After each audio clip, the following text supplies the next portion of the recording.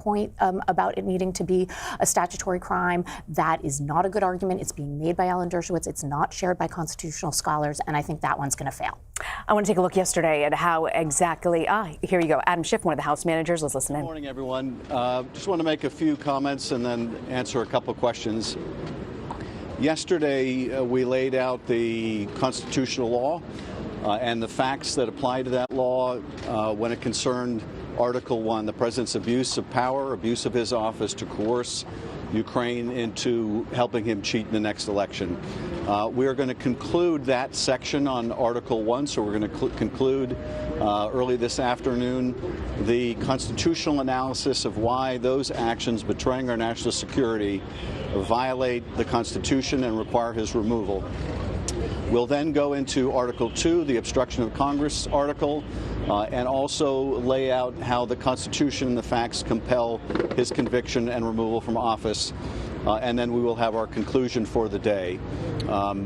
Tomorrow, we expect that the President's team will begin their presentation. We don't know how long that will go. But I do want to address one issue that the President's team has been pushing out, not in the Senate chamber, but evidently everywhere else. And that is their last refuge, the last refuge of the Republican, not the Republican, of the President's team's effort to conceal the evidence from the American people, and that is this claim of executive privilege.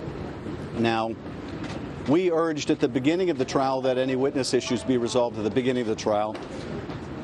The President's team wished to push that off, as did Senator McConnell, so that later in the process they could say, well, if we were to entertain those questions now, it would simply take too long.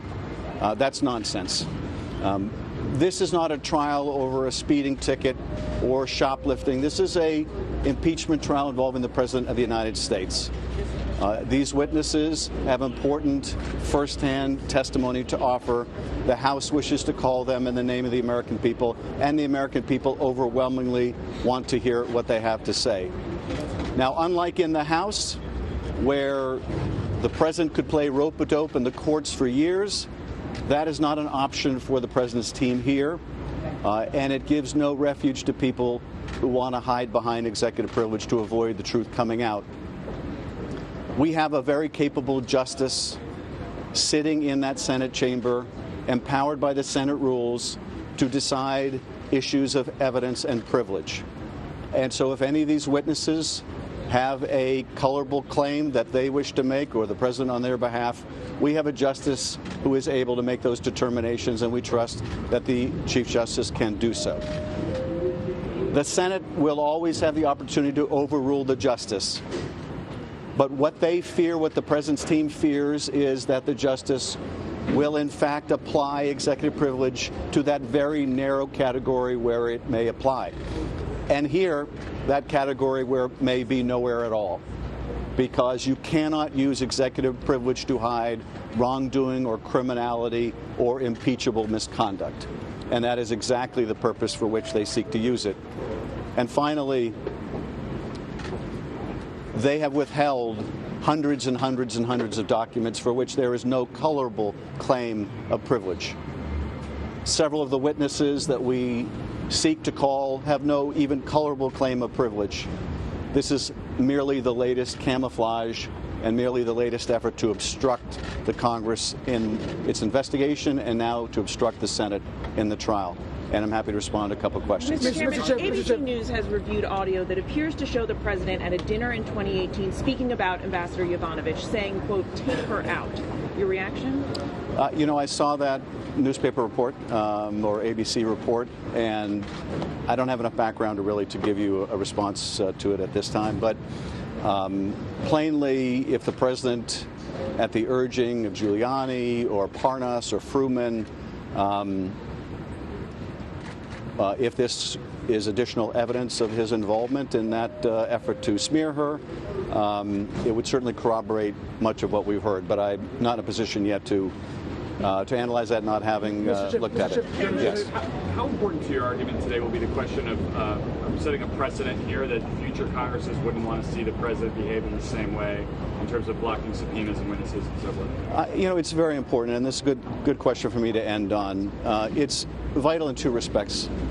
First, on Article 1, if we're prepared to say that a President of the United States can withhold military aid from an ally, can withhold official acts like a White House meeting in order to essentially coerce or extort help to cheat in the next election, then it is just open territory for any president who comes in the future, and it is, of course, an open invitation for this president to continue, as he's shown every willingness to do, efforts to solicit foreign interference in our election.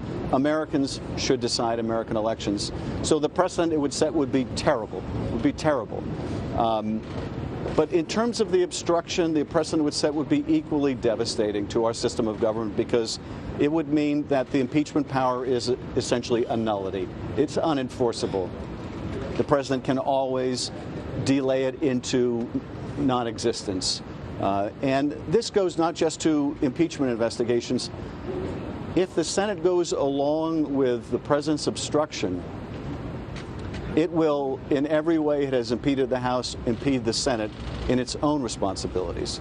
What president would feel compelled to answer any Senate subpoena in the future if this president can simply say, we will fight all subpoenas, and if this Congress were to ratify that kind of misconduct? Thank you. Mr. Chairman.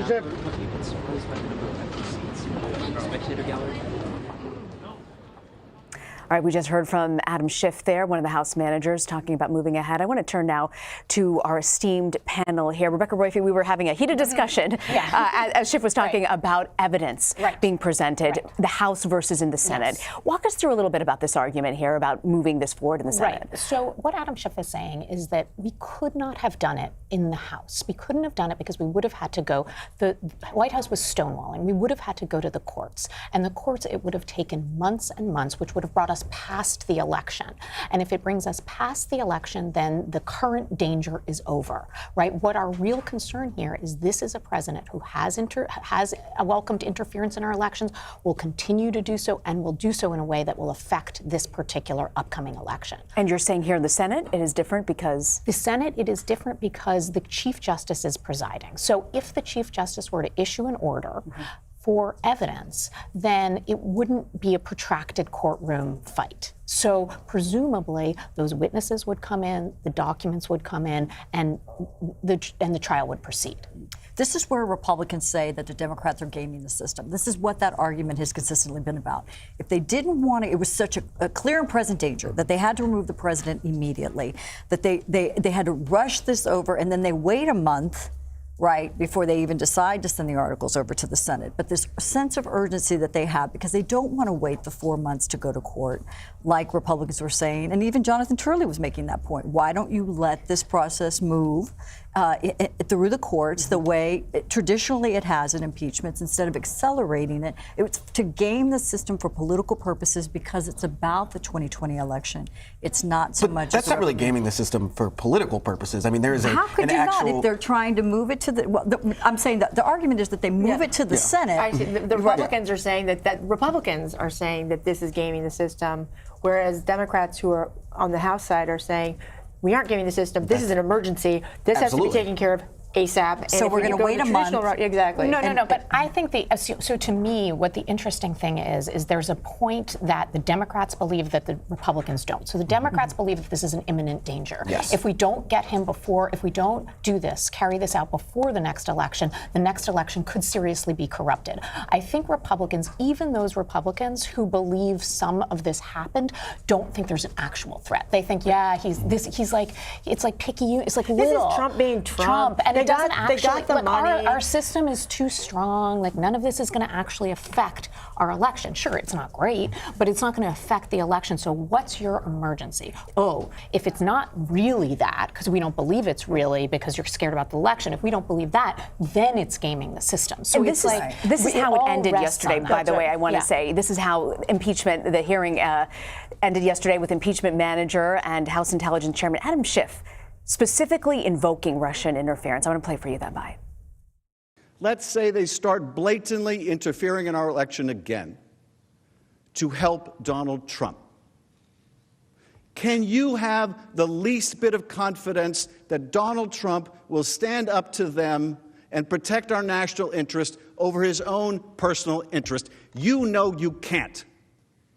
which makes him dangerous to this country. You know you can't. Interpreting the Constitution here, Rebecca, what is, if you believe there is an imminent threat here, and you are talking about the impeachment of the president, what are the legal parameters on how quickly you can move on this? Well, I mean, in terms of the evidence, I mean, you know, here we are. We're in a political battle. I mean, that's the thing. So if the Democrats can convince those 4 Republicans to vote to see evidence, then you can move quite quickly in the Senate trial, because once the Chief Justice issues that order, the evidence will come in. And even Chuck Schumer earlier today, when asked about this, said, yes, okay, there may be some litigation. There may, you know, some of the witnesses may contest it, yes. But given that it does have Chief Justice Roberts' signature on it, that would move very quickly. Right, much more quickly. And the thing is that it's instead of being about, you know, everything, we're saying everything is covered by the executive privilege, which is what was happening in the House. Here, I think there would be forced to say, we think this is really concerns national security. The Chief Justice is just not going to stand for all of this is covered by executive privilege. That's just not a viable claim. I want to turn also to Anita. Anita, we know that the president's growing really antsy. He wants to hear his defense, which could begin tomorrow. It's expected to begin tomorrow. He's not happy about it. You know, he's tweeting, and I'm going to quote here, "After having been treated unbelievably unfairly in the House, looks like my lawyers will be forced to start on Saturday, which is called Death Valley in TV." I just want to say I work on Saturdays in television. I didn't realize it was Death Valley. But the president's clearly angry over this, the Saturday impact. You know, he gets an audience. We've got sports on Saturday as well. So what's the Trump legal team strategy here? And do they feel the pressure that the president will be watching? Well, I think they felt the pressure from the very beginning. I mean, they know that about this president. He's made it very clear over 3 years, including the last few months during impeachment, that he is very cognizant of how it looks on TV, how it will play on TV. Remember, this is a president who, you know, we had heard was reconsidering some of the people on his defense team because they didn't have TV experience. I mean, he feels very pleased with how Pat Cipollone, the White House counsel, has been doing. But, you know, there were some reservations there. They were thinking of putting Republican House members on the team, not really to be the lawyers, but really to convey that message. And they are participating. So, you know, it's not surprising, I would say, but we will see them sort of supplement what's going to happen Saturday and Monday, depending how long they go, with people on TV, with surrogates on TV on Sunday and on the shows over the weekend. I think that we should expect him to talk, him to tweet, and other people to convey the message for him. Speaking of Republicans, I want to take you now back to Congress, where we've got, I believe it's Elise Stefanik speaking. First off, I want to say this. You all play a really important role in getting the rest of the story out. And I know that some are ready for the House impeachment managers to be done, and then you'll hear from the president's counsel. And I was watching CNN earlier, and they're really anxious to try to fact check absolutely every single last word, if a comma's out of place with regards to the president's counsel. And when you listen to Jason Crow talking about Mark Sandy, asking why is there a hold on aid, and that the answer, he didn't get one, but then he doesn't complete the thought where, in fact, the closed-door deposition, Mark Sandy from OMB said he did get an answer, and that the answer was that the president was concerned about other countries paying their fair share. Or Gordon Sondland, when they say that Gordon Sondland testified that there was a quid pro quo, and they make no reference to the fact that Gordon Sondland said it was a presumption, that it was hearsay, that he didn't speak to anyone on the planet who told him there was a quid pro quo, and that when he spoke to the president of the United States, the only conversation they had about the president specifically said no quid pro quo. Last example. Ambassador Taylor testifying about September 1st in Warsaw, a meeting between Ambassador Sondland and Andrei Yermak, between President Zelensky and Vice President Pence. That take, by the way, was third-hand hearsay. That was Morrison telling Taylor that Sondland told Morrison that Sondland overheard Zelensky tell Pence. What's really important for all of you to check out, there was a Time magazine story on December 10th. On December 4th, Andrei Yermak gave an interview, first-hand account, completely contradicting Ambassador Sondland's take. I'm just giving you 3 examples. And what you really could do, and I'm urging you, I'm challenging you to go through what is being said by these House impeachment managers, because they're not completing thoughts. They're trying to connect dots, not actually connected. They're relying on presumptions, lies, and hearsay. And the free shot that they're getting through this, through many in the media, is greatly unfortunate. The American public is being deceived. I encourage you to call them out for all the obvious lies and misstatements and half-truths. Well, I would just say real quickly, 16 hours of talking doesn't change the fundamental facts, which are all on the president's side. 8 more hours doesn't change the facts that Ms. Stefanik just talked about. Today they're going to talk about obstruction of Congress. I thought the best statement on that was the statement our colleague Mr. Ratcliffe made in the debate on the House floor when he said obstruction of Congress is what the founders called separation of power. So we're going to hear more today, but it will never change the 4 fundamental facts that have always been on the president's side and that the American people understand. We'll take questions now. A breaking news report. Senator Kennedy was just here. Senator Kennedy seemed... We've been hearing there from Jim Jordan as well as Lee Zeldin, some of the folks who are helping President Trump with his trial team there. I want to also bring in our panel here. Molly, I want to get you to react a little bit to what we just heard from Jim Jordan. I think that it's a preview of what we will see on the Senate floor by the White House Defense Counsel. The challenge is, will they use the media clips that have been out there, you know, of course, all those hours and hours of testimony, as well as, or as prolifically as the House managers. I mean, the thing that has really struck me about this whole proceeding is the number of video clips that the House managers have been referring to, and they've been using them there very well. They've been tossing to SOTs, sound on tape, sound bites, and I mean, it's. I mean, Rena, you're very skilled at doing this, but it's a tough thing to do, and they've been doing it with ease. And so the question will be, will the White House counsel, number one, use as many video clips, and number two, you create the narrative with the story they want to, you know, with the videos they have. You're nodding, Rebecca. Yeah, I mean, well, one thing I have to say is this was pretty effective, I thought, in the House to keep saying, you know, this is hearsay, this is not direct evidence, but I'm wondering, given the context of the Democrats trying to get this direct evidence, whether it's still going to fly, because you really now have this conflict where the Democrats are saying, give us the direct evidence, we know it's out there, Bolton says, I want to talk, and he was there, so let him speak. Is that defense effective anymore? Well, maybe, but maybe what they would do is say, look at all these presumptions here. So why didn't you follow up on talking to Bolton? Why didn't you go through the courts? And that appeals to somebody like Elisa Murkowski, who's already been critical of that point, because she's one of those 4 moderates that Democrats will need to move on to get some witnesses and some document testimony, evidence.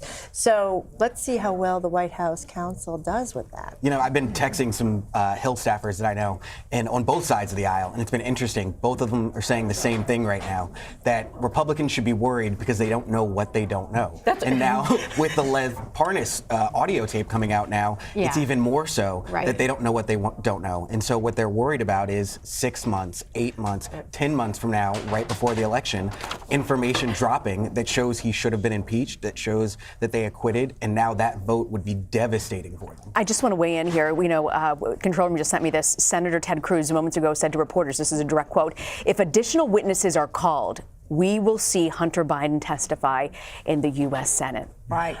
I would tell you, privately, many Republicans believe it's a doomed effort to try to get those witnesses and that additional evidence. I know that's a stark statement to make, but this is really how they see it, that this is this last-ditch effort. This should, we're going to push back and say it should have taken place in the House. And this is where the Senate, I think very much to what Molly's talking about, why didn't they take the time? Now you can say the sense of urgency, and we can make those points, but if they're sitting there listening to that, saying, why didn't you have a bigger consensus on the vote on the articles of impeachment? Why the only bipartisanship you had was Democrats voting with Republicans against the articles. So they didn't build that consensus support in the House that they should have if they wanted the momentum to really move this forward and open those doors for more evidence. Actually, they would have made the argument you did it on the House side. So that's where this gets stuck. And again, remember the Mueller report. Before the Mueller report came out, Democrats and Republicans had anticipated that Mueller would recommend the House pursue impeachment proceedings. Not necessarily that they impeach, but that they proceed on that course. And when he didn't, after 2 years and millions of dollars and thousands of witnesses, or however many it was, interviewed, it was kind of stuck. And just on that point, so it was 2 years of independent counsel review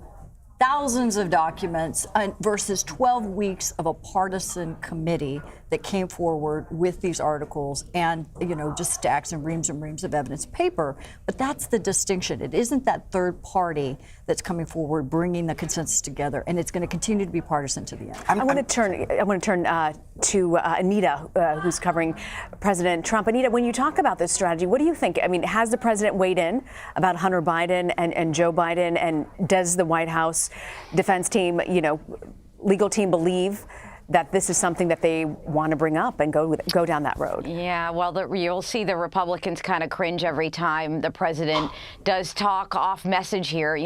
He has, as you know, back a few weeks ago, really wanted witnesses to the point that, he the more the merrier, right? But Senate Majority Leader Mitch McConnell and other Senate Republican leaders and his counsel have convinced him that's not the right way to go. They shouldn't have witnesses. They want it to be quick. It's less pain for him if the witnesses don't testify. So he's come around to that, but then you see every once in a while he'll tweet or comment about how I still wish there were witnesses. I want those witnesses. So, but the counsel, the legal team really does feel that it's in their best interest, in the president's best interest, to have no one testify, to move on quickly from this, to not, there might be some embarrassment to Democrats, but they also feel there could be some embarrassment to the president. So just to move on as much as they can. And so they've been telling him that is the way to go. And do we have a sense, Anita, I mean, do you think they'll take up all their time tomorrow, or do they feel like they can get in, present something quickly, and get out? People close to the team told us at the White House that they feel like they don't need to take up the entire 24 hours that they have. I do expect they'll take some time, and they need to go through some of these facts, but that they wouldn't take up all the time. They actually said that the facts are on their side, and they don't feel they need that entire time. So we'll see what happens. The White House team has walked in with great confidence over the past couple of days in putting forward their case. But when you talk to advisors in private, are they equally as confident? What are they most afraid of? Well, they're definitely confident in the vote, for the actual vote. They feel like the president will be acquitted. I think we all think that. They still are, even in these last couple days, when I've asked them about the witnesses, because that's really the key question at this point. They're 50-50. They don't know how it's going to go. There's a lot of unknowns, and you've seen these moderate Republicans that you mentioned, Susan Collins and Mitt Romney and some of these others. They're not really saying. So we only know what they have said before, which is they're kind of open to the idea. My colleagues have reported that Lamar Alexander is actually sort of the linchpin in all this. Will he be the fourth person? They don't know. They feel like it could go either way, but they feel very strong, confident in Mitch McConnell and how he works his caucus, and they feel like they've put some trust in him and that he will get this without witnesses. Well, when you're talking about the majority in the Senate for Republicans, it's not that much. 4 votes, potentially, that could change things? 4 votes that could change things. And that's why you'll hear somebody like a Senator Barrasso earlier today and over the past few days come out and say, make no mistake, this is not entirely about getting President Trump, removing him from office. This is about the Senate majority in 2020. And Barrasso said today, this is about Susan Collins. It's about Tom Tillis. It's about Martha McSally. It's about Cory Gardner. Republicans who are up for election this year in purpley type states, and all eyes are focused on them.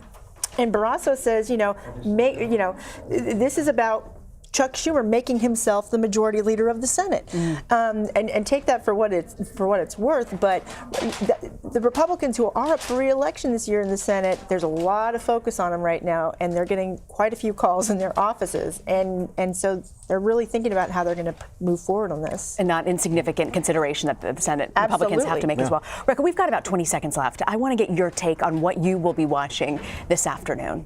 Yeah, I mean, I'm just watching for how they present this evidence and the two messages that they're trying to send, which is we need more evidence in order to connect these dots, and we have sufficient evidence already. All right. I want to thank you all very much for joining us, our esteemed panel. We are going to continue to follow this and monitor all the activities you see right here on Capitol Hill. They are about to start moments from now. The House managers will resume their arguments against President Trump. I want to take you now to a CBS News special report. I'm Rena Ninan here with CBSN in New York.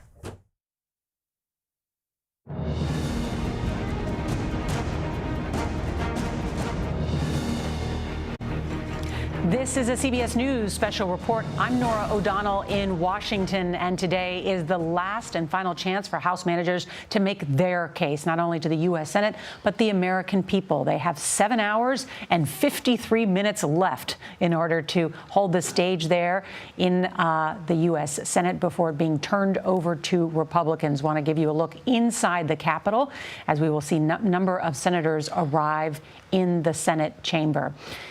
The House managers are trying to convince the senators that President Trump should be removed from office. They are going to be wrapping up their arguments today and talking about Article 2 of the Constitution. Article 2 of the Articles of Impeachment. That's what is the focus today. I want to bring in Nancy Cordes, who is on Capitol Hill. Nancy? And Norah, the House impeachment managers are going to make the case that senators in particular should be very troubled by the facts behind Article 2 because it has to do with the wholesale obstruction of a congressional investigation. Congress's prerogative to oversee the executive branch. So they're going to argue that even Presidents Nixon and President Clinton didn't try to obstruct Congress's ability to investigate the way that this president did when the House started looking into his efforts to pressure Ukraine. All documents denied. The White House tried to block every single witness from the administration, from the State Department, from the Pentagon, from testifying before the House. And they are going to say that he is more than guilty of obstruction of Congress. What White House lawyers have argued in the past is that the president was simply looking out for his own executive privilege and that some of these witnesses had immunity, blanket immunity, and didn't have to testify about anything. Democrats say that's not the case. That's not the law. And that's the argument that they're going to make today. And Nancy, this morning, Senator Schumer, the Democratic leader, said that they have a shot at calling witnesses. Has something changed up on the Hill? Well, all the senators have seen the polling that we've seen that shows that even Republican voters seem to overwhelmingly want to hear from witnesses in this trial. And so at the very least, that has forced Republican senators to say that they're open to the idea, that they haven't made up their minds yet, even though privately our understanding is that Republican leadership is really hardening against the idea of calling more witnesses because they fear that that could cause this trial to drag out for weeks, if not months, especially if the White House tries once again to block those witnesses from testifying. All right, Nancy, stand by. I want to bring in our panel. Margaret Brennan is the moderator of Face the Nation. CBS News contributor Jamal Simmons is also here, and CBS News legal analyst Kim Whaley, a visiting law professor at American University, and Jonathan Turley, a constitutional law expert. Welcome, all of you. Good to have you here on the final day for the Democrats. Tomorrow, the Republicans will make their case, which the president already said today is the death valley of television on Saturday morning. But the Republicans will have their shot because they get 3 days, right? Exactly. They will get the same amount of time. Yes, from 10 a.m. to 1 p.m. tomorrow is the expectation that White House lawyers will have the floor. The president is concerned about TV ratings, yes, and he says in tweet, but we also know that the urging to Republican leadership has been put this on fast forward. Get this done quickly, and by continuing on Saturday, as the Republican leader scheduled it, allows them to keep this thing on that timeline, where potentially, if we don't see that vote approving witnesses, you could have this wrapped up by the State of the Union, the beginning of February. If we get the vote approving witnesses, that timetable is completely changed. Yesterday was about Article 1, abuse of power. Today, Article 2 from the Articles of Impeachment about obstruction of Congress. We heard Republican Senator Cornyn say this morning, look, this if we then bring witnesses or don't vote on witnesses, then it could get tied up in the courts for months. How much will that come up today, do you think? Well, it won't come up in the sense that there will be no give and take. This is just the case of the House managers. But in some ways, this is their Achilles heel. You know, it's Article 2 that really raises serious questions about the House strategy and rushing the vote by Christmas, not trying to compel witnesses like Bolton, not even giving John Bolton a subpoena. So they're going to be playing to a fairly hostile House on Article 2 because of how they handled the investigation.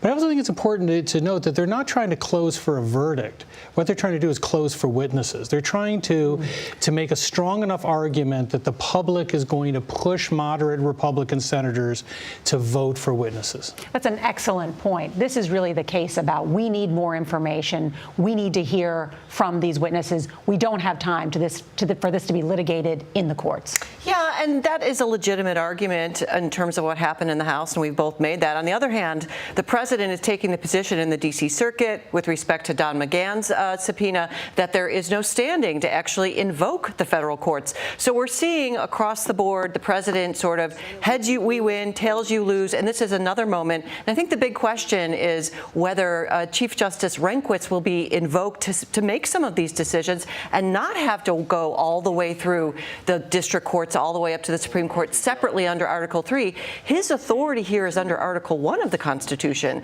So arguably, he has independent authority. The rules give him the authority to rule on it. And I think if I were on the Democratic team, I would force him to at least make a decision as to whether he's going to make a decision. Yeah, I just want to caution one thing, is that Rehnquist in the last trial, when he was asked what he did for that trial, he said, I did nothing in particular, but I did it very well.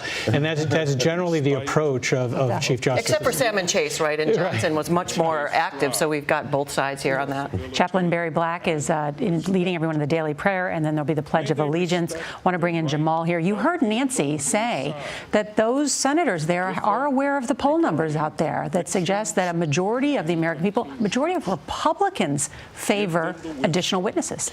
I want to say for the record, Saturday morning is my 2-year-old's favorite time of the week to watch television because he gets his Elmo in. Yes, the senators are paying attention to this because I think they are looking at what's happening out in the country. But I'm not sure they're going to be moved by what's happening out in the country. They've all seemed to be pretty much in the death pact together to hold steady. I'll tell you, there are also some concern by Democrats in the leadership that pressing too hard on witnesses may not be the smartest thing, because who knows what those witnesses may say when they show up. They haven't really been deposed. What they really need are documents. That's what they really want, are to get those document subpoenas, but they're probably not going to get that either. And they'll be left out without having any additional information to keep going forward. Let's listen in now to the Chief Justice. If there is no objection, the journal of proceedings of the trial are approved to date. Hearing no objection, so ordered. The Sergeant at Arms will make the proclamation. Hear ye, hear ye, hear ye. All persons are commanded to keep silent on pain of imprisonment while the Senate of the United States is sitting in the trial of the articles of impeachment exhibited by the House of Representatives against Donald John Trump, President of the United States. Chief Justice. The Majority Leader is recognized. For all of our colleagues, some information about scheduling. Today we'll plan to take short breaks every 2 to 3 hours, and we'll accommodate a 30-minute recess for dinner, assuming it is needed, until the House managers have finished their opening presentation. For scheduling purposes, we've organized tomorrow's session to convene at 10 a.m. and run for several hours as the President's counsel begins their presentation. Pursuant to the provisions of Senate Resolution 483, the managers for the House of Representatives have 7 hours and 53 minutes remaining to make the presentation of their case. The Senate will now hear you.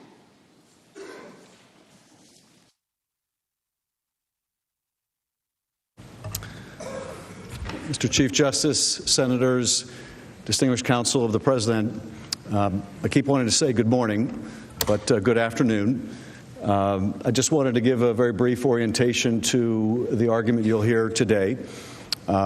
We will begin with Jason Crow, who was talking about the conditionality of the military assistance.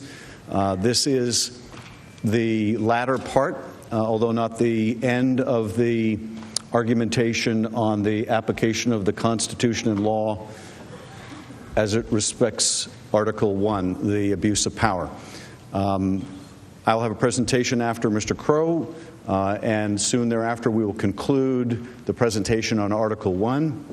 We'll then begin the presentation on Article 2, once again applying the Constitution and law to the facts on the President's obstruction of Congress.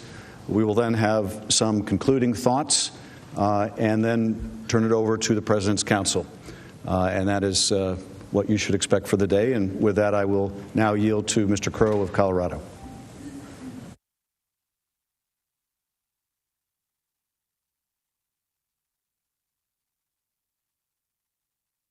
Good afternoon. I woke up this morning and walked to my local coffee shop where, unlike my esteemed colleague, Mr. Jeffries from New York, nobody complained to me about Colorado baseball. So I could only conclude that this is only a New York Yankees problem. As Mr. Schiff mentioned, we talked last night about the July 25th call and the multiple officials who had confirmed the intent of the president in withholding the aid. So now I'd like to turn to what happened around the time that the aid was lifted. And we know that the aid was lifted ultimately on September 11th, but it wasn't lifted for any legitimate reason. It was only lifted because President Trump had gotten caught. Now let's go through how we know that.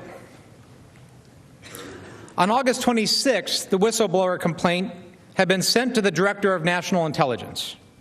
And public reports indicate that President Trump was told about the complaint by White House counsel Pat Cipollone. On September 5th, though, the scheme became public. An editorial in the Washington Post on that day, for the first time publicly, explicitly linked the military aid hold in the investigations that President Trump wanted. Now, keep in mind that public scrutiny of the president's hold increased exponentially after this became public. And this is where things start moving really fast. A few days later, on September 9th, the House Investigative Committees publicly announced their investigation of President's conduct in Ukraine. Lieutenant Colonel Vindman testified that the National Security Council and others at the White House learned about the investigation when it was announced. And a colleague of his said that it might have the effect of releasing the aid. And on that same day, the House Intelligence Committee learns that the administration had withheld the whistleblower complaint from Congress. The scheme was unraveling. And what happens 2 days later? President Trump released the military aid. He only released it after he got caught. But there's another reason we know the president lifted the aid only because he got caught. Because there's no other explanation. The testimony of all of the witnesses confirms it. Both Lieutenant Colonel Vindman and Ms. Williams testified that they were not provided any reason for lifting the hold. Vindman testified that nothing on the ground had changed in the 2 months of the hold. And Mark Sandy of the OMB also confirmed that. And Ambassador Taylor, too, testified that, quote, "I was not told the reason why the hold had been lifted." Now let me take a moment to address another defense I expect you will hear. That the aid was released and the investigations were never announced, so therefore, no harm, no foul, right? Well, this defense would be laughable if this issue wasn't so serious.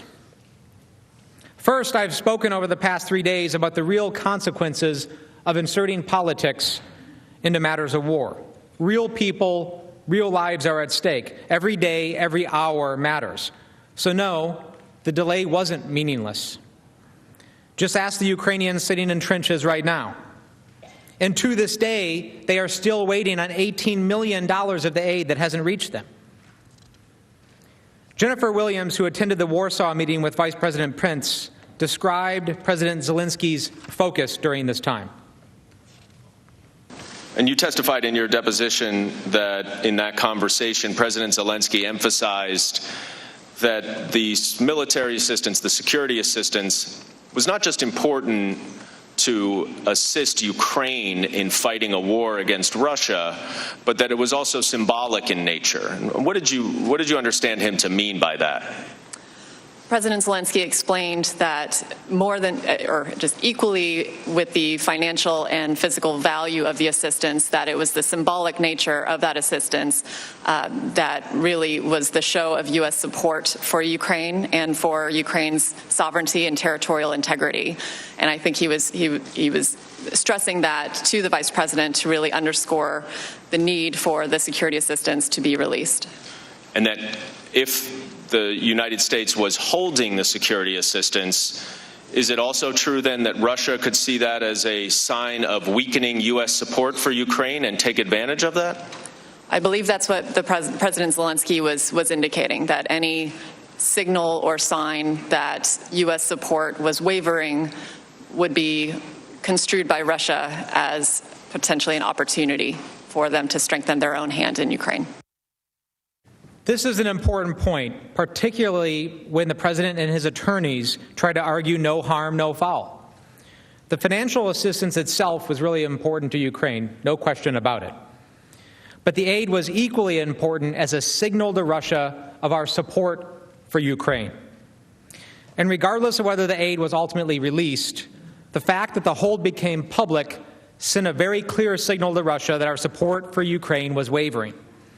And Russia was watching very closely for any sign of weakness. The damage was done. Now, any possible doubt about whether the aid was linked to the investigations has been erased by the president's own chief of staff.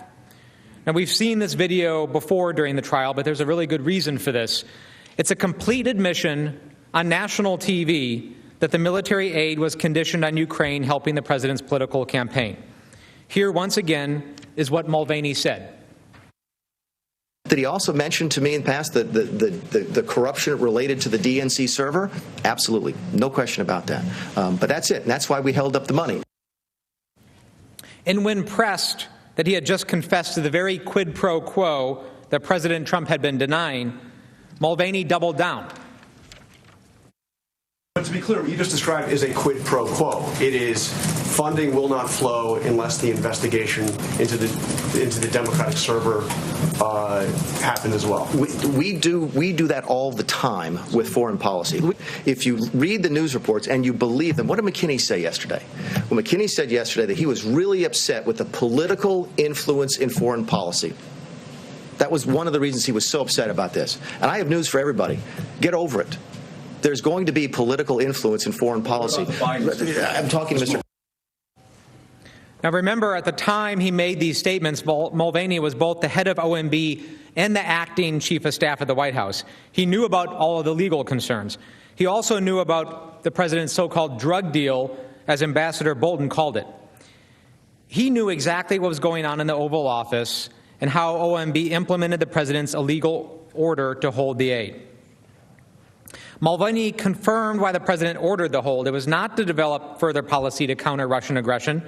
It was not to convince the Ukrainians to implement additional anti-corruption reforms. And it was not to pressure our allies to give more to Ukraine.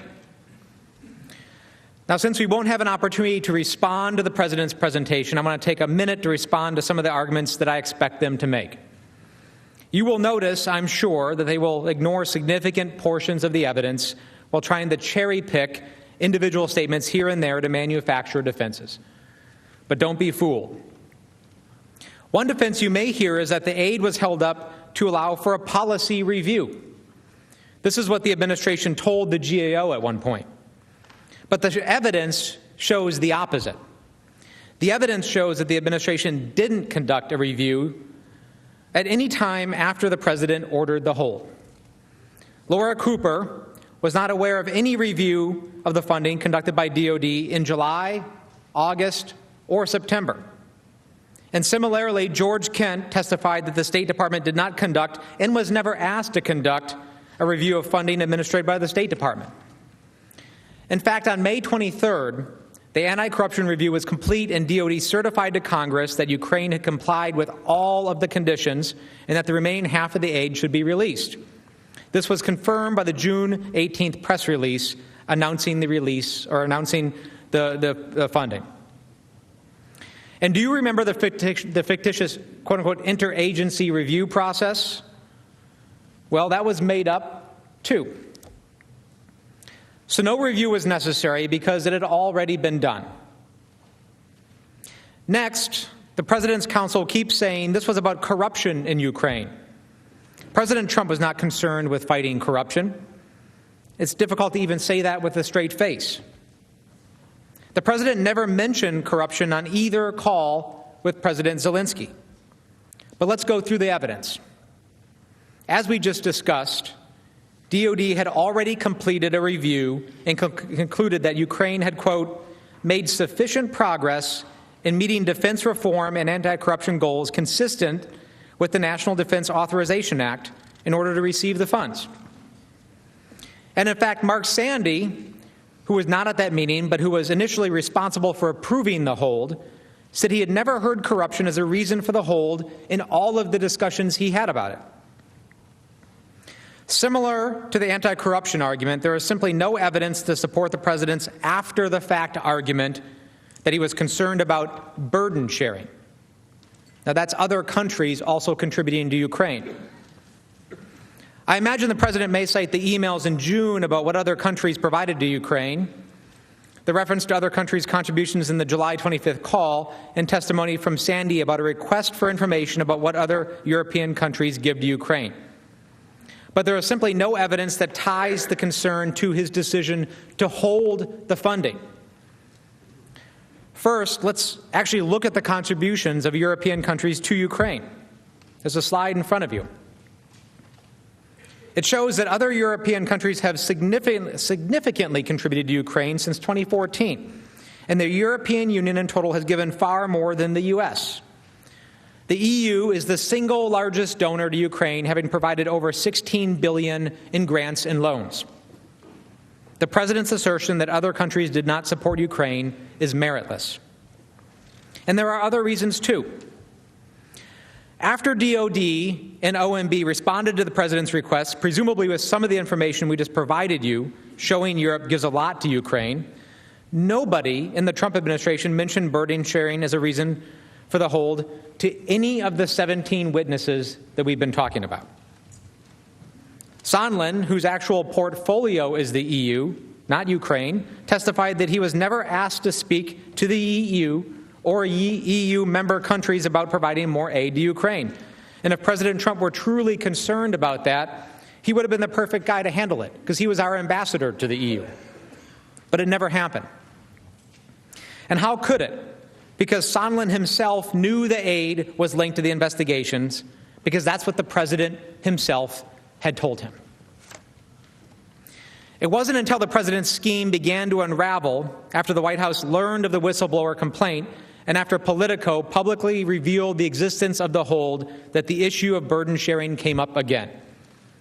If the President's concern were genuinely about burden sharing, he never made any public statements about it, never ordered a review of burden sharing, and never ordered his officials to push Europe to increase their contributions. And then he released the aid without any changes in Europe's contributions. This last point is important. You know the President's purported concern about burden sharing rings hollow because the aid was released after the President got caught, not because the EU or any European country made any new contributions. As Lieutenant Colonel Vindman testified, the facts on the ground had not changed. Finally, you may hear the President's counsel say that Ukraine didn't know about the hold until August 28th, long after the hold was implemented, so therefore they could not have felt pressured. But this makes no sense. First, they found out about it long before August 28th. Multiple witnesses testified that the Ukrainians showed, quote, impressive diplomatic tradecraft in learning quickly about the hold. And of course, they would know. The DOD release was announced in June, and U.S. agencies knew about it in July. So it should be no surprise that the first inquiries about the aid were on July 25th, the same day as the call. You see, it doesn't matter if extortion lasts 2 weeks or 2 months. It's still extortion, and Ukraine certainly felt the pressure. Other Ukrainian officials also expressed concerns that the Ukrainian government was being singled out and penalized for some reason, and they were, by President Trump. And you know how else you know they felt the pressure from the hold? Because President Zelensky finally relented and was planning to do the CNN interview. Ultimately, right around the time of President Zelensky's conversation with President Trump, which is the subject of the classified document that I urge all senators to look at, President Zelensky canceled the CNN interview. But the damage was already done. The evidence is clear. The question for you is whether it's okay for the president to withhold taxpayer money, aid for our ally, our friend at war, for a personal political benefit. Whether it's okay for the president to sacrifice our national security for his own election. It's not okay to me. It's certainly not okay with the American people. And it should not be okay to any of you.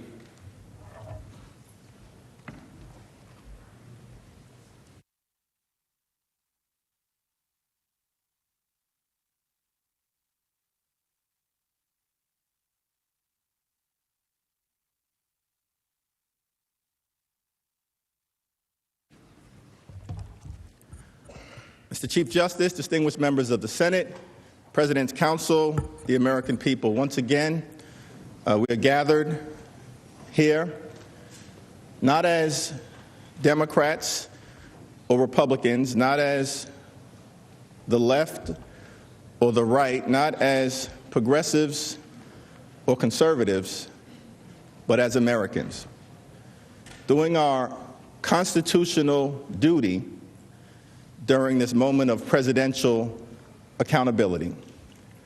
And as House managers, we thank you for your courtesy, your attentiveness, and your hospitality.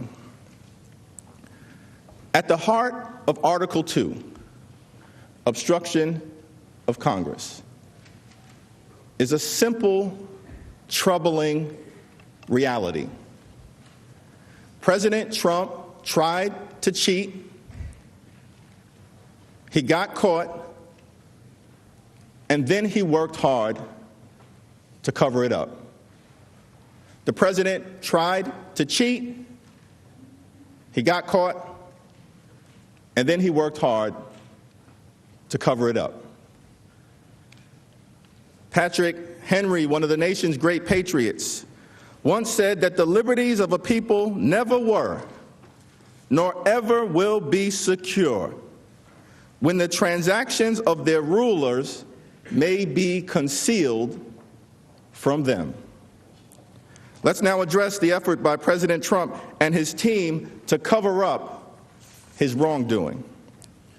By July of 2019, White House officials were aware of serious allegations of misconduct by President Trump regarding Ukraine. But instead of halting the president's corrupt scheme, they worked overtime to conceal it from the American people. As additional evidence of the president's wrongdoing mounted, White House lawyers redoubled their efforts to prevent Congress and the American people from learning of the president's misconduct. At the same time, top administration officials, including Secretary of State Pompeo, Secretary of Defense Esper, and National Security Advisor John Bolton, tried to convince President Trump to lift the hold on the security assistance. They failed. President Trump was determined to carry out his corrupt scheme. The military and security aid was only released on September 11th, after the hold became public, after the House launched an investigation, and after Congress learned about the existence of a whistleblower complaint. The $391 million in security aid was only released because President Trump was caught red-handed. The actions of President Trump and high-level White House officials allowed his abuse of power to continue beyond the watchful eye of Congress and, most importantly, the American people.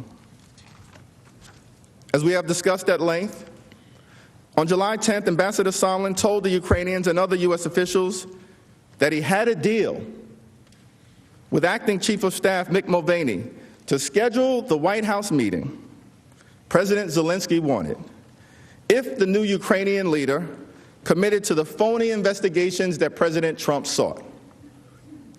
As you've seen in testimony shown during this trial, following that meeting, National Security Council officials Dr. Fiona Hill and Lieutenant Colonel Alexander Vindman immediately reported this information to John Eisenberg, the legal advisor for the National Security Council and a deputy counsel to the president. According to Dr. Hill, Mr. Eisenberg told her that he was also concerned about that July 10th meeting.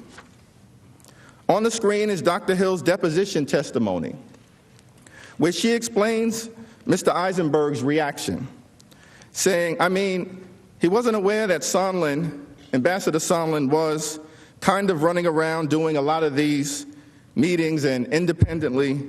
We talked about the fact that Ambassador Sondland said he'd been meeting with Giuliani, and he was very concerned about that. And he said that he would follow up on this. Mr. Eisenberg was very concerned about that and said that he would follow up on this. Dr. Hill further testified that Mr. Eisenberg told her that he followed up with his boss, the distinguished White House counsel, Pat Cipollone. However, because the president blocked Mr. Eisenberg from testifying in the House, we do not know what, if anything, he or Mr. Cipollone did in response to this deeply troubling information. What we do know is that President Trump's effort to cheat continued with reckless abandon by failing to put the brakes on the wrongdoing after that July 10th meeting, even after they were notified by concerned national security officials. The White House attorneys allowed it to continue unchecked. Right around the same time that the July 10th meetings at the White House took place, the Office of Management and Budget began executing President Trump's illegal order to withhold all security assistance from Ukraine. On July 12th, Robert Blair, an assistant to the president, communicated the hold to the acting director of the Office of Management and Budget, Russell Vought. On July 18th, an Office of Management and Budget official communicated the hold to other executive branch agencies, including the Department of State and the Department of Defense. And a week later, on July 25th, President Trump had his imperfect telephone call with President Zelensky and directly pressured the Ukrainian leader to commence phony political investigations as part of his effort to cheat and solicit foreign interference in the 2020 election. The July 25th call marked an important turning point. If there was any question among senior White House officials and attorneys about whether President Trump was directly involved in the Ukraine scheme, as opposed to just a rogue operation being led by Rudolph Giuliani or some other underlings, after July 25th, there can be no mistake. The President of the United States was undoubtedly calling the shots. Thereafter, the complicity of White House officials with respect to the cover-up of the president's misconduct intensified. Immediately after the July 25th call, both Lieutenant Colonel Vindman and his direct supervisor, Tim Morrison, reported their concerns about the call to Mr. Eisenberg and his deputy, Michael Ellis. In fact, within an hour after the July 25th call, Lieutenant Colonel Vindman returned again a second time to Mr. Eisenberg and reported his concerns. I was concerned by the call. What I heard was inappropriate, and I reported my concerns to Mr. Eisenberg. It is improper for the President of the United States to demand a foreign government investigate a U.S. citizen and a political opponent. I was also clear that if Ukraine pursued an investigation, it was also clear that if Ukraine pursued an investigation into the 2016 elections, the Bidens and Burisma, it would be interpreted as a partisan play. This would undoubtedly result in Ukraine losing bipartisan support, undermining U.S. national security, and advancing Russia's strategic objectives in the region. I want to emphasize to the committee that when I reported my concerns on July 10th relating to Ambassador Sondland, and then July 25th relating to the President, I did so out of a sense of duty. I privately reported my concerns in official channels to the proper authority in the chain of command. My intent was to raise these concerns because they had significant national security implications for our country. I never thought that I'd be sitting here testifying in front of this committee and the American public about my actions. When I reported my concerns, my only thought was to act properly and to carry out my duty. Timothy Morrison, the National Security Council's Senior Director for Europe and Russia, also reported the call to Mr. Eisenberg and asked him to review the call, which he feared would be damaging if leaked. Now, Mr. Morrison, shortly after you heard the July 25th call, you testified that you alerted the NSC legal advisor, John Eisenberg, pretty much right away. Is that right? Correct. And you indicated in your opening statement, or at least from your deposition, that you went to Mr. Eisenberg out of concern over the potential political fallout if the call record became public and not because you thought it was illegal. Is that right? Correct. But you would agree, right, that asking a foreign government to investigate a domestic political rival is inappropriate, would you not? It's not what we recommended the President discuss. The July 25th call was at least the second time that National Security Council officials had reported concerns about President Trump's pressure campaign to White House lawyers. The second time, who now clearly understood the gravity of the ongoing misconduct. But because the President blocked Mr. Eisenberg from testifying without any justification, the record is silent as to what, if any, actions he or the White House counsel took to address President Trump's brazen misconduct and abuse of power. We do know, however, that instead of trying to halt the scheme, White House lawyers facilitated it by taking affirmative steps to conceal evidence of President Trump's misconduct. For example, after Lieutenant Colonel Vindman and Mr. Morrison reported their concerns related to the July 25th call to the National Security Council lawyers, they tried to bury the call summary. They tried to bury it. Lieutenant Colonel Vindman testified that the National Security Council lawyers believed it was, quote, appropriate to restrict access to the call summary for the purpose of the leaks and to preserve the integrity of the transcript. According to Lieutenant Colonel Vindman, Mr. Eisenberg gave the go-ahead to restrict access to the call summary. Mr. Morrison testified that he learned in late August, after he raised concerns that the call record might leak and politically damage the president, that the call summary had been placed on a highly classified National Security Council server. The call record was placed on a server that is reserved for America's most sensitive national security secrets and covert operations, not routine calls with foreign leaders. Apparently, Mr. Eisenberg claimed at the time that burying the call transcript on a highly classified server was a mistake.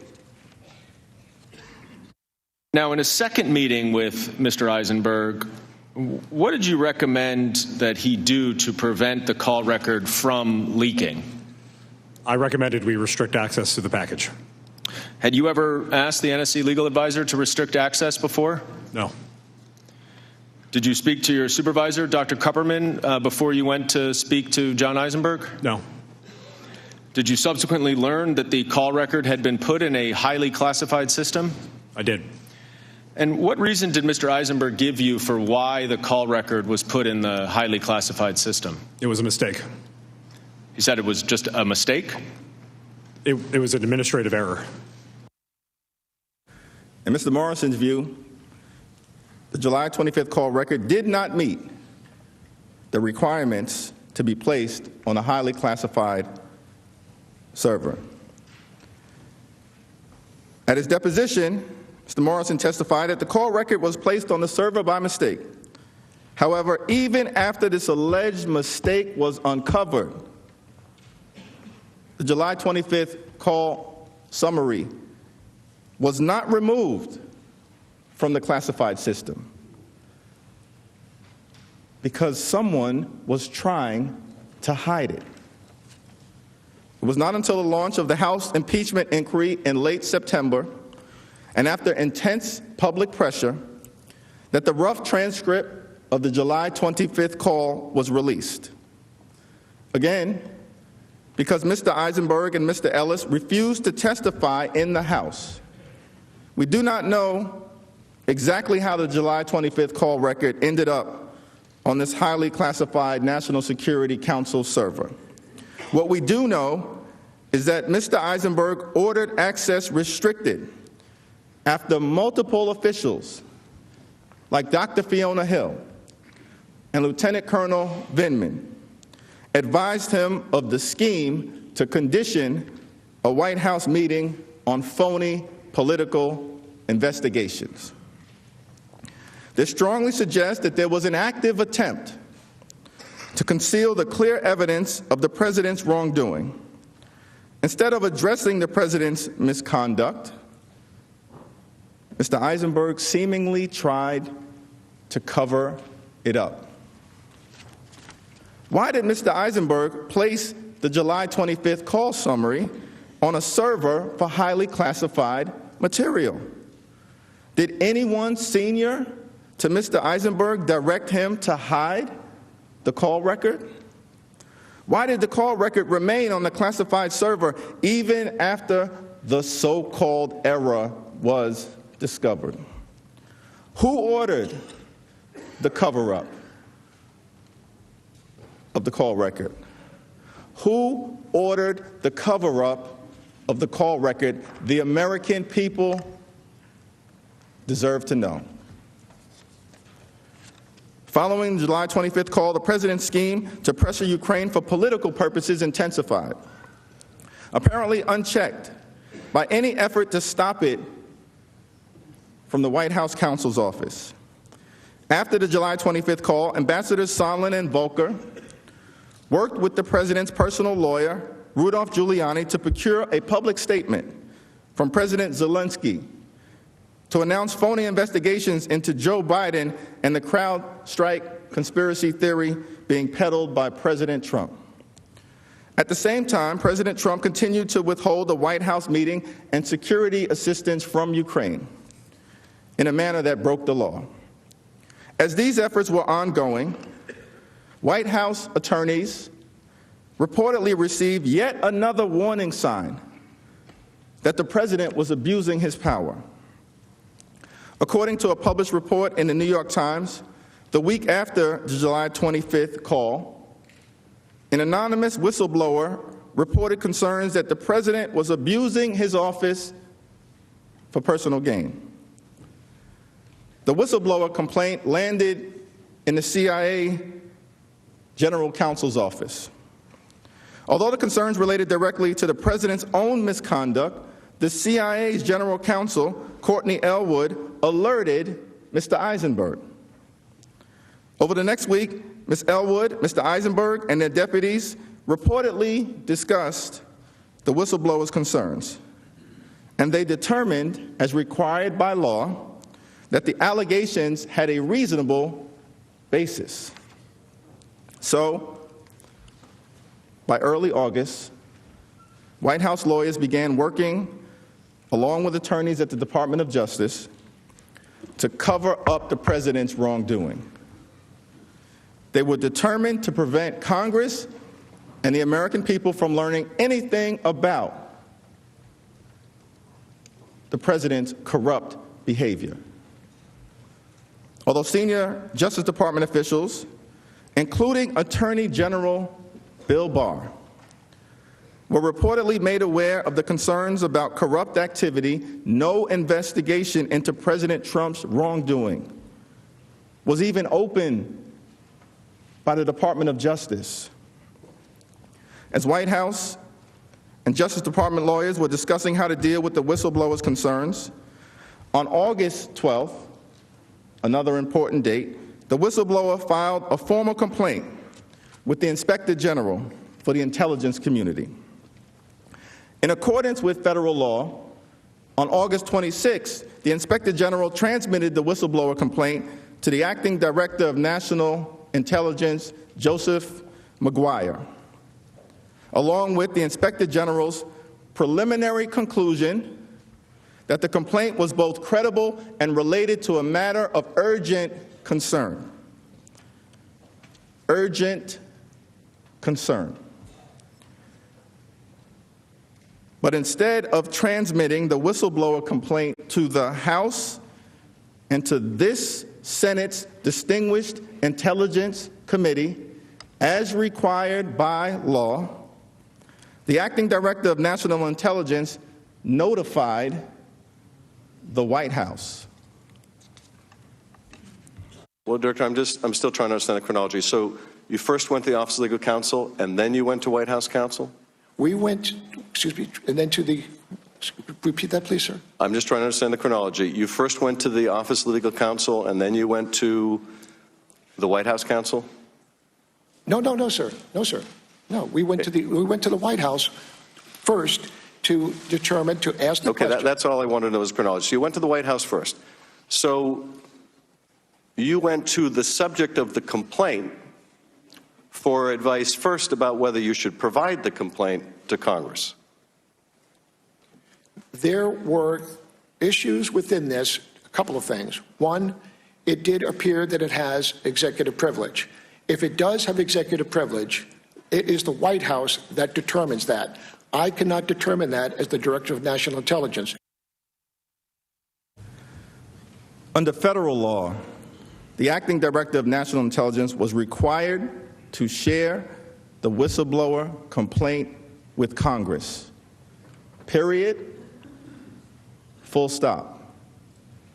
If that had occurred, the president's scheme to withhold security assistance in a White House meeting being sought by the new Ukrainian leader to pressure Ukraine for his own personal political gain would have been exposed. To prevent that from happening, the president's lawyers and top-level advisors adopted a two-pronged cover-up strategy. First, block Congress and the American people from learning about the whistleblower complaint.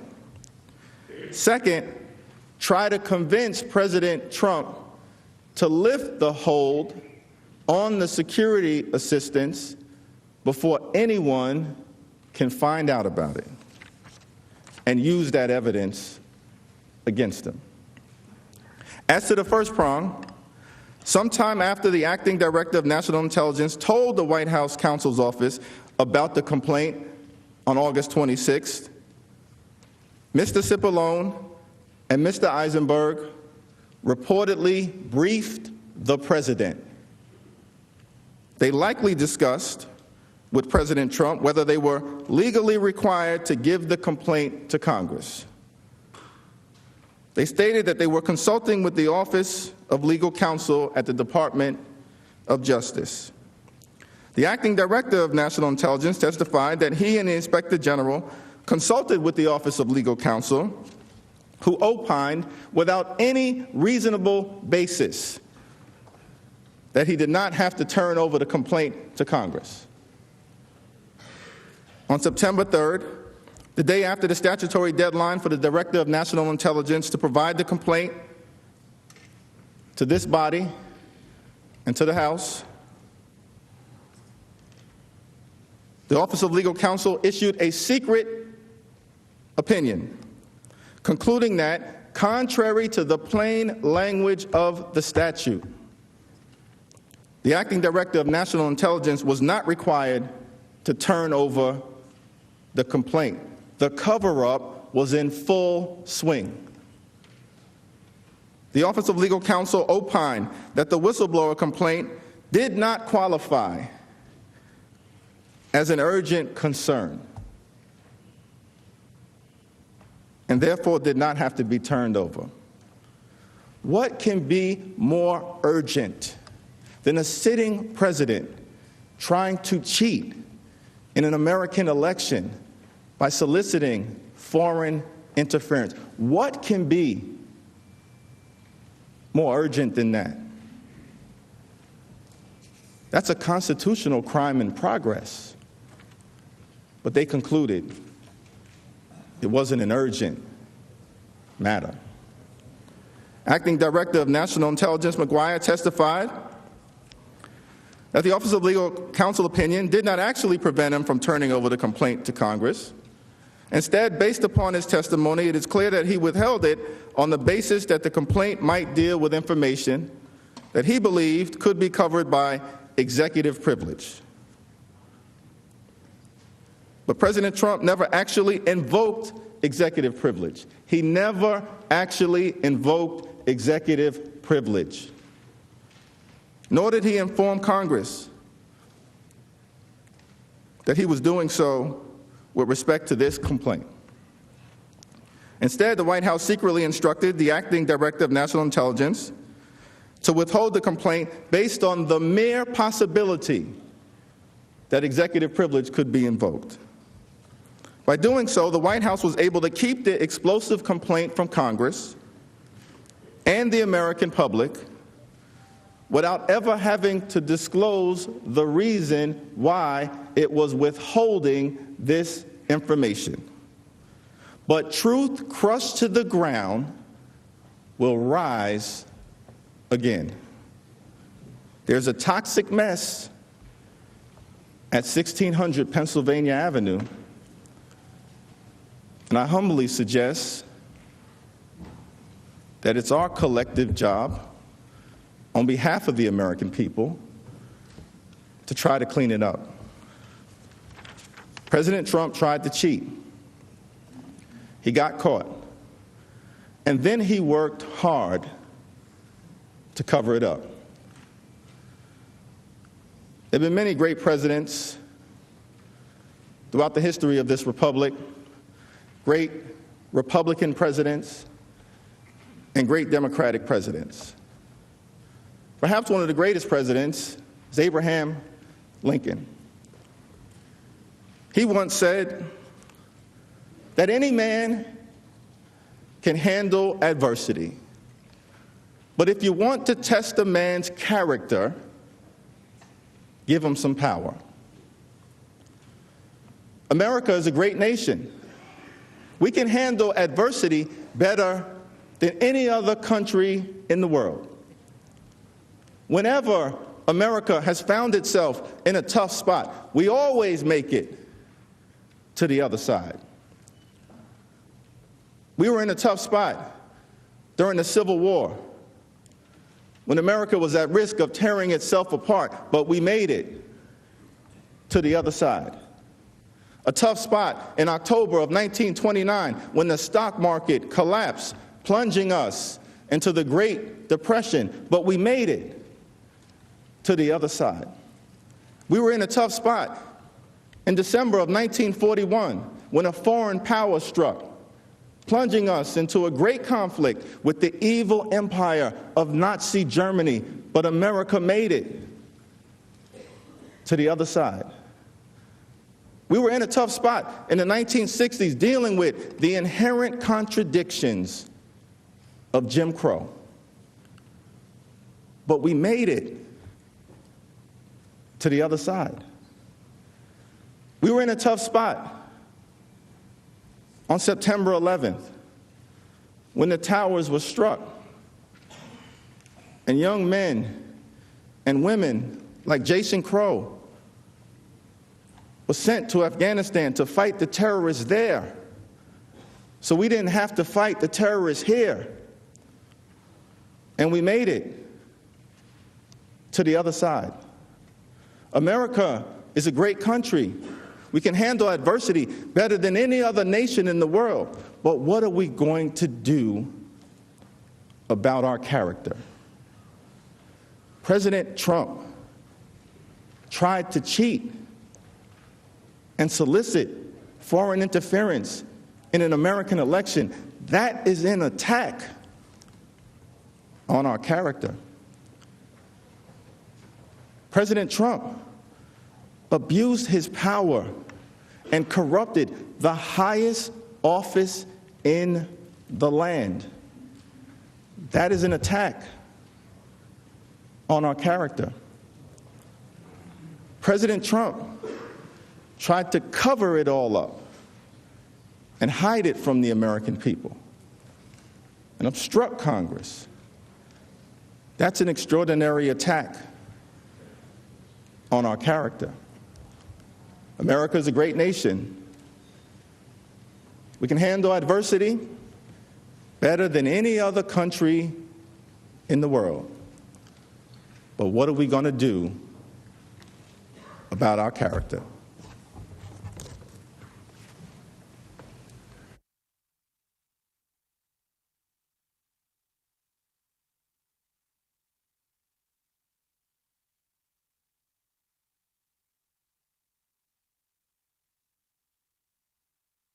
Crisis around the president's hold deepened throughout our government.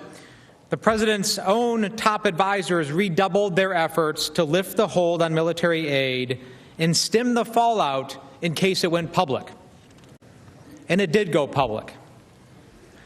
On August 28th, Politico publicly reported that the president was withholding the military aid. And as you've heard, the public disclosure of the president's hold in late August caused deep alarm among Ukrainian officials. It also caused U.S. officials to redouble their efforts once again. At the end of August, Secretary of State Pompeo, Defense Secretary Esper, and Ambassador Bolton reportedly tried to convince President Trump to release the aid, but they failed. The president wanted the hold to remain. That prompted Duffy, the political appointee charged with implementing the hold, to send an email on August 30th to the DOD stating, and I quote, "Clear direction from POTUS to hold." Now, this is consistent with Laura Cooper's deposition testimony when she said that they were, quote, "hopeful this whole time that Secretary Esper and Secretary Pompeo would be able to meet with the president and just explain to him why this was so important and get the funds released." But instead, the president held firm. And even as the president's own cabinet officials were trying to convince him to lift the hold, White House lawyers were receiving new reports about the president's abuse. On September 1st, Vice President Pence met with President Zelensky in Warsaw, and immediately after, Sondland had a side conversation with the top Ukrainian presidential aide. Morrison was privy to these conversations, and when he returned from Warsaw, he reported to Eisenberg the details. What did Ambassador Sondland tell you that he told Mr. Yermak? That the Ukrainians would have to have the prosecutor general make a statement with respect to the investigations as a condition of having the aid lifted. And you testified that you were not comfortable with what Ambassador Sondland had told you. Why not? Well, I was concerned about what I saw as essentially an additional hurdle to accomplishing what I had been directed to help accomplish, which was giving the president the information he needed to determine that the security sector assistance could go forward. So now there's a whole other wrinkle to it, right? There was the appearance of one based on what Ambassador Sondland represented. And you told Ambassador Taylor about this conversation as well, is that right? I promptly reached out to Ambassador Taylor to schedule a secure phone call. And in your deposition, you testified that his testimony, other than one small distinction between President Zelensky and the Prosecutor General, was accurate as to what you told him. Is that correct? About that conversation, yes. And generally speaking, you confirmed everything that Ambassador Taylor told you, except for that one thing and a small other ministerial matter relating to the location of a meeting. Is that correct? Correct. Now, did you tell Ambassador Bolton about this conversation as well? I reached out to him as well and requested his availability for a secure phone call. And what was his response when you explained to him what Ambassador Sondland had said? Tell the lawyers. Did you go tell the lawyers? When I returned to the States, yes. And did he explain to you why he wanted you to tell the lawyers? He did not. Now, this wasn't the first time, and it wouldn't be the last, that Ambassador Bolton instructed other government officials to report details of the president's scheme to White House lawyers. Now, let's be clear. When government employees have concerns about whether something is legal, they often go to their agency's lawyers. And it was happening an awful lot around this time. Recall that Bolton also instructed Dr. Hill to report to the lawyers Sondland's statements about requiring an announcement of the investigations as a condition for a White House meeting. What Bolton called Sondland's, quote, drug deal with the president's top aide, Mick Mulvaney. Ambassador Bolton's testimony would obviously shine further light on these concerns and what or who, if anyone at the White House or the cabinet, did to try to stop the president at this time. After the president's hold on military aid became public in late August, there was increasing pressure on the president to lift the hold. On September 3rd, a bipartisan group of senators sent a letter to acting White House Chief of Staff Mick Mulvaney. And an excerpt from that letter is in front of you. The senators expressed, quote, deep concerns that the, quote, administration is considering not obligating the Ukraine Security Initiative funds for 2019. The senators' letter also urged that the vital funds be obligated immediately. On September 5th, the chairman and the ranking member of the House Foreign Affairs Committee sent a joint letter to Mulvaney and OMB Director Russell Vought. That letter also expressed deep concern about the continuing hold on the military aid. The same day, Senators Murphy and Johnson visited Kyiv and met with President Zelensky along with Ambassador Taylor. On September 5th, I accompanied Senators Johnson and Murphy during their visit to Kyiv. When we met with President Zelensky, his first question to the senators was about the withheld security assistance. My recollection of the meeting is that both senators stressed that bipartisan support for Ukraine in Washington was Ukraine's most important strategic asset, and that President Zelensky should not jeopardize that bipartisan support by getting drawn into U.S. domestic politics. I had been making, and continue to make, this point to all of my official Ukrainian contacts. But the odd push to make President Zelensky publicly commit to investigations of Burisma and alleged interference in the 2016 election showed how the official foreign policy of the United States was undercut by the irregular efforts led by Mr. Giuliani. The senators sought to reassure President Zelensky that there was bipartisan support in Congress for providing the military aid. Also on September 5th, the Washington Post editorial board reported concerns that President Trump was withholding the aid, and a meeting to force President Zelensky to announce investigations to benefit his personal political campaign. The editors wrote, quote, "We're reliably told that the president has a second and more venal agenda. He is attempting to force Mr. Zelensky to intervene in the 2020 U.S. presidential election by launching an investigation of the leading Democratic candidate, Joe Biden. Mr. Trump is not just soliciting Ukraine's help with his presidential campaign, he is using U.S. military aid the country desperately needs in an attempt to extort it," end quote. Despite these efforts to get the president to lift the hold, in the now public discussion about the president's abuse of power, the scheme continued. 2 days later, on September 7th, Morrison went back to White House lawyers to report additional details he had learned from Ambassador Sondland about the president's scheme, again, at the direction of Ambassador Bolton. Now, a few days later, on September 7th, you spoke again to Ambassador Sondland, who told you that he had just gotten off the phone with President Trump. Isn't that right? That sounds correct, yes. What did Ambassador Sondland tell you that President Trump said to him? If I recall this conversation correctly, this was where Ambassador Sondland related that there was no quid pro quo, but President Zelensky had to make the statement and that he had to want to do it. And by that point, did you understand that the statement related to the Biden and 2016 investigations? I think I did, yes. And that was essentially a condition for the security assistance to be released? I understood that that's what Ambassador Sondland believed. After speaking with President Trump? That's what he represented. Now, you testified that hearing this information gave you a sinking feeling. Why was that? Well, I believe if we're on September 7th, the end of the fiscal year, September 30th, these are one-year dollars, the DOD and the Department of State funds. So we only had so much time, and in fact, because Congress imposed a 15-day notification requirement on the State Department funds, September 7th, September 30th, that really means September 15th, in order to secure a decision from the President to allow the funds to go forward. Did you tell Ambassador Bolton about this conversation as well? I did, yes. And what did he say to you? He said to tell the lawyers. And why did he say to tell the lawyers? He did not explain his direction. Again, tell the lawyers. Ambassador Sondland's call with President Trump on September 7th also prompted deep concern by Ambassador Taylor, which you've already heard about.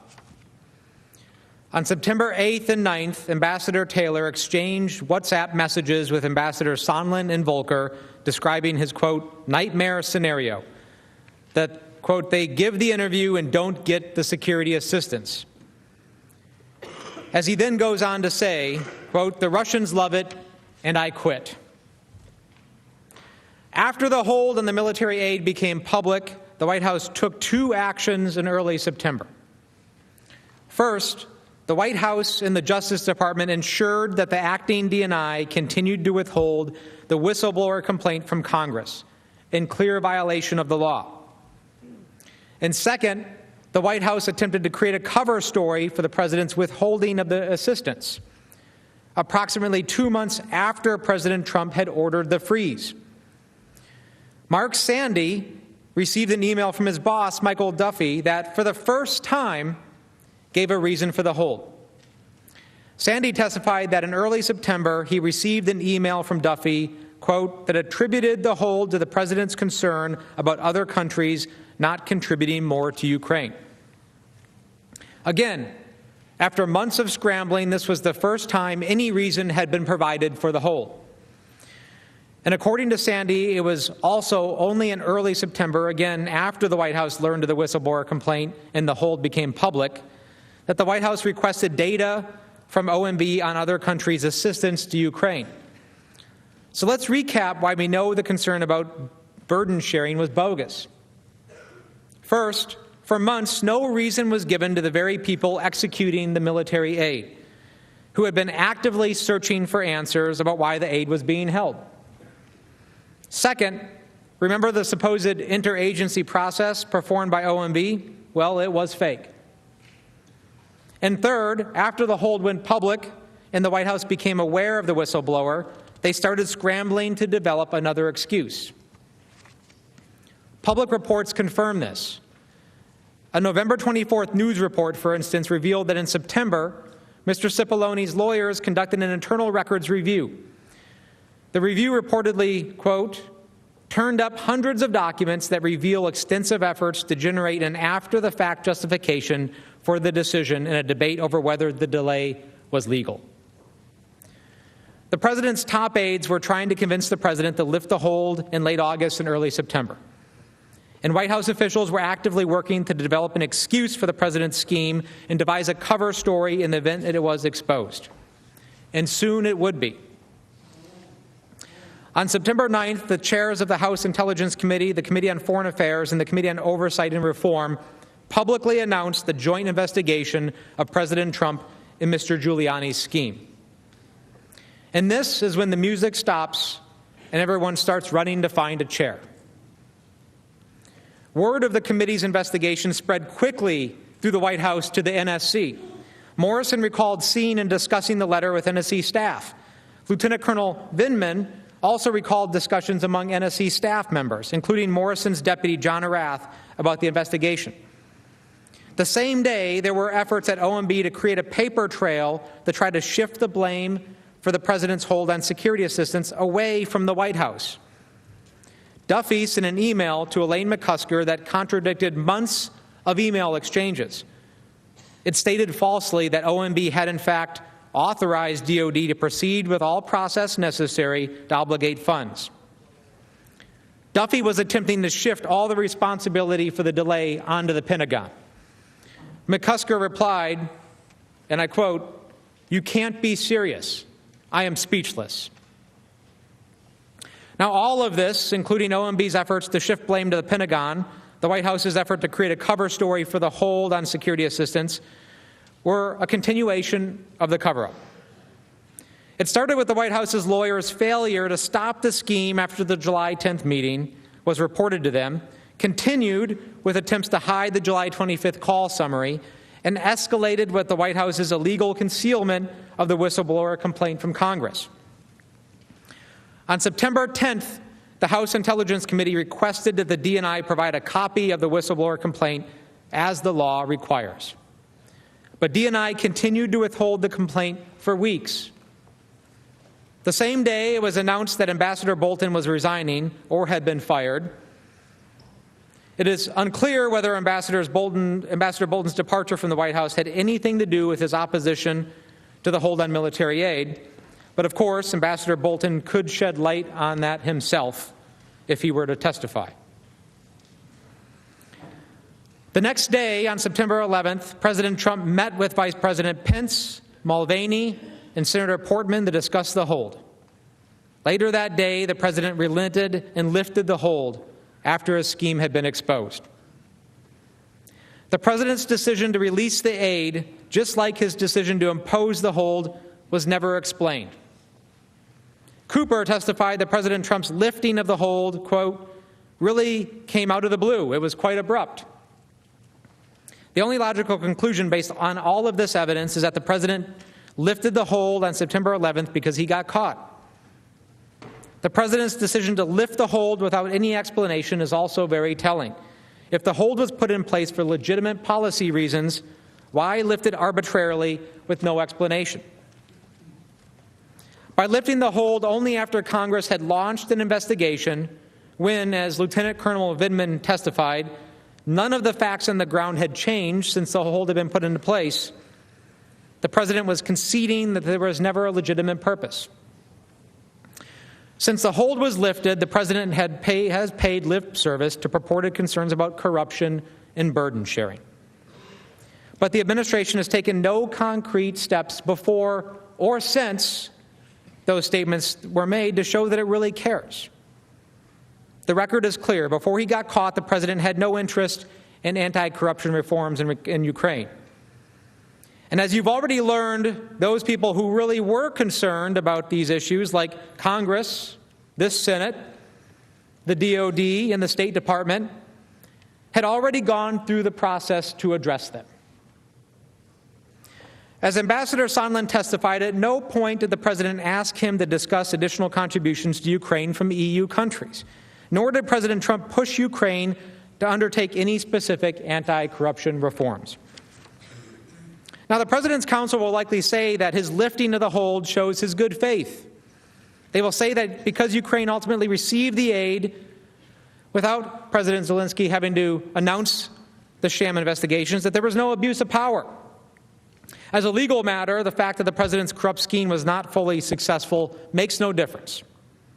Trump's abuse occurred at the moment he used the power of the presidency to assist his re-election campaign, undermining our free and fair elections and our national security. But importantly, President Trump almost did get away with it. As discussed earlier, President Zelensky agreed during his September phone call with Ambassador Sondland to do a CNN interview during which he denounced the investigations. On September 12th, Ambassador Taylor personally informed President Zelensky and the Ukrainian foreign minister that President Trump's hold on military assistance had been lifted. And on September 13th, Ambassador Taylor and David Holmes met with President Zelensky and his advisors and urged them not to go forward with the CNN interview. It was not until September 18th and 19th, around the time that President Zelensky spoke with Vice President Pence, that the Ukrainians finally canceled the CNN interview. The President has also repeatedly pointed to President Zelensky's public statements that he did not feel pressured by Trump. Not only unsurprising, it's also irrelevant. The question is whether President Trump used the power of the presidency to coerce President Zelensky into helping him win a political campaign. But we know that President Zelensky was pressured. He kept delaying and delaying because he did not want to be a pawn in U.S. domestic politics. In fact, President Zelensky remains under pressure to this day. As Holmes testified, there are still things the Ukrainians want and need from the United States, including a meeting with the President in the Oval Office, which has still not been scheduled. And yes, Ukraine remains at war and needs U.S. military aid, including aid that is still delayed from last year. For these reasons, Mr. Holmes explained, quote, I think the Ukrainians are being very careful. They still need us now going forward. In fact, right now, President Zelensky is trying to arrange a summit meeting with President Putin in the coming weeks, his first face-to-face meeting with him to try to advance the peace process. He needs our support. He needs President Putin to understand that America supports Zelensky at the highest levels. So this doesn't end with the lifting of the security assistance hold. Ukraine still needs us, and as I said, still fighting this war this very day. When President Trump, for his own personal political gain, asked for a favor from President Zelensky, he did exactly what the framers feared most. He invited the influence of a foreign power into our elections. He used the power of his office to secure that advantage and jeopardized our national security. Yet President Trump maintains that he was always in the right and that his July 25th call with President Zelensky was perfect. President Trump has made it clear that he believes he is free to use his powers the same way, to the same ends, whenever and wherever he pleases.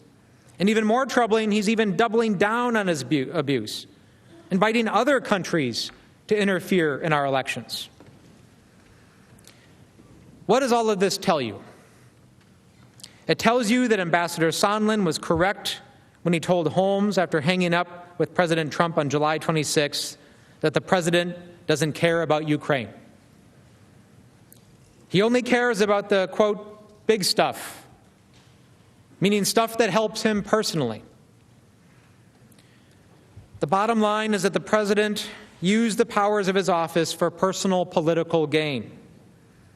He did so knowingly, deliberately, and repeatedly.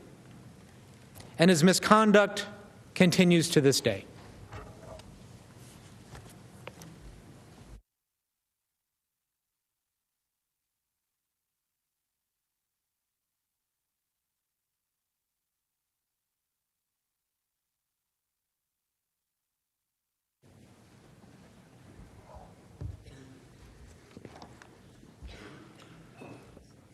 Senators, just for orientation, this will be the last presentation on Article 1. And Mr. Leader, I think at the conclusion of this presentation will be a logical point to take a break. This last section on Article 1 deals with the injury to our national interest and our national security. When President Trump used Ukraine's leader for a political favor and withheld critical military aid to an ally in exchange for that favor, he did exactly what our framers feared most. He invited foreign interference in our elections and sold out our country's security for his personal benefit and betrayed the nation's trust to a foreign power. The president's scheme to pressure Ukraine to do his political dirty work harmed our national security, undermined our free and fair elections, and even today, threatens the very foundation of our democracy. When the president argues that his call was perfect, that he did nothing wrong, what he's really saying is that there's nothing wrong with the president asking a foreign government to do a personal favor, that there's nothing wrong with the president pressuring that foreign country to interfere in our elections for his personal benefit, that there's nothing wrong with withholding congressionally appropriated, taxpayer-funded military assistance to that foreign country to extort that country to help the president cheat to win an election. But there are a great many things wrong with that.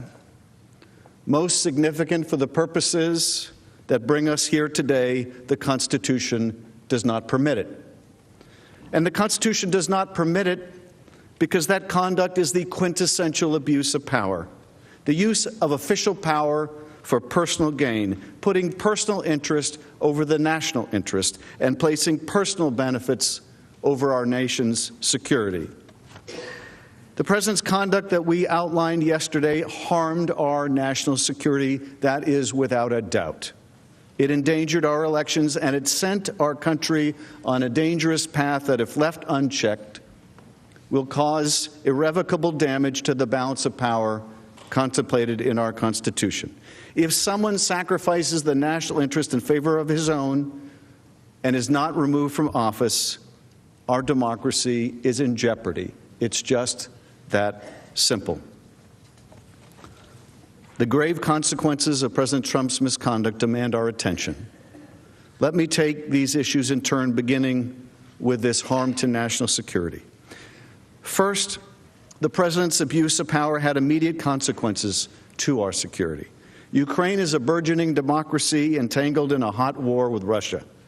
By withholding military aid, President Trump not only denied Ukraine much-needed military equipment, but also weakened Ukraine's position in negotiations over the end of the war with Russia.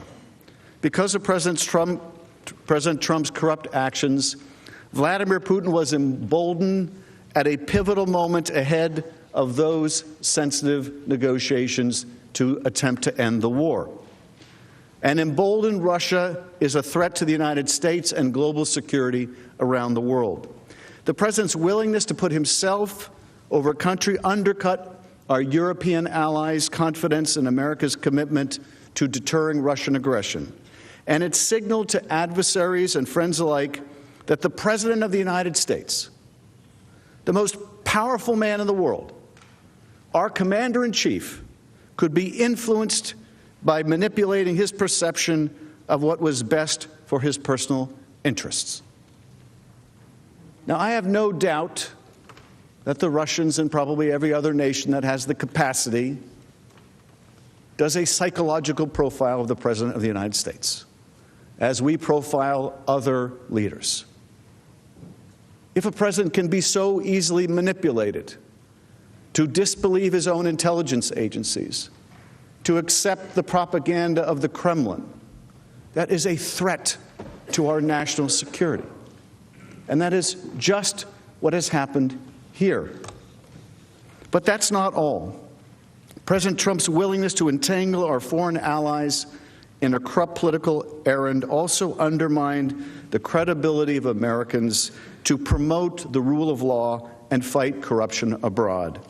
This is Trump first, not American first, not American ideals first.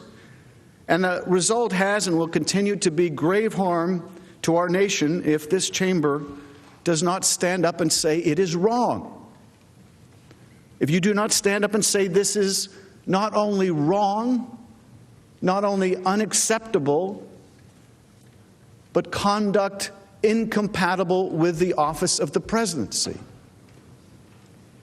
And if it really is incompatible with the office of the presidency, if you cannot faithfully execute that responsibility, if you cannot bring yourself to put your nation's interests ahead of your own, it must be impeachable, or the nation remains at risk.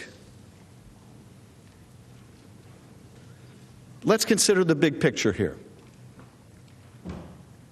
And probably a question many people around the country are asking. Why does Ukraine matter to the United States? Why does Ukraine matter to the United States? Because we're talking about a small country that many people know very little about.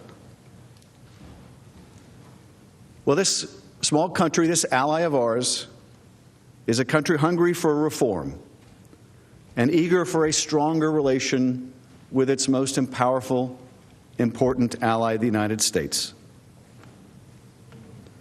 And we're talking about ourselves and what it means to the strength of our own democracy and democracies around the world when countries like Ukraine are fighting our fight against authoritarianism. At least that used to be our fight. And God help us if it's not our fight still. Russian President Putin declared the collapse of the Soviet Union to be the greatest geopolitical catastrophe of the 20th century. Ukraine's vote for independence in December 1991 was the final nail in the Soviet Union's coffin. That made Ukraine's greatest moment Putin's greatest tragedy.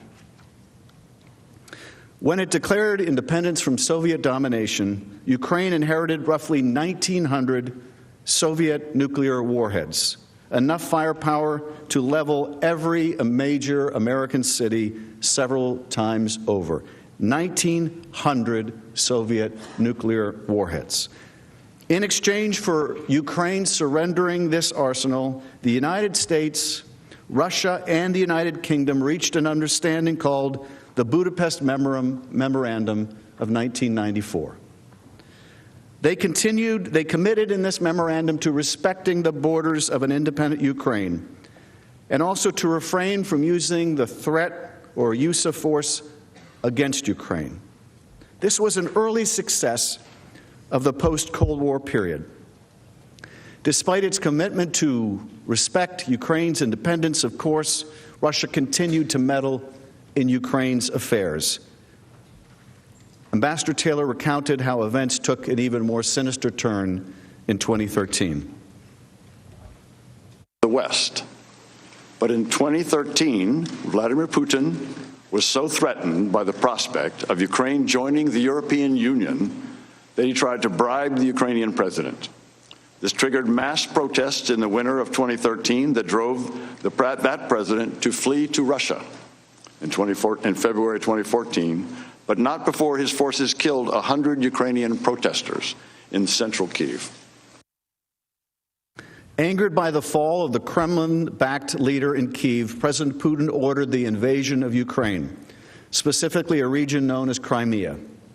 Russia's aggression was met with global condemnation.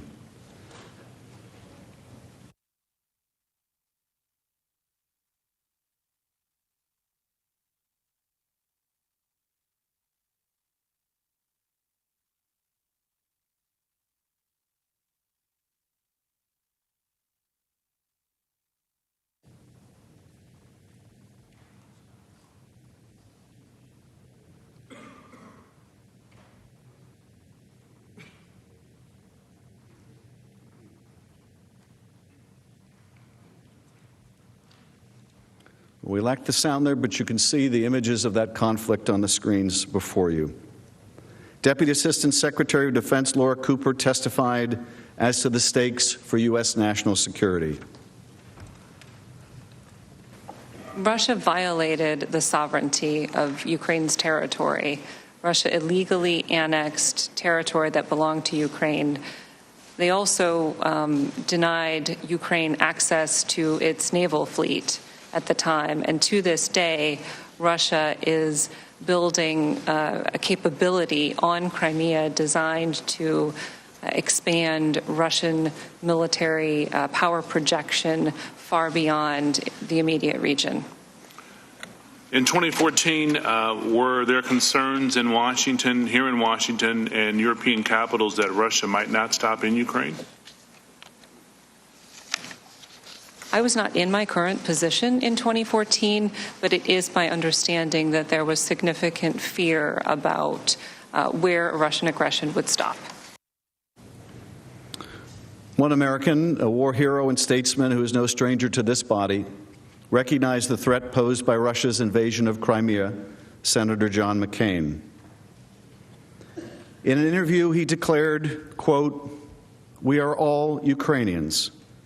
Senator McCain advised that this is a chess match reminiscent of the Cold War, and we need to realize that and act accordingly. He was, of course, absolutely right. Consistent with the commitments made to Ukraine in 1994, the United States and Europe responded to Russia's invasion by imposing significant sanctions on Russia.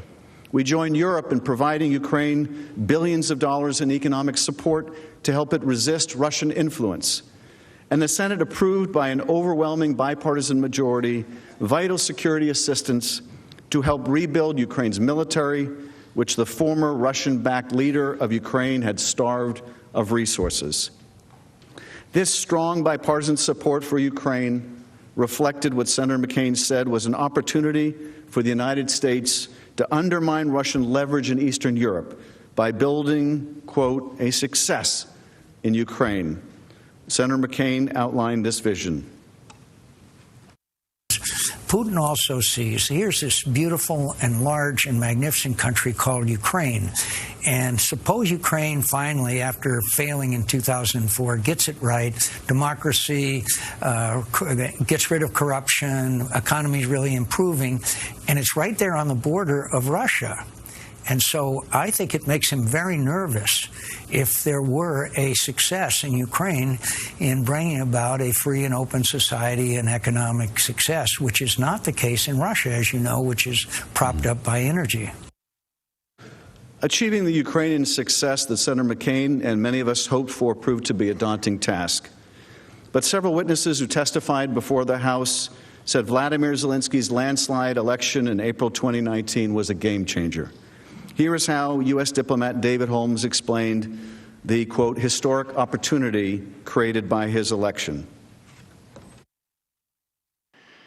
Despite the Russian aggression over the past 5 years, Ukrainians have rebuilt a shattered economy, adhered to a peace process, and moved economically and socially closer to the West, toward our way of life.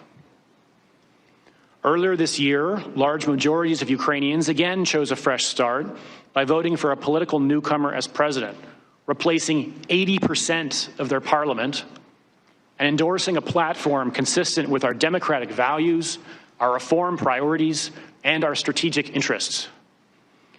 This year's revolution at the ballot box underscores that despite its imperfections, Ukraine is a genuine and vibrant democracy and an example to other post-Soviet countries and beyond, from Moscow to Hong Kong. Support for Ukraine's security and reform is critical not only to our own national security, but that to other allies and emerging democracies around the world. The widely accepted fact of Ukraine's importance to our national security makes President Trump's abuse of power and withholding of vital diplomatic and military support all the more disturbing. First, witnesses assessed that withholding the military aid likely helped to prolong the war against Russia. When wars drag on, more people die, Ambassador Taylor testified to this sober reality. I take it if the provision of U.S. military assistance would save Ukrainian lives, that any delay in that assistance may also cost Ukrainian lives. Is that true? Mr. Chairman, of course, it's hard to draw any direct lines between any particular element of security assistance and any particular death on the battlefield. But it is certainly true that that assistance had enabled Ukrainian armed forces to be effective and deter and to be able to take countermeasures to the attacks that the Russians had.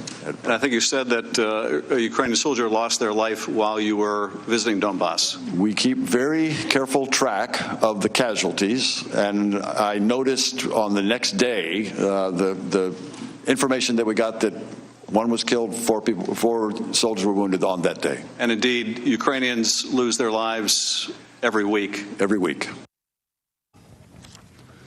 David Holmes also testified that prolonging the war in Ukraine results in additional casualties.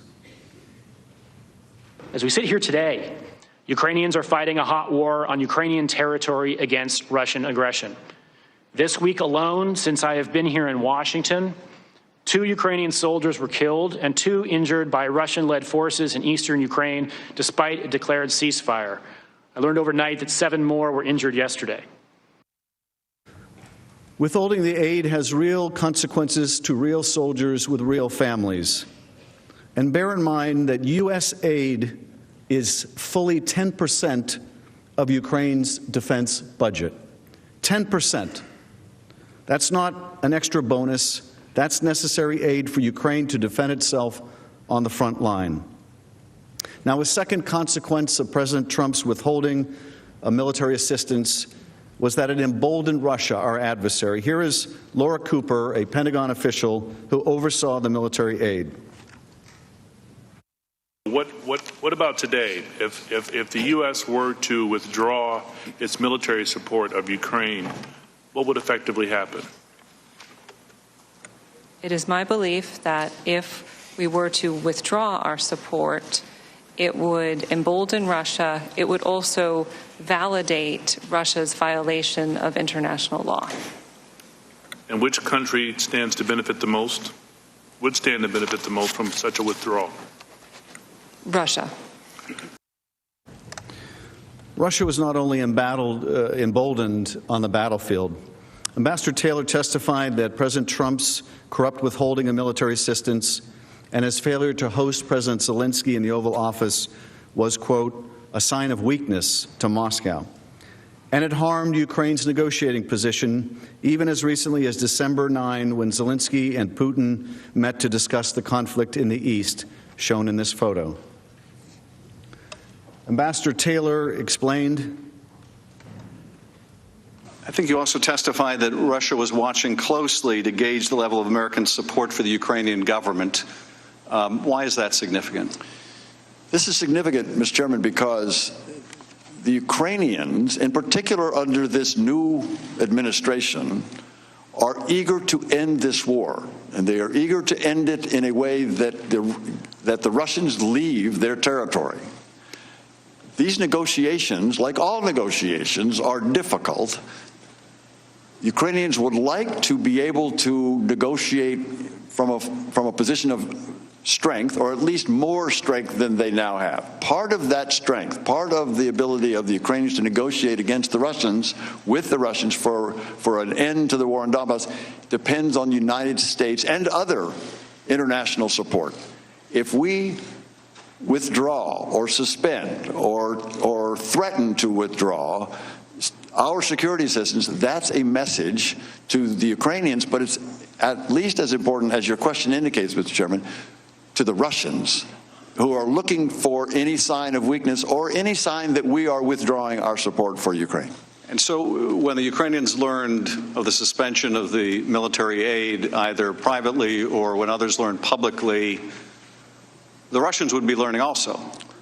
And they would take that as a lack of robust U.S. support for Ukraine. Is that right? That's correct, sir. And that would weaken Ukraine in negotiating an end to the war in Donbass. It would. Indeed, the aid doesn't just supply much-needed weapons to Ukraine. It is a symbol of support, a signal of strength, a signal of the backing of the United States. And withholding that aid, even for a period of time, undermined all of those things. President Trump's actions towards Ukraine also undercut worldwide confidence in the United States as a reliable security partner. Maintaining that confidence is crucial to the strength of our alliances in Europe, to deterring Russia, and ultimately protecting and projecting democracy around the world. The United States has roughly 68,000 troops stationed in Europe. They serve alongside troops from 28 other countries that comprise the North Atlantic Treaty Organization, or NATO. They are holding the line against further Russian aggression. It was U.S. leadership that led to the creation of NATO 70 years ago, as the Iron Curtain was descending across the heart of Europe. And it is American leadership that makes NATO work today. NATO is also affected because other countries, friends and foes alike, know that we are committed to our collective defense, that an attack against one nation is an attack against all of us. That principle deterred a Russian invasion of Europe during the Cold War. It's only been invoked once by NATO in the aftermath of the September 11th terrorist attacks. New York is a long way from the front lines with Russia, but our European allies stood with us after that dark day. They deployed tens of thousands of troops to Afghanistan and joined us in fighting the al-Qaeda terrorists who attacked the Twin Towers and the Pentagon. Now, Ukraine is not a member of NATO, but Russia's invasion of Ukraine was a threat to the peace and security of Europe. Moscow's aggression threatened the rules of the road that have kept the peace in Europe since World War II, the sacrosanct idea that borders cannot be changed by military force. If we had not supported Ukraine in 2014, if members of this body had not voted overwhelmingly on a bipartisan basis for military assistance to rebuild Ukraine's military, there is no question it would have invited further Russian adventurism in Ukraine and perhaps elsewhere in the heart of Europe. It would have weakened our allies and exposed U.S. troops stationed in Europe to greater danger. Deterring Russia requires persistence, not just one military aid package or one Oval Office meeting, but a sustained policy of support for our partners. We only deter Russia by consistently demonstrating support for our friends like Ukraine. George Shultz, who served as Ronald Reagan's Secretary of State, understood this. He compared diplomacy and alliance management to gardening. He said, quote, "If you plant a garden and go away for 6 months, what have you got when you come back? Weeds." Diplomacy, he said, is kind of like that.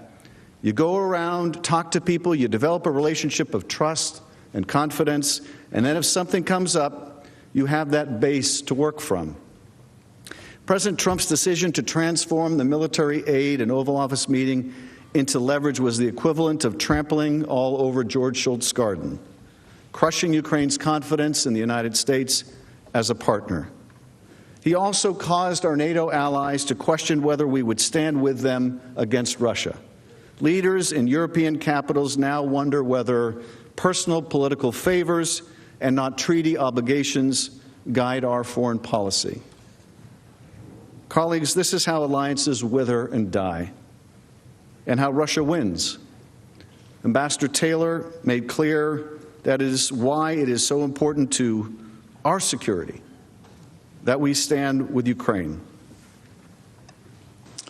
Mr. Chairman, as my colleague, Deputy Assistant Secretary George Kent described, we have a national security policy, a national defense policy that identifies Russia and China as adversaries. The Russians are violating all of the rules, treaties, understandings that they committed to that actually kept the peace in Europe for nearly 70 years. Until they invaded Ukraine in 2014, they had abided by sovereignty of sovereignty of nations, of inviolability of borders, that rule of law, that order that kept the peace in Europe and allowed for prosperity as well as peace in Europe was violated by the Russians. And if we don't push back on that, on those violations, then that will continue. And that, Mr. Chairman, affects us. It affects the world that we live in, that our children will grow up in, and our grandchildren. This affects the kind of world that we want to see abroad. So that affects our national interest very directly. Ukraine is on the front line of that conflict. Now, we understood that in 2017, the first year of the Trump administration, and it appeared the Trump administration understood it as well.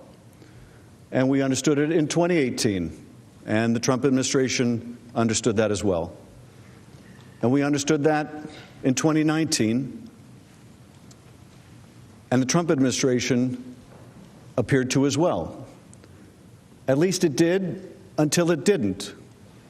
It did until something of greater importance and significance came along, and that event of greater significance to the Oval Office was the emergence of Joe Biden as a candidate for president. And then that military support, which had increased during the Trump administration, was suddenly put on hold for inexplicable reasons. Ukraine got the message. It wasn't very inexplicable to Ukraine. And what's more, Russia got the message. It wasn't very inexplicable to Russia, that had pushed out the whole propaganda theory that it was Ukraine that had interfered in our election and not Russia.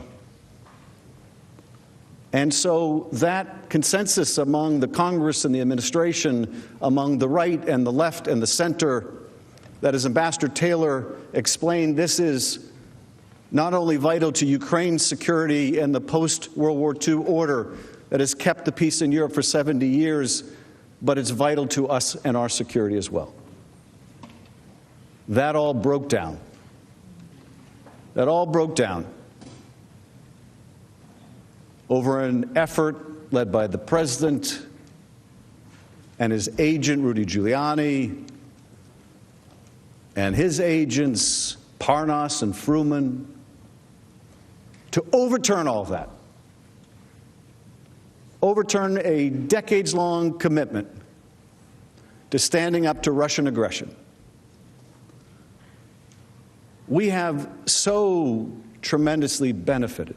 No country has benefited more from the international rules of the road, the international order, than the United States.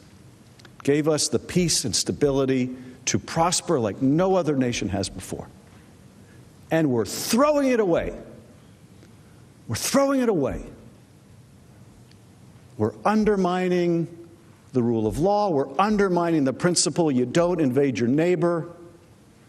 We're undermining the key to our own success. And for what? For help with a political campaign. To quote Bill Taylor, that's crazy. That's crazy.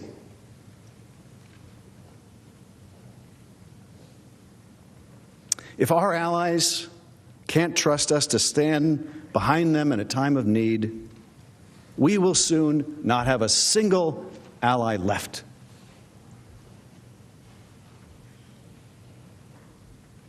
Look, I know it's painful to see some of our allies and how they talk about this president, because when they talk about this president, they're also talking about the United States.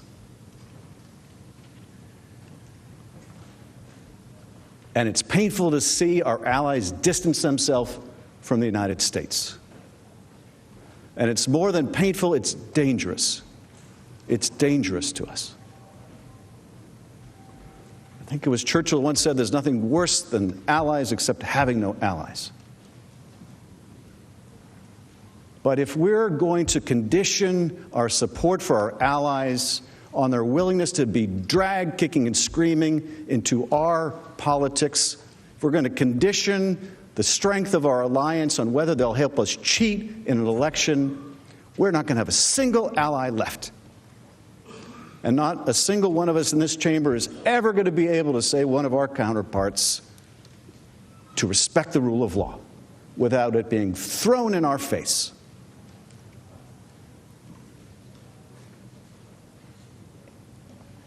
Promoting the rule of law and fighting corruption is central to our foreign policy. It distinguishes U.S. global leadership from the transactional approach favored by authoritarian adversaries. The inherently corrupt nature of the president's demand that Ukraine investigate his political opponent undermined the credibility of efforts to promote the rule of law and combat corruption in Ukraine and around the world.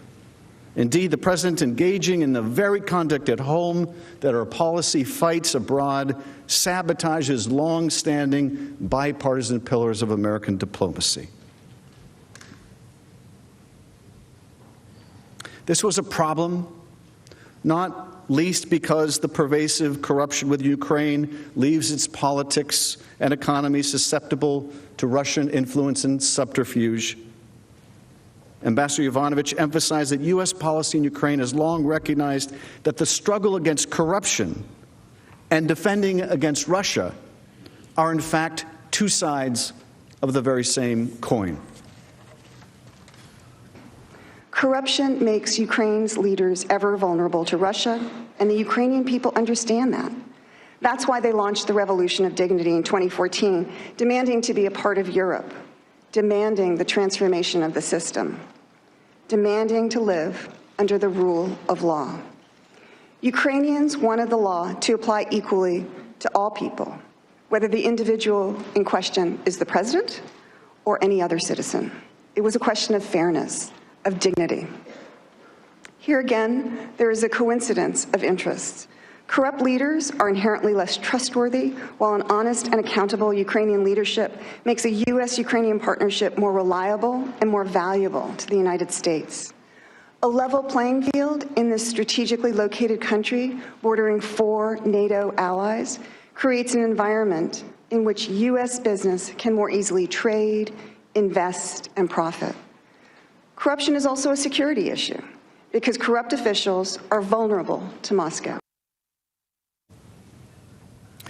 During that conversation that we related in the past, when Ambassador Volker urged his Ukrainian counterpart, Andrei Yermak, not to investigate the past president of Ukraine, and Yermak threw it back in his face. You remember the conversation. No, you mean like the investigation you want us to do of the Clintons and the Bidens. They taught us something in that conversation. They taught us that we'd forgotten, for that moment, our own values. You know, just listening to the ambassador right now, I was thinking how interesting it is the Ukrainians chose to describe their revolution as a revolution of dignity. And maybe that's what we need here, a revolution of dignity at home, a revolution of civility here at home. Maybe we can learn a lot more from our Ukrainian ally. In short, it is America's national security interest to help Ukraine transform into a country where the rule of law governs and corruption is held in check. As we heard yesterday, anti-corruption policy was a central part of the talking points provided to President Trump before his phone calls with President Zelensky on April 21st and July 25th. President Trump, of course, didn't mention corruption, but importantly, those same foreign policy goals remained intact following the call. As Tim Morrison testified, anti-corruption reforms, institutional reforms remain a top U.S. priority to help Ukraine fight corruption. President Zelensky was swept into office on an anti-corruption platform. Immediately, he kept his promise and introduced numerous bills in Ukraine's parliament. In a sign that he intended to hold himself accountable, Zelensky even introduced a draft law on presidential impeachment. He also introduced a bill to restore punishment of top officials found guilty of illicit enrichment. President Trump's self-serving scheme threatened to undermine Zelensky's anti-corruption work. Zelensky's successful anti-corruption reforms would have advanced U.S. security. Instead, President Trump's demands undermined that effort to bring about reform to Ukraine. Here's George Kent, a rule of law and corruption expert at the State Department. U.S. efforts to counter corruption in Ukraine focus on building institutional capacity so that the Ukrainian government has the ability to go after corruption and effectively investigate, prosecute, and judge alleged criminal activities using appropriate institutional mechanisms. That is, to create and follow the rule of law. That means that if there are criminal nexuses for activity in the United States, U.S. law enforcement should pursue the case. If we think there's been a criminal act overseas that violates U.S. law, we have the institutional mechanisms to address that. It could be through the Justice Department and FBI agents assigned overseas, or through treaty mechanisms, such as the Mutual Legal Assistance Treaty. As a general principle, I do not believe the United States should ask other countries to engage in selective, politically associated investigations or prosecutions against opponents of those in power, because such selective actions undermine the rule of law, regardless of the country. And so it's clear what President Trump did when abusing his office and demanding Ukraine open an investigation into Joe Biden was not fighting corruption. It was not part of established U.S. anti-corruption policy. That corrupt pressure campaign for his own personal political benefit, in fact, subverted U.S. anti-corruption efforts in Ukraine and undercut our national security. President Trump was not fighting to end corruption in Ukraine. As my colleague in the House, Mr. Himes, pointed out during one of our hearings, he was trying to aim corruption in Ukraine at Vice President Biden and our 2020 election. Selective, politically motivated prosecutions of political opponents undercut governance in Ukraine. President Trump's demand that Zelensky help him do precisely what U.S. diplomats for decades advised Ukrainian officials not to do completely undercut the credibility of efforts to promote the rule of law there. The demand also undercut the United States' moral standing and authority in the eyes of a global audience. Here, once again, is George Kent. Ken, is pressuring Ukraine to conduct what I believe you've called political investigations a part of U.S. foreign policy to promote the rule of law in Ukraine and around the world? It is not. Is it in the national interest of the United States? In my opinion, it is not. Why not? Because our policies, particularly in promoting the rule of law, are designed to help countries, and in Eastern Europe and Central Europe, that is overcoming the legacy of communism. In the communist system, in particular, the Prosecutor General Office was used to suppress and persecute citizens, not promote the rule of law. So in helping these countries reach their own aspirations to join the Western community of nations and live lives of dignity, helping them have the rule of law with strong institutions is the purpose of our policy. So in other words, it is a purpose of our foreign policy to encourage foreign nations to refrain from conducting political investigations. Is that right? Correct. And in fact, as a matter of policy, not of programming, we oftentimes raise our concerns, usually in private, with countries that we feel are engaged in selective political prosecution and persecution of their opponents. Yovanovitch aptly summarized the global consequences and harm to U.S. national security resulting from President Trump's demand that Ukraine investigate his political opponent. Such conduct undermines the U.S., exposes our friends, and widens the playing field for autocrats like President Putin. Our leadership depends on the power of our example and the consistency of our purpose. Both have now been opened to question. The issues I just covered are not a matter of policy disagreement over foreign policy and national security. Article 1 asserts that the president was engaged in no such policy at all, but instead sold out our policies and our national interests for his own personal gain and to help him corrupt the next election. That is the core conduct of an impeachable offense. The president's abuse of power also affected our election integrity. The framers of our Constitution were particularly fearful that a president might misuse or abuse the power of his office to undermine the free and fair elections at the heart of our democracy. Sadly, that moment has arrived.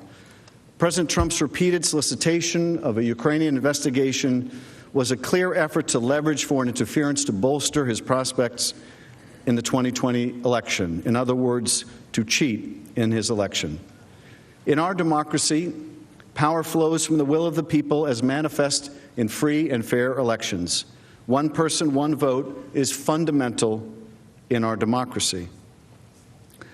President Trump's invitation of foreign interference in the 2020 election for the purposes of helping him win an election undercut the Constitution's commitment to popular sovereignty.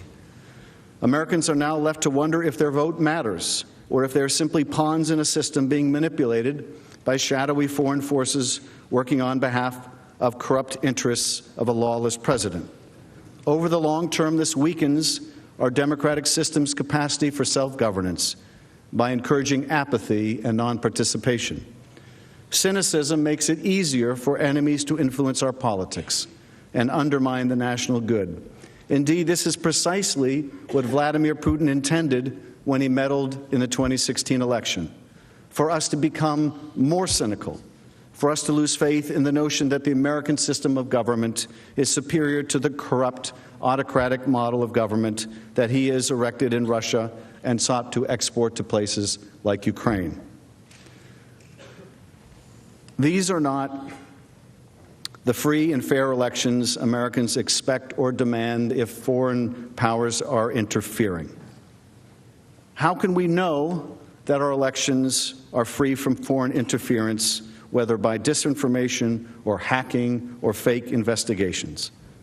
We must not become numb to foreign interference in our elections. Our elections are sacred. If we do not act to put an end to the solicitation of foreign interference in our election by the President of the United States, the effect will be corrosive to our elections and our values.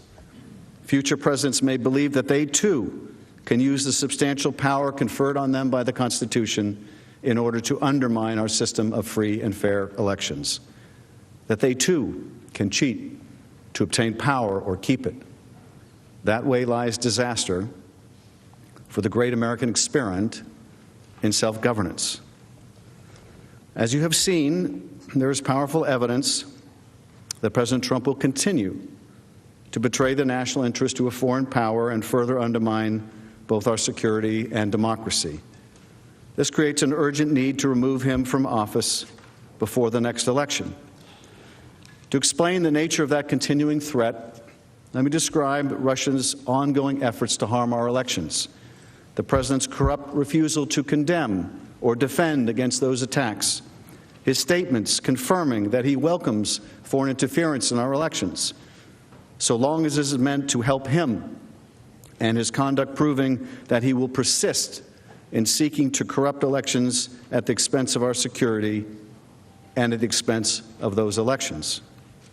Let's start with Russia's ongoing attacks on our democracy. At the heart of the president's Ukraine scheme is his decision to subscribe to that dangerous conspiracy theory that Ukraine, not Russia, was responsible for interfering in 2016. President Trump and his men pressured Ukraine into investigating this bogus piece of Russian propaganda, and in doing so, they aided Putin's concerted plot to undermine our security and democracy. Special Counsel Mueller warned that Putin's plot was ongoing.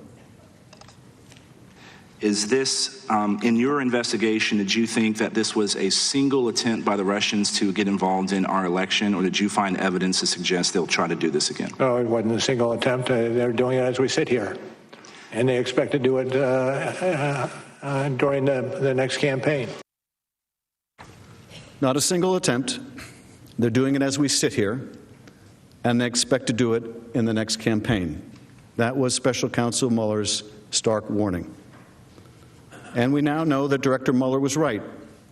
Just the other week, we saw public reporting that Russian hackers may be using phishing emails to attack the Ukrainian gas company Burisma, presumably in search of dirt on Joe Biden. Those are the same tactics deployed by the same adversary, Russia, that Special Counsel warned about in the last election. It may be Russia once again attempting to sway our election for one candidate, this time through Ukraine.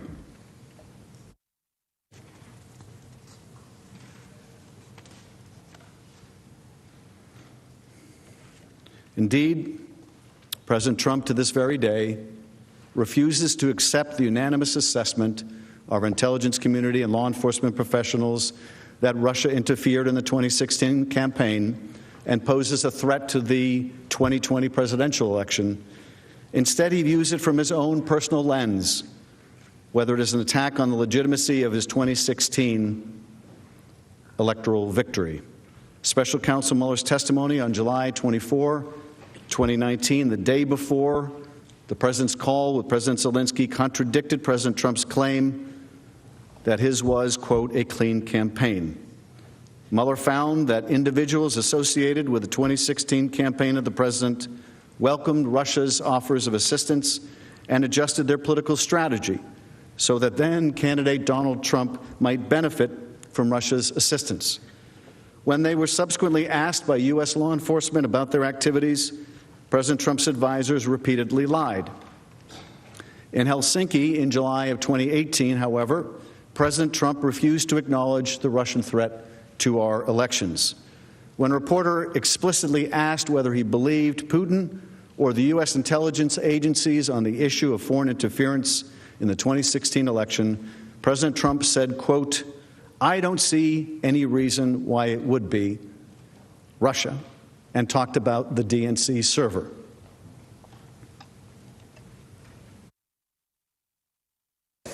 So let me just say that we have two thoughts. You have groups that are wondering why the FBI never took the server. Why haven't they taken the server? Why was the FBI told to leave the office of the Democratic National Committee? I've been wondering that. I've been asking that for months and months, and I've been tweeting it out and calling it out on social media. Where is the server? I want to know, where is the server, and what is the server saying? With that being said, all I can do is ask the question. My people came to me, Dan Coates came to me, and some others. They said they think it's Russia. I have President Putin. He just said it's not Russia. I will say this. I don't see any reason why it would be, but I really do want to see the server. But I have confidence in both parties. I really believe that this will probably go on for a while, but I don't think it can go on without finding out what happened to the server. What happened to the servers of the Pakistani gentlemen that worked on the DNC? Where are those servers? They're missing. Where are they? What happened to Hillary Clinton's emails? 33,000 emails gone, just gone. I think in Russia they wouldn't be gone so easily. I think it's a disgrace that we can't get Hillary Clinton's 33,000 emails. I'm sure you remember this. It was, I think, unforgettable for every American, but I'm sure it was equally unforgettable for Vladimir Putin. I mean, there he is, the president of Russia, standing next to the president of the United States and hearing his own Kremlin propaganda talking points coming from the president of the United States. Now, if that's not a propaganda coup, I don't know what is. It's the most extraordinary thing. It's the most extraordinary thing. The President of the United States standing next to the President of Russia, our adversary, saying he doesn't believe his own intelligence agencies. He doesn't believe them. He's promoting this kooky, crazy server theory cooked up by the Kremlin, right next to the guy that cooked it up. It's a breathtaking success of Russian intelligence. I don't know if there's ever been a greater success of Russian intelligence. Whatever profile Russia did of our president, boy, did they have him spot on. Flattery and propaganda. Flattery and propaganda is all Russia needed. And as to Ukraine, well, they needed to deliver a political investigation to get help from the United States. I mean, this is just the most incredible propaganda coup. Because as I said yesterday, it's not just that the President of the United States standing next to Vladimir Putin is reading Kremlin talking points. He won't read his own national security staff talking points, but he will read the Kremlin ones. But it's not just that he adopts the Kremlin talking points. That would be bad enough. It's not bad enough, it's not damaging enough, it's not dangerous enough to our national security that he's undermining our own intelligence agencies. It's not bad enough that he undermines those very agencies that he needs later, that we need later to have credibility. We've just had a vigorous debate over the strikes against General Soleimani. And the president has made his argument about what the intelligence says and supports. How do you make those arguments when you say the U.S. intelligence community can't be believed? Now, we've had a vigorous debate about what that intelligence has to say. That's not the issue here. The issue here is you undermine the credibility of your own intelligence agencies. You weaken the country for when you need to rely on them, for when you need to persuade your friends and your allies. You can trust us when we tell you this is what the intelligence shows. How do you make that argument as the President of the United States when you've just told the world you trust the Russians more than your own people? You trust Rudy Giuliani more than Christopher Wray. How do you make that case? And if you can't make that case, what does that mean to our security? But that's not the end of it. It's not just a propaganda coup. It's not just the undermining of our agencies. It's also that the buy-in to that propaganda meant that Ukraine wasn't going to get money to fight the Russians. I mean, that's one hell of a Russian intelligence coup. They got the President of the United States to provide cover for their own interference with our election.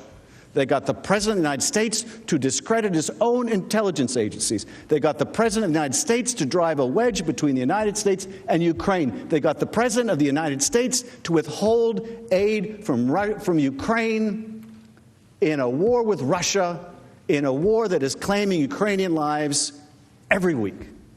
Has there ever been such a coup? I would submit to you, in the entire length of the Cold War, the Soviet Union had no such success. No such success. And why? Because a former mayor of New York persuaded a president of the United States to sacrifice all of that for a cheap shot at his political opponent, for a smear against his political opponent. Was it worth it? I hope it was worth it. I hope it was worth it for the president, because it certainly wasn't worth it for the United States. Now, you can see President Trump did not blame Vladimir Putin and the Russian intelligence agencies who interfered in our election for the questions surrounding his victory. He did not blame the people who worked for his campaign and were subsequently convicted of lying to our law enforcement agencies. No, he blamed the investigators. Special Counsel Mueller, the man charged with getting to the bottom of Russia's interference in 2016. And he chose to believe Vladimir Putin, a former Russian intelligence officer, rather than his own intelligence agencies. We can see a pattern here. President Trump solicited interference from Russia as a candidate in 2016, and then his campaign welcomed Russian interference in the election. In Helsinki, President Trump chose to believe Putin over his own agencies. I don't see any reason why it would be, referring to Russia. Instead of denouncing Russia's interference, he denounced those investigating Russia's interference. And he raised that now familiar DNC CrowdStrike server thing. I really do want to see the server. I don't think we can go on without finding out what happened to the server. That's the exact same server that President Trump demanded Ukraine investigate during his July 25th call to Zelensky. When the president talked about the DNC server in Helsinki with Vladimir Putin standing by his side, he was referencing the same discredited conspiracy theory about Ukraine interference in 2016 that Putin repeatedly promoted. Let's look at this Washington Post article from July 2018. In the end, Trump's performance alongside Putin in the Finnish capital seemed like a tour through his most controversial conspiracy theories. Tweets and off-the-cuff musings on Russia, except he did it all while abroad, standing just feet from Putin, the leader of one of America's greatest geopolitical foes. Spectacle in Helsinki also underscored Trump's eagerness to disregard his own advisors, his willingness to flout the conclusions of his own intelligence community that Russia interfered in the 2016 elections, and his apparent fear that pressing Putin on the subject might cast doubt on his electoral victory. White House officials told the Washington Post that President Trump's remarks in Helsinki were, quote, very much counter to the plan. That's another understatement of the century. If that sounds familiar, it's because the witness who testified before the House as part of the impeachment inquiry, they all said the same thing about the July 25th phone call.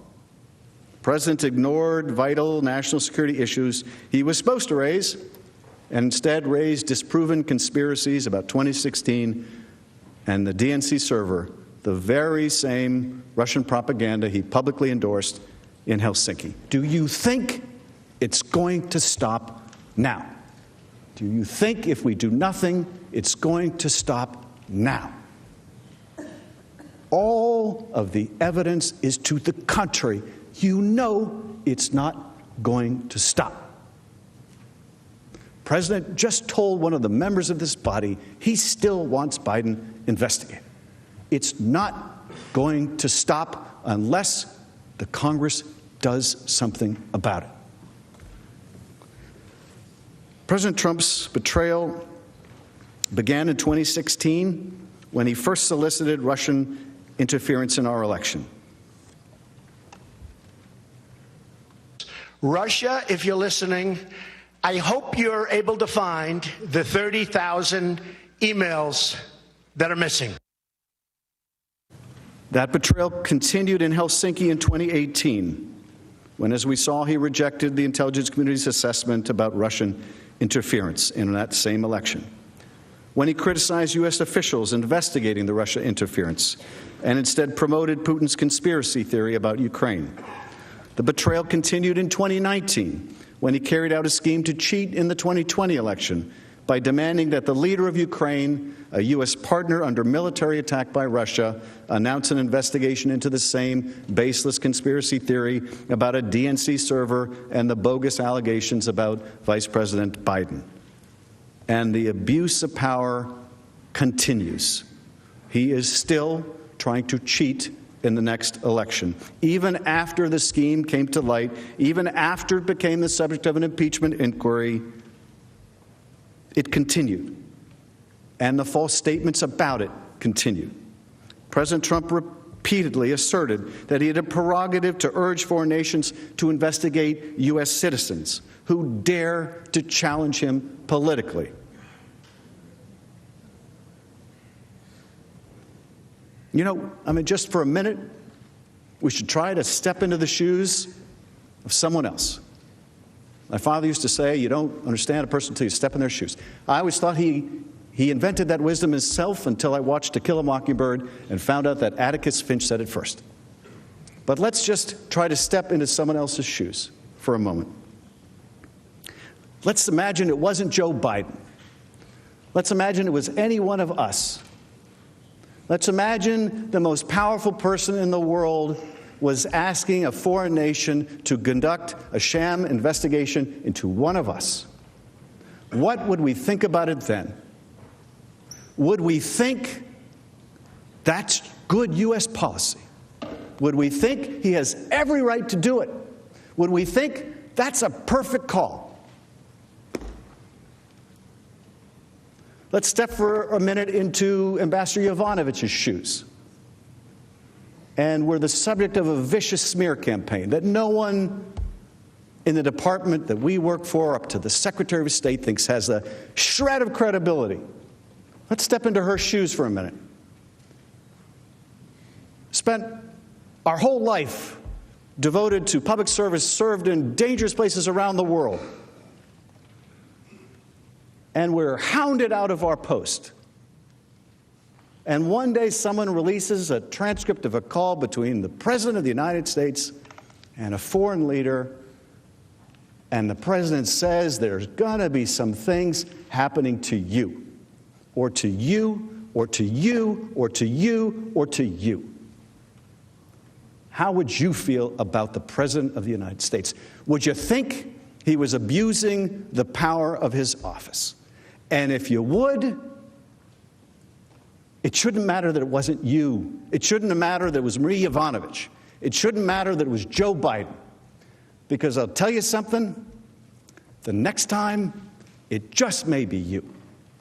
It just may be you.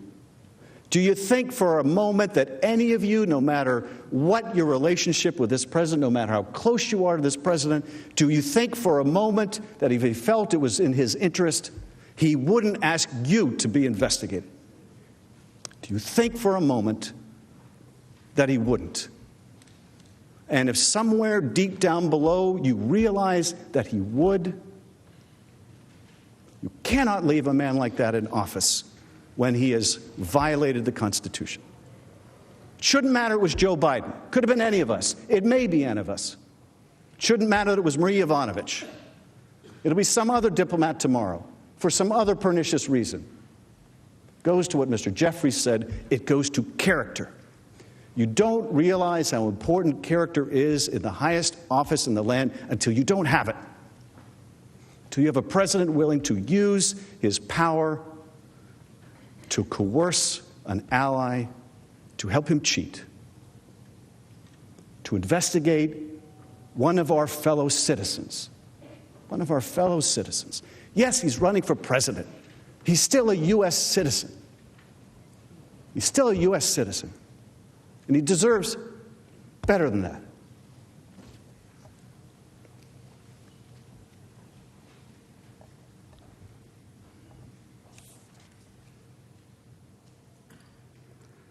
Now, of course, it wasn't just Ukraine. It wasn't just Russia. There's the invitation to China to investigate the Bidens. It's not going to stop. On September 19th, Rudy Giuliani was interviewed on Chris Cuomo and CNN. You've probably all seen the clip. When asked specifically if he had urged Ukraine to look into Vice President Biden, Mr. Giuliani replied immediately, "Of course I did.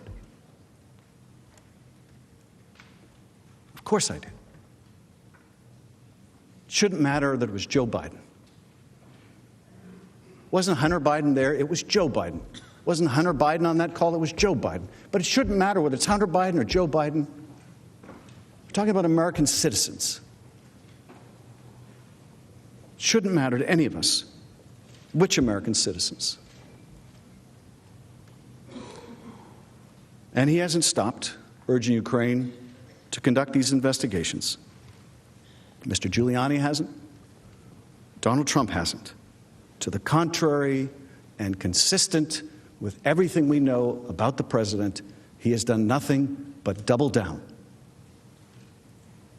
During his first week, the first week of December, Mr. Giuliani traveled to Ukraine and Hungary to interview the corrupt former Ukrainian prosecutors who had been pushing these false narratives about Vice President Biden and this kooky conspiracy about 2016.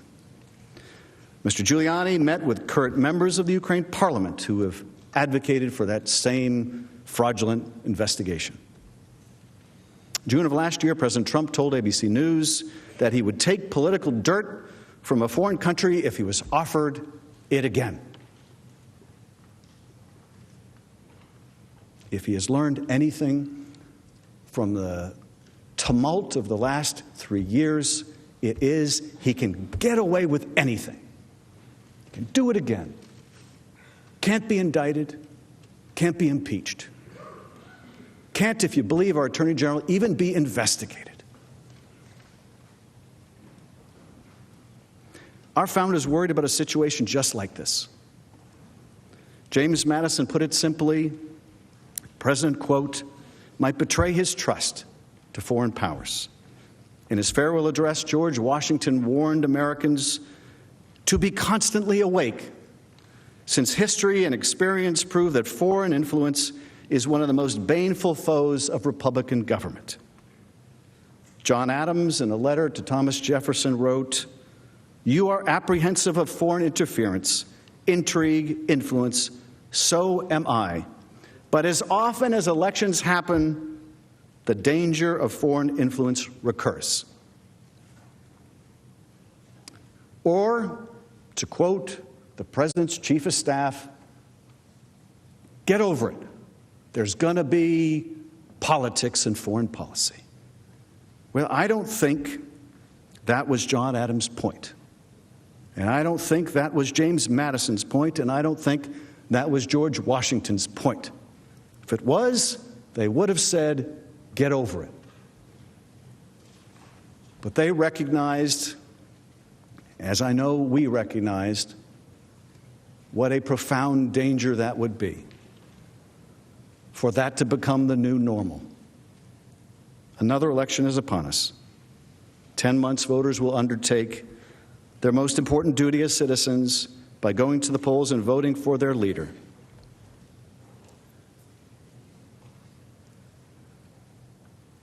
And so we must ask, what role will foreign powers play in trying to influence the outcome? And if they take the president's side, who will protect our franchise if the president will not? As charged in the first article of impeachment, President Trump has demonstrated that he will remain a threat to national security and the Constitution if allowed to remain in office, and has acted in a manner grossly incompatible with self-governance and the rule of law. Based on the abuse of power for which he was impeached and his ongoing efforts to solicit foreign interference, both directly and through Mr. Giuliani, there can be little doubt that President Trump will continue to invite foreign interference in our elections again and again. That poses an imminent threat to the integrity of our democracy. Our founders understood that a president like Donald Trump might one day grasp the reins of power. An unremorseful, overreaching executive, faithful to himself only, and willing to sacrifice our democracy and national security for his own personal advantage. His pattern of conduct, repeatedly soliciting foreign interference in our elections for his own benefit, confirms that he will stop at nothing to retain his power. He willfully chose to place his own personal interests above the country's and the integrity of our elections. There is every reason to believe that will continue. He has stonewalled Congress and ordered executive branch agencies, organizations that work for the American people, not for the president, to join in his obstruction. He deployed Mr. Giuliani to Ukraine to continue advancing a scheme that serves no other purpose than advancing his 2020 re-election prospects. He attacked witnesses, public servants, patriots who stayed true to their oath and leveled with the American people about the grave national injury that resulted from the president's misconduct. and he continued to urge foreign nations to investigate American citizens that he views as a threat. The threat that he will continue to abuse his power and cause grave harm to the nation over the course of the next year until a new president is sworn in or until he would be reelected is not hypothetical. Merely exposing the president's scheme has not stopped him from continuing this destructive pattern of behavior that has brought us to this somber moment. He is who he is. That will not change, and nor will the danger associated with him. Every piece of evidence supports that terrible conclusion, that the President of the United States will abuse his power again, that he will continue to solicit foreign interference to help corruptly secure his reelection. He has shown neither remorse nor acknowledgement of wrongdoing. If you can believe that July 25th was a perfect call, that asking for investigations of your political opponents and using the power of your office to make it so is perfectly fine, then there is nothing that would stop you from doing it again. President Trump has abused the power of his office and must be removed from that office. Mr. McConnell, I yield back. The majority leader is recognized. Mr. Chief Justice, I suggest a 15-minute recess. Without objection, so ordered. And they're the first part of day 3 by the Democrats on Capitol Hill. They are wrapping up their presentation on Article 1 of the articles of impeachment that is about abuse of power. This afternoon, we're going to hear about obstruction of Congress. But pretty extraordinary. And remember that Adam Schiff is also the chairman of the House Intelligence Committee. So he has access to some of the most sensitive and secure intelligence that our government collects. And I mean, I know we were all sitting here. I almost gasped out loud because of what essentially he accused the President of the United States of doing on the Senate floor. I just want to introduce our panel again, Jonathan Turley and Kim Whaley, constitutional law experts. Thank you, Margaret Brennan, of course, moderator, Face the Nation, and Jamal, thank you, also a CBS News political analyst. Margaret, on that point, he said that this was a propaganda coup for the Russians, that the President of the United States was promoting this kooky, crazy server theory that was cooked up by the Kremlins. Specifically, when the President of the United States was standing next to the President of Russia, Vladimir Putin, together in Helsinki, and the President discounted our own U.S. intelligence, and in the words of Adam Schiff, it was the most incredible propaganda coup by the Russians. And that was a key moment to point back to play the television clip of the President himself saying that next to Vladimir Putin, because that was a moment that many Republican senators even publicly said they were incredibly uncomfortable with hearing the president question U.S. intelligence and its very clear conclusions in terms of who is responsible for the intervention in the 2016 election. What he's talking about there is in that July 25th phone call with the presidents of Ukraine and the President of the United States, referring again to this debunked conspiracy theory that somehow this server belonging to the DNC is hidden away in Ukraine. And the reason that this comes up so frequently with the president is he continues to believe it, even though some of his advisors have continually and said on the record that they tell him Ukraine had nothing to do with that server, has absolutely nothing to do with it. It was an effort by the Russians to plant that propagandas in order to detract focus from their own culpability. And I'm being specific in my language of talking about election interference. The term you often heard thrown around is meddling, which is a pretty muddy, messy, nebulous word. And that is how some people get away with saying, well, Ukraine meddled too. That is to say, when President Trump was a candidate and he said things that threw into question whether or not that territory of Ukraine that had been annexed by Russia would ever be returned, he threw it into question, which is something that really bucked all Western countries in terms of their position. And at that time, Ukrainian officials came out strongly against the candidate. And you've heard Republicans say that some of that could amount to meddling, and that Democrats who were in contact with them could be complicit in that. That is very different from an organized, strategized enterprise by the GRU, the military intelligence wing of the Russian government, which is what happened in 2016. Yeah. I mean, to hear him say that, I mean, that, you know, that has certainly been the charge of Democrats, but to say it there on the well, the United States Senate. Nora, I was struck by the entire presentation from Hakeem Jeffries to Congressman Crow to Schiff. The Democrats today, the House managers, are making a case based on values about the president. They're arguing the facts about what happened, but they're talking about the character of America. They talked about American interest, the trust with our allies and our alliances, and could they still have trust in us, the confidence in the president's judgment. Those are the kind of terms they're using when they're talking about the president, which really get to the core of what we elect a president for, which is judgment to protect and care for the nation in our stead. And I think that is, it's a very powerful case that the Republicans in the Senate are going to wrestle with when they have to deliberate over this after this is over. Yeah, this was also part of what is mentioned briefly in the actual articles of impeachment, where the Democrats refer, and in their brief, I should say, have referred to the President of the United States as an imminent threat. Yeah, it might have been a tad too much. There may have been more passion than persuasion there, because they went so far that they virtually accused the president of being a Russian asset and just short of having a KGB email address. I mean, it was very stinging language. But in some ways, you have to know your jury. If that's what you're trying to get them to embrace, if that's what you're trying to get them to vote on in their verdict, then you just lost your case, because there's no way that those Republican senators are going to buy that narrative. No way at all.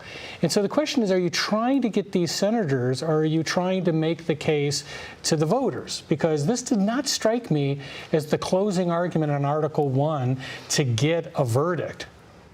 I see it actually a little differently. I think that one of the strongest defenses from the beginning for the Republicans and for Trump has been the "who cares" defense. And I think what they were doing yesterday, the first few days, a lot about procedure, a lot about witnesses, a lot about fairness of the process. Today, the message is, Americans, why does this matter? Yeah. And they made I think he made a compelling case that we want people in office that are going to utilize the power of that office for the benefit of Americans, of regular people, and laid out the many ways that didn't happen here, how this is bad for Ukraine, therefore bad for America, how Rudy Giuliani does not care about what's best for the American public. He's working as a fiduciary for the president in a way the president should be operating for us. And this goes all the way back to the Russia campaign, the Russia investigation, how important American democracy is. In the words of Schiff, the Russians, quote, got the president of the United States to cover up for their own interference in our election. And he said,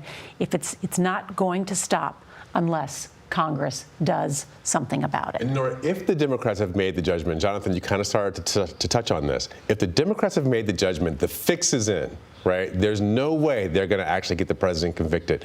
What they have is a multi-day opportunity to present a case to the American public, including highlight reels on every news show and even comedy shows, we're seeing, to make the case about why they think the president doesn't have the judgment to lead. And if they are successful at that, then that empowers the nominee ultimately to make that case in the fall. You know, what's interesting, though, is there aren't going to be 67 senators that vote to remove the president from office. I think we can say that with some assurance at this point. And so the question is whether it's 50 or 51 senators who vote for additional evidence and additional information. We've been talking about that assuming that the Democrats vote in unison, they would need to flip 4 Republicans on their side in order to prolong this trial, get someone like John Bolton to testify. And Kim, you wrote a very interesting piece this morning in The Atlantic where you say that they may not need 4, they may only need 3, and it may involve then the Chief Justice weighing in. How would that work? Well, so this isn't exactly like a judicial trial, we know that, but there's a judge there. There's a judge there for a reason. It's not the vice president as it is for other impeachments, it's the Chief Justice.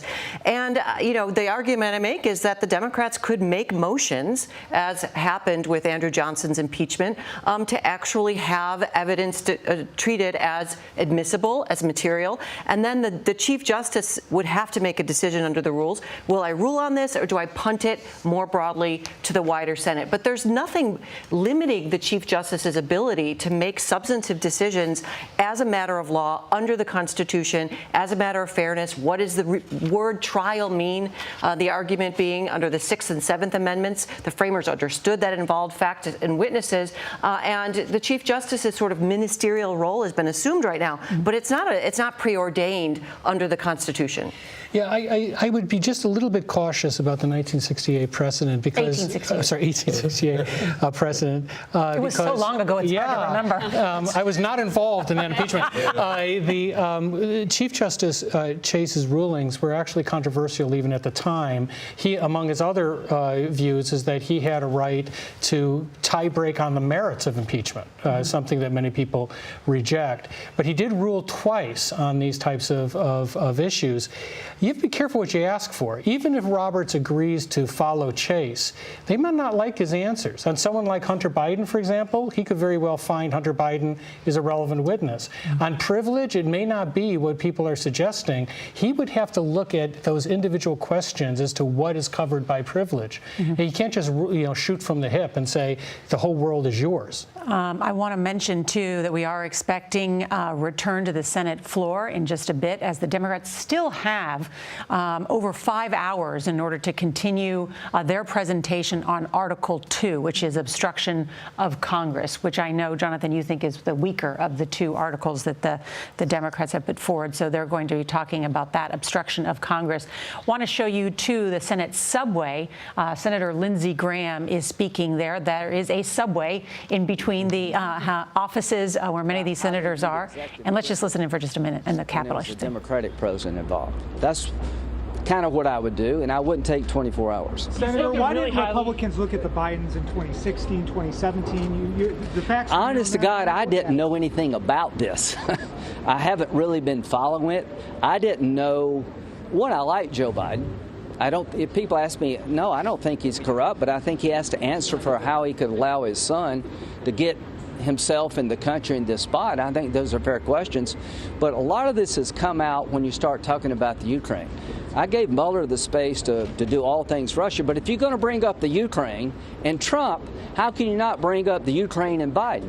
You know, the president didn't say, I want all of my political opponents investigated. He is saying that when you talk about me in the Ukraine, how can you ignore the Bidens in the Ukraine? It is an obvious conflict of interest that I think compromises our national security and undercuts the narrative that we're serious about fighting corruption. Is it similar to senators, their children having lobbying jobs? I mean, why is this different? Well, I would say this. I would say that we have a responsibility up here to conduct ourselves, honorably and to follow the law. But I would suggest that we probably have kids working in the private sector for lobbyists. I think that's a bit different than working for the most corrupt company in the Ukraine when you're giving the charge of trying to combat corruption. I think that is a bridge too far. And here's what I believe. If it were my son or my daughter, and if you're a Republican, y'all would be all over us. And I know you probably don't like me saying that, but Republicans believe more than ever that there's a two-tiered system in this country. And that's not fair. And I don't want people to believe that. And there you hear Republican Senator Lindsey Graham making the case, it sounds like it, making the case to hear. He says he doesn't want to do it, but to hear that they would also have to hear from the Bidens if there are witnesses. You might be able to see right behind Senator Lindsey Graham is one of the president's attorneys, Jay Sekulow. We could hear from him, as well as Pat Cipollone, who's the White House counsel. And if they step to the microphones, we will dip back in to listen to them. They are also expected to begin their presentation tomorrow, Saturday morning, in what the president tweeted this morning is the Death Valley in TV.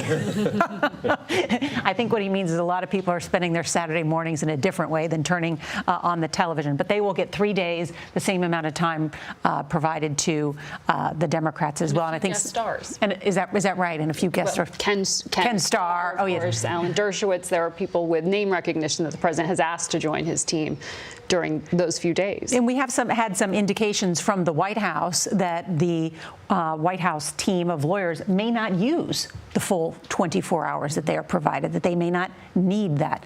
What's the burden, do you think, that the White House has to meet, their goal in front of these senators? Well, you know, the wonderful thing about being defense counsel, and I've been in this position a long time, is that you really only have to hit grounders. You know, the burden is on the prosecution. And in some ways, when I was listening to Schiff's closing on this first article, and I have a lot of respect for Adam Schiff, I thought he did a very good job. But it also made me wonder whether he's given up, because that argument proved too much for his jury. And I think it makes it easier for the House managers at this point. The problem is that the House managers have structured, well, let me put it this way, they're locked into the narrative that the president has put forward, that everything was perfect, the call was perfect, the holding of the aid was perfect. And they also are locked into this controversial theory that you need a crime to have an impeachment. That doesn't give them as much room that you would normally want on the defense. You don't have much room to maneuver. And so that's going to make them, I think, less successful with the other part of the jury. I do see there the Senate Majority Leader, Mitch McConnell, returning to the chamber, which means that probably most senators have gotten the word, time to come back. Let's keep this process going. Let's dip in quickly now to listen to the president's attorney, Jay Sekulow. That this idea of the solicitation of foreign interference is deplorable. I wonder if he thought that about the fact that the Clinton campaign had sought, when it's completely corroborated, it's uncontested, the Steele dossier, who was utilizing both supposedly assets that a former British spy had in Russia to get information on the president, then candidate. Was that not foreign interference? Was that not an attempt for foreign interference? So you can get on your horse and act haughty and proud about it, but you know what? Let's look at what the evidence says. And here's what the evidence says. There was foreign involvement, but let's not forget where it originated from. Let's not forget, and we haven't even begun to put on our case yet. We still will not begin until actually tomorrow morning. But I want you to think about this. Where did that foreign intelligence come from? Foreign information come from? It came from connections from the Federal Bureau of Investigation, the number 3, whose wife happened to work for Fusion GPS, who happened to be hired by the DNC to happen to do an investigation on Donald Trump. And by the way, she didn't just do it with the Steele dossier. She was also involved with it with, guess what? Ukraine. So let's we haven't put our case out, obviously, haven't begun to. But you should be able to get a sense from what I'm saying right now that this is you're going to hear it. We're going to rebut and refute, and we're going to put on an affirmative case tomorrow. But that's just one issue. And for the life of me, and they've done it, and why they opened up the door as wide as a double door on the Hunter Biden, Joe Biden, Burisma issue, I guess they figured that was their way of getting ahead of it. We will address it. Because let me say one last thing, and then I'll answer your questions. I always certainly want to answer your questions. But I want you to think about this for a moment. Joe Biden was charged as Vice President of the United States with the Ukraine policy. That was a specific charge. His son went to work for, went on the board of a Ukrainian gas company. First, the Vice President said he knew nothing about it. But the State Department knew about it because they were concerned when people were being put up for confirmation that that issue might arise. So believe me, you'll hear about that issue too. Let me take a few more questions. I know your response to today is about obstruction of Congress. Your response to the Democrats' obstruction of Congress charge. Well, I thought this has been abuse of power is what they've been talking about. Today is about they will be doing obstruction. I've got a very easy response to obstruction of Congress. This idea that you obstruct Congress by exercising, I've said this before, exercising constitutional privileges is absurd. Absolutely absurd. I think what Jonathan Turley said was right, but I forget what he said. That's fine. But what the courts have said, these are fundamentally important rights to the way our separation of power works under our form of government. Next question. Mr. Sekulow, by bringing up the Steele dossier, are you suggesting that another president was involved? When another president was involved? Yeah. You're not, right? So how is the Steele dossier? No. The Steele dossier was, how did the Steele dossier, well, no, the question is, there was all this discussion about why was the president so suspicious of some of his intelligence information and some of the leaders he was dealing with within his own government. Well, the number 3 at the Department of Justice, wife, was working for a firm that was working on a dossier against the sitting president of the United States. So don't put words in my mouth. Let me be crystal clear. Yeah, we're concerned about it. That was the number 3 at the FBI, who for the life of me I can't figure out. He's still there in some capacity. But think about that, she was also, as I said, working on Ukraine. Next question. Will you be using both Monday and Tuesday to present your defense next week? Well, I mean, as far as how long we'll go, I can't make that determination yet. Look, here's what happened. The Senate asked for an accommodation. We were prepared to go as long as they wanted us to go tomorrow. They asked, I think it was 10 to 1 was the final decision. We'll present from 10 to 1-ish. So and then the Senate's decision. Yeah, we're ready to go, but it's the Senate's decision. We respect the Senate's process. I think members had... They give you 24 hours, though. So they said, we don't want you to use all 24 hours? No. They said, can you proceed for 3 hours tomorrow and then take the other time you need to present your case? We will make the... by the president saying that he No. was upset with TV ratings? No, we'll be live on 10 o'clock tomorrow, I suspect. So, well, I mean, trust me, there'll be plenty to cover. Mr. Sekulow, Yes. Is the defense team at all concerned about ABC's reporting this morning of a recording reportedly showing that Trump said, take her out about Ukrainian ambassador? Was this the one where they said there was a conversation that involved yeah. No, I'm not concerned about that at all. Jay, you have been a paid legal advisor to the president, right? You're a paid advisor. Are you being paid for impeachment work, and are other lawyers also getting paid? Yeah, lawyers are. I wouldn't say paid advisor. I'm the president's retained counsel. Yeah, so I don't discuss my legal fees, but we're paid for our legal services. I'm not getting into that. Let's go ahead. Grab the senator as well. Okay, go ahead. Yeah. Can you talk about on tomorrow what we're going to see? We're not going to see Ken Starr or anybody like that. Tomorrow? Right. No, I think you'll see I guess I would call it a trailer, coming attractions. That'd be the best way to say it. Obviously, we have 3 hours to put it out, so we'll take whatever time's appropriate during that 3 hours, kind of lay out what the case will look like. But no, next week is when you'll see the full presentation. But there'll be plenty to see. Senator Warren. Well, good afternoon. Let me start with saying. That is Senator Warner, who is the Democratic lead on the Senate Intelligence Committee, and we're going to monitor that. But I do think it deserves quick discussion about what we just heard from one of the president's lead attorneys. He confused a number of the facts. I think that he was talking about a number 3 official in the FBI. We were all here saying, who is he talking about, who met with someone about the Steele dossier. I think he's referring to Bruce Orr, who is at the Department of Justice, which is a different organization than the FBI. It was not the number 3. Right. He's a career official there, but right. And I think on some early versions of Republican wish lists for potential witnesses, his spouse was on that.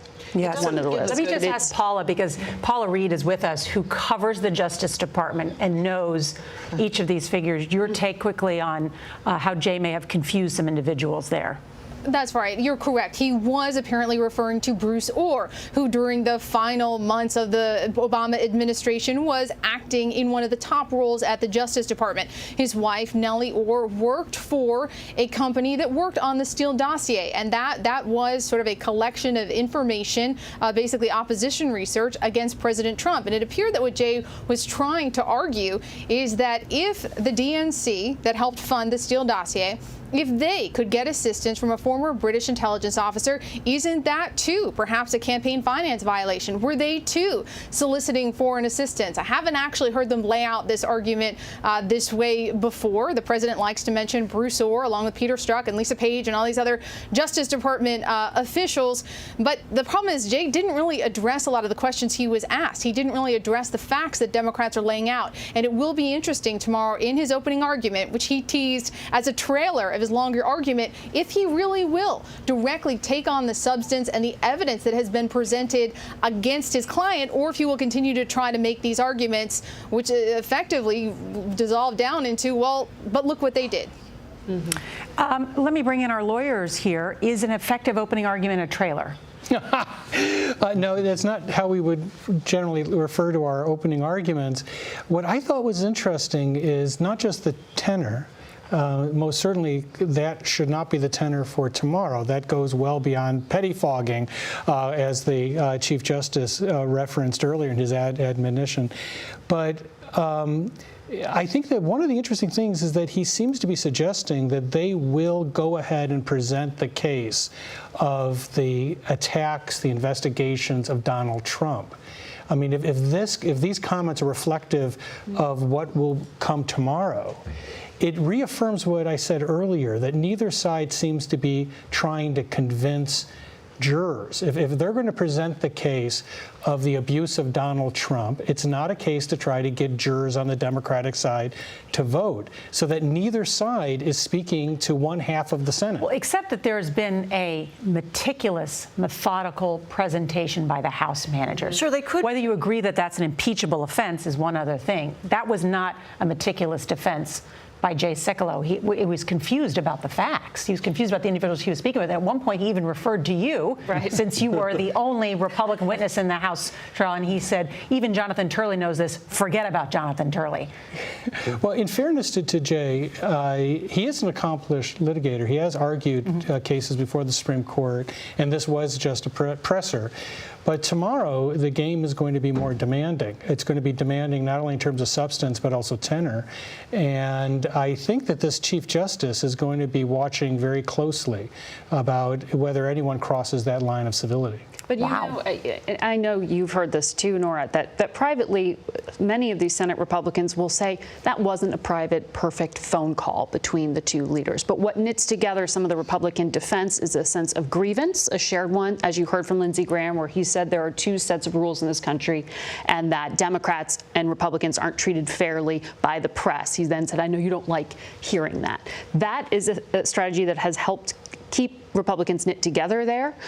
It has also been a strategy to say, well, why isn't Hunter Biden being questioned for what he may or may not have done in terms of being appointed to a board he may not have deserved to have been on in the first place? Why weren't you covering that? Those are the diversions away from the actual case that Democrats are making. But up till now, it's been effective for Republicans. I want to get your take on that, Jamal and Kim, but Nancy Cordes, because she has to go back inside when this begins and listen. So, and Nancy, your take on that.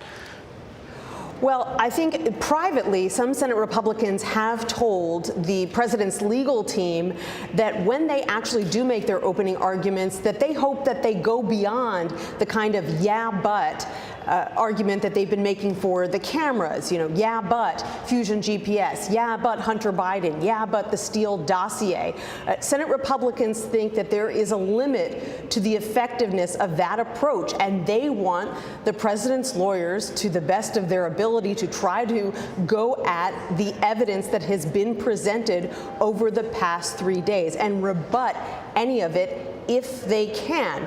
If they can't, that you've heard the House impeachment managers say over and over again, listen to what the defense says about this. Are they going to deny that this happened? Are they going to deny that that happened? If the president's lawyers don't deny any of the facts, and so far they have declined to do so, then the impeachment managers feel that their case for more witnesses and more documents is going to be strengthened.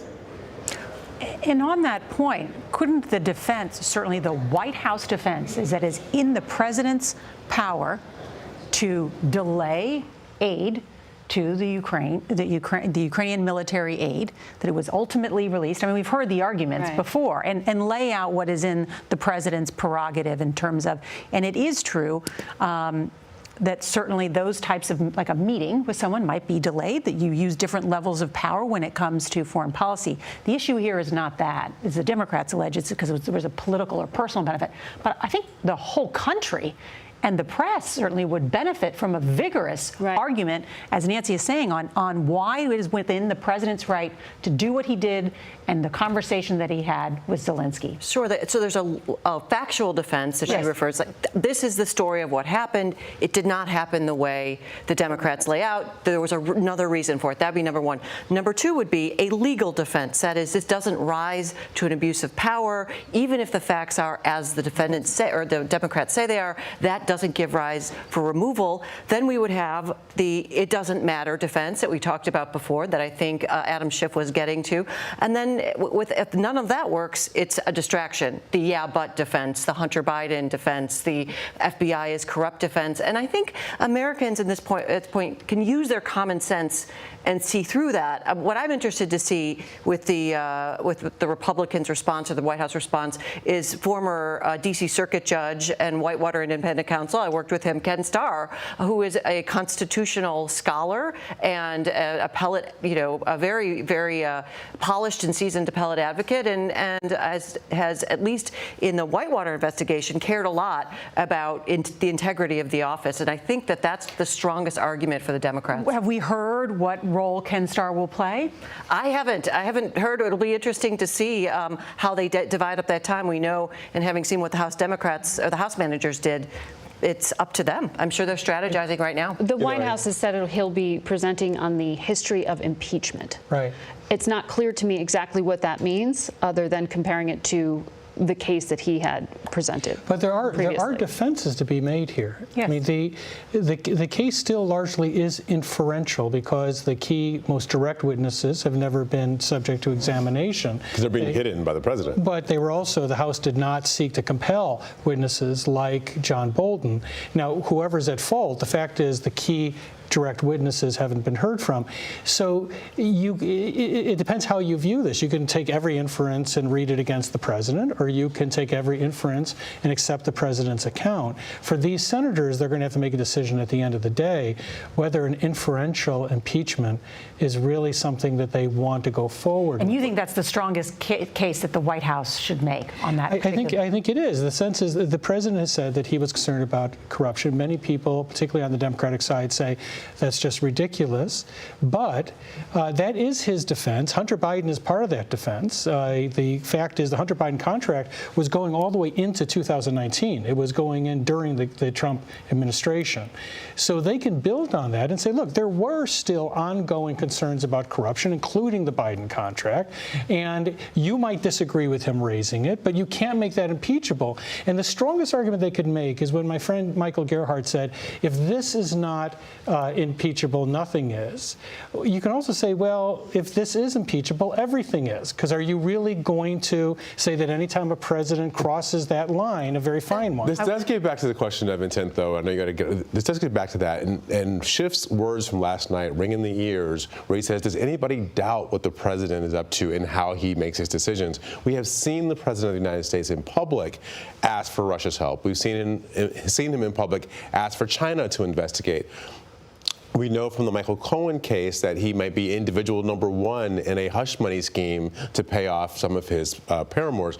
So there's a history of the president using whatever he can to try to benefit himself personally that's in the public record. And so now here we are with another case where there's a lot of record of witnesses who are saying this haped, but we are faced with the question. Is different. Yes. That's what makes it, I think, everything is not impeachable if we're talking about interfering in an election. Paula Reed is at the White House, covers the White House, the Justice Department, and also is a lawyer and speaks to many of those on both sides of this in terms of strategy. Weigh in on what you've just heard, this argument that the White House team could say, look, the president was deeply concerned about corruption.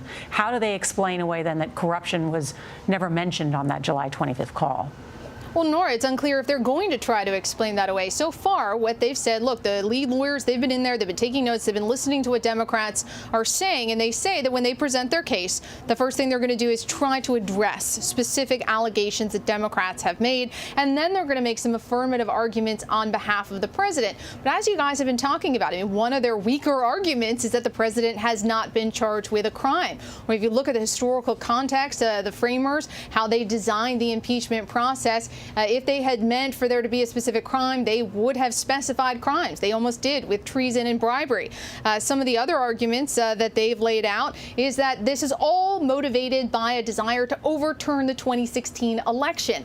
But that is an argument that does resonate with the president's base. And in talking to the president's lawyers, Nora, they're confident he's not going to be removed. And in many ways, they feel like they're talking just as much to the court of public opinion as they are that group of senators in front of them. And that's why you keep hearing the president say, read the transcript. It was just one call. When you know, if you've been paying attention to these proceedings, it was not just one call. This was a broader campaign to pressure Ukraine. And of course, there is no transcript. All there is a partial record that's been released by the White House, and calling out people to read the transcript assumes that they're not actually going to read it because it's pretty damning. And right now it's just unclear if his lawyers will really be able to address many of the points made by the president and by others claiming his innocence. Perfect timing, Paula, as we return now to the Senate chamber. And it looks like now that Chief Justice of the Supreme Court, John Roberts, taking a sip of water, and Val Demings, two-term Congresswoman from Florida. And Senators, first of all, I begins. I want to join my colleagues in just thanking you for your patience and your indulgence. What I can tell you today is that we are closer today than we were on yesterday, because I'm prepared to present Article 2, obstruction of Congress. The second article of impeachment charges the president with misusing the powers of his high office to obstruct the House impeachment inquiry. We are here today in response to a blanket order issued by President Trump directing the entire executive branch to withhold all documents and testimony from that inquiry. President Trump's obstruction of the impeachment inquiry was categorical, indiscriminate, and historically unprecedented. And its purpose was clear: to impede Congress's ability to carry out its duties under the Constitution, to hold the president accountable for high crimes and misdemeanors. As part of his effort to cover up evidence of his scheme to solicit foreign interference in the upcoming election, President Trump did something no president has ever dared to do in the history of our republic. President Trump directed the entire executive branch not to cooperate with the House's impeachment inquiry. President Trump blocked every person who works in the White House and every person who works in every department, agency, and office of the executive branch from providing information to the House as part of the impeachment inquiry. This was not about specific, narrowly defined security or privacy issues, nor was it based on potential privileges available to the executive branch. Indeed, President Trump has not once asserted executive privilege during this process. This was a declaration of total defiance of the House's authority to investigate credible allegations of the president's misconduct and a wholesale rejection of Congress's ability to hold the president accountable. The president's order, executed by his top aides, substantially interfered with the House's constitutionally authorized power to conduct an impeachment inquiry. At President Trump's direction, the White House itself refused to produce a single document or record in response to a House subpoena that remains in full force and effect, and it continues to withhold those documents from Congress and from the American people. But it is not just the White House. Following President Trump's order, the Office of the Vice President, the Office of Management and Budget, the Department of State, the Department of Energy, and the Department of Defense all continued to refuse to produce a single document or record in response to 71 specific requests, including 5 subpoenas. Additionally, following President Trump's order, 12 current or former administration officials continued to refuse to testify as part of the House's impeachment inquiry. Not only current administration officials, but former administration officials as well. 9 of those witnesses, including senior officials with direct firsthand knowledge of the president's actions, continue to defy subpoenas for testimony because of the president's order. And yet, despite President Trump's obstruction, as you have heard and seen throughout the House manager's presentation of the facts of the president's scheme, the House gathered overwhelming evidence of his misconduct from courageous public servants who were willing to follow the law, comply with subpoenas, and tell the truth. On the basis of that formidable body of evidence, the House adopted the first article of impeachment. These witnesses also testified with great specificity about extensive documents, communications, and records in the possession of the White House and other agencies regarding the president's scheme to coerce Ukraine's leader to help his re-election. As you have heard over the past few days, the House was therefore able to develop an extensive catalog of specific documents and pertinent communication that go to the heart of the president's wrongdoing and which the president has ordered be concealed from Congress and the American people. Revelations of evidence harmful to the president have only continued since the House compiled its investigative reports.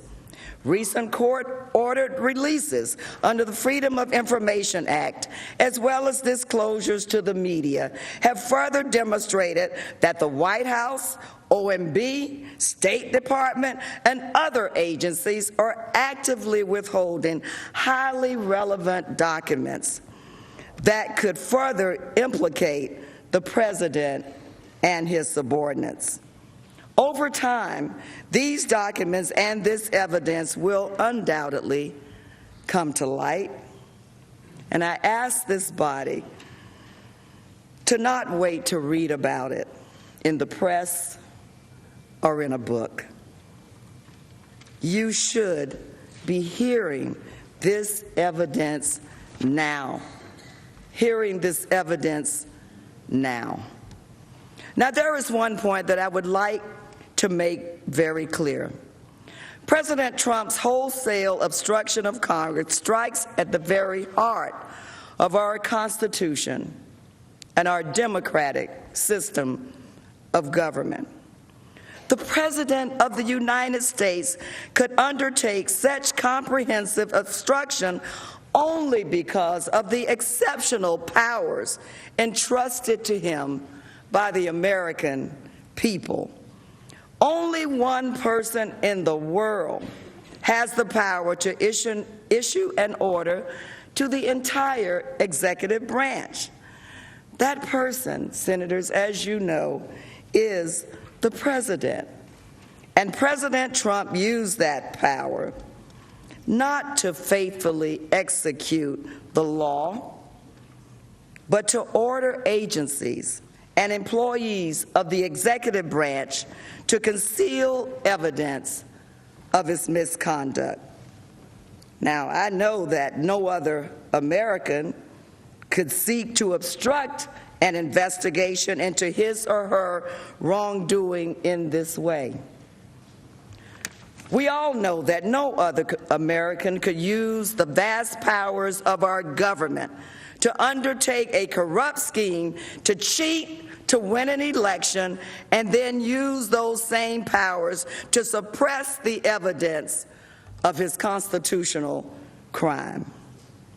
We would not allow, no, I am convinced that we would not allow any member of our state or local governments to use the official powers of their office to cover up crimes and misdeeds.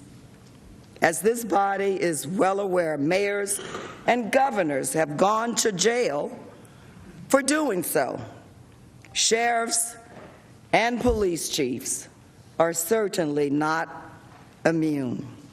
If we allow President Trump to escape accountability, we will inflict lasting damage on the separation of powers among our branches of government, our fundamental system of checks and balances. It would inflict irreversible damage by allowing this commander-in-chief and establishing precedents for future presidents to act corruptly or abusively and then use the vast powers of their office, the office of the presidency, to conceal their own misconduct from Congress and the American people.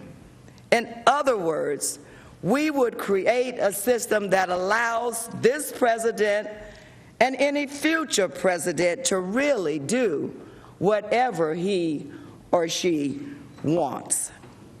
It is an attack on congressional oversight, not just on the House, but also on the Senate's own ability to oversee and serve as a check on this and future presidents, both Republican and Democratic administrations. Without meaningful oversight, without the power of impeachment, Americans will have to come to accept a far greater likelihood of misconduct in the Oval Office, and they would not be able to look to other branches of government to hold their president, the people's president, accountable.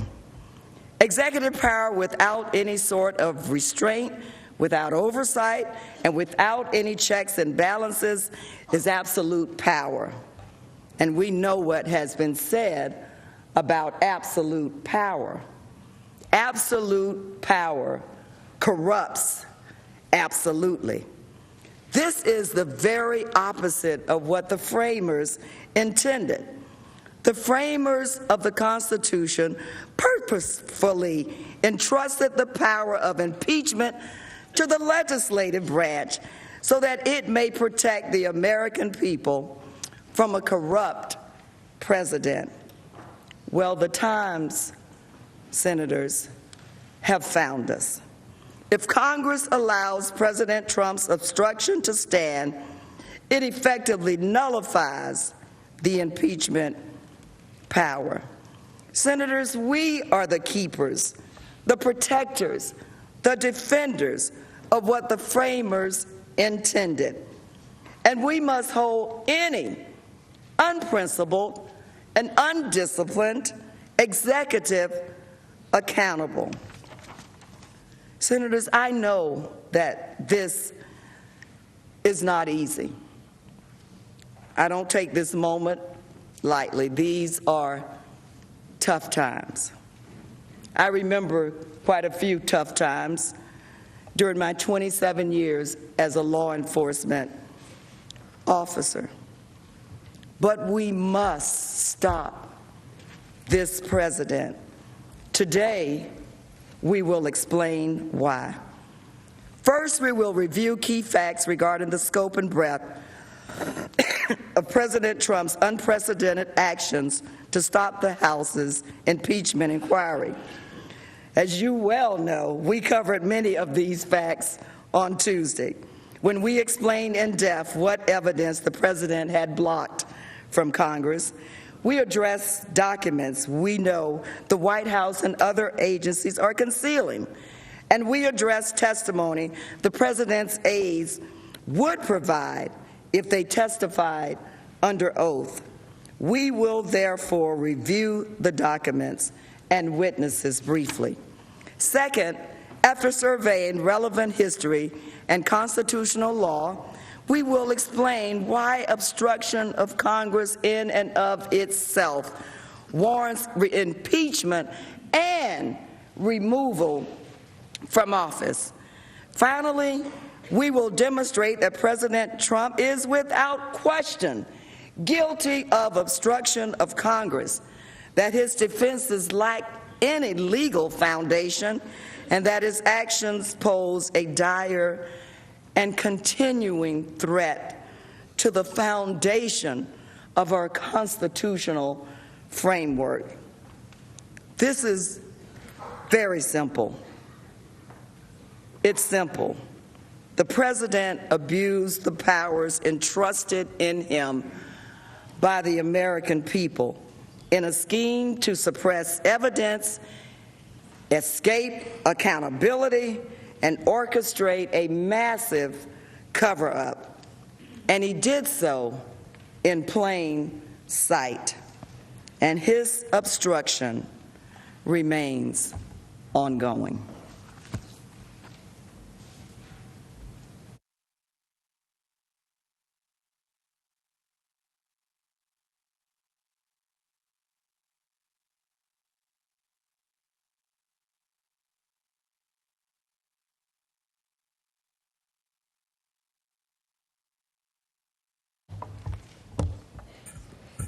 Mr. Chief Justice, Senators, President's Council, before I start, I too want to thank all the senators for being so patient and being such good listeners.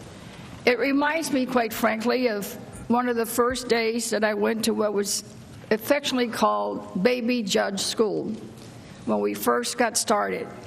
And those are the first two things that they told us, that we needed to be patient and we needed to listen and that we needed to be fair and always give the opportunity to be heard to each side.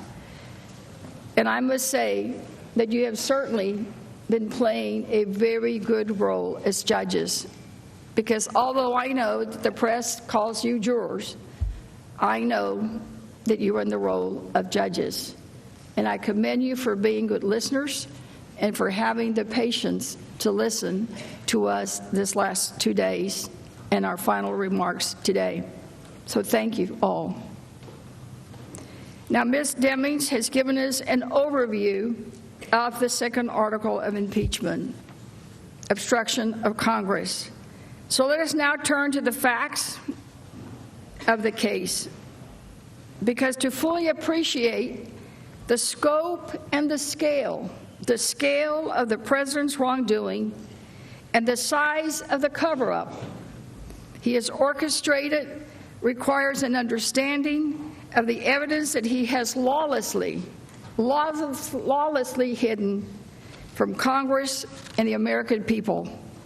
President Trump categorically, indiscriminately, and in unprecedented fashion obstructed Congress's impeachment inquiry.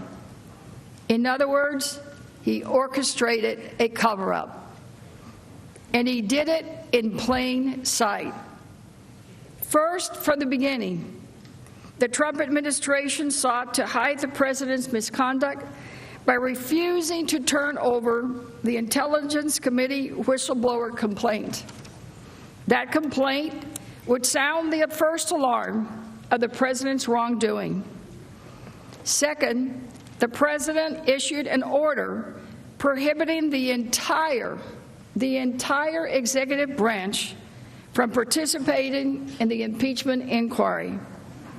No cooperation, no negotiation, nothing, or as we say in Texas, nada. Following the president's orders, federal agencies refused to produce documents and key witnesses refused to testify. In fact, the president sanctioned specific directions to officials, ordering them to defy congressional subpoenas. Third, and perhaps the most reprehensible of all, the president waged a campaign of intimidation against those brave public servants who did come forward to comply with their obligation under the law. Senators, as I've mentioned, I'm a lawyer and a former judge. I have never, ever seen anything like this from a litigant or a party in any case, not anywhere. But from the very beginning of this scandal, President Trump has sought to hide and cover up key evidence. The cover-up started even before the House began to investigate the president's Ukraine-related activity. It began when the White House sought to conceal the record of Donald Trump's July 25 call with the president of Ukraine by placing it on a highly classified system. But, as we've said before, there was no legitimate national security reason to do so. The cover-up continued. A top OMB official instructed the freeze to be, quoted, closely held. In other words, don't say anything to anybody.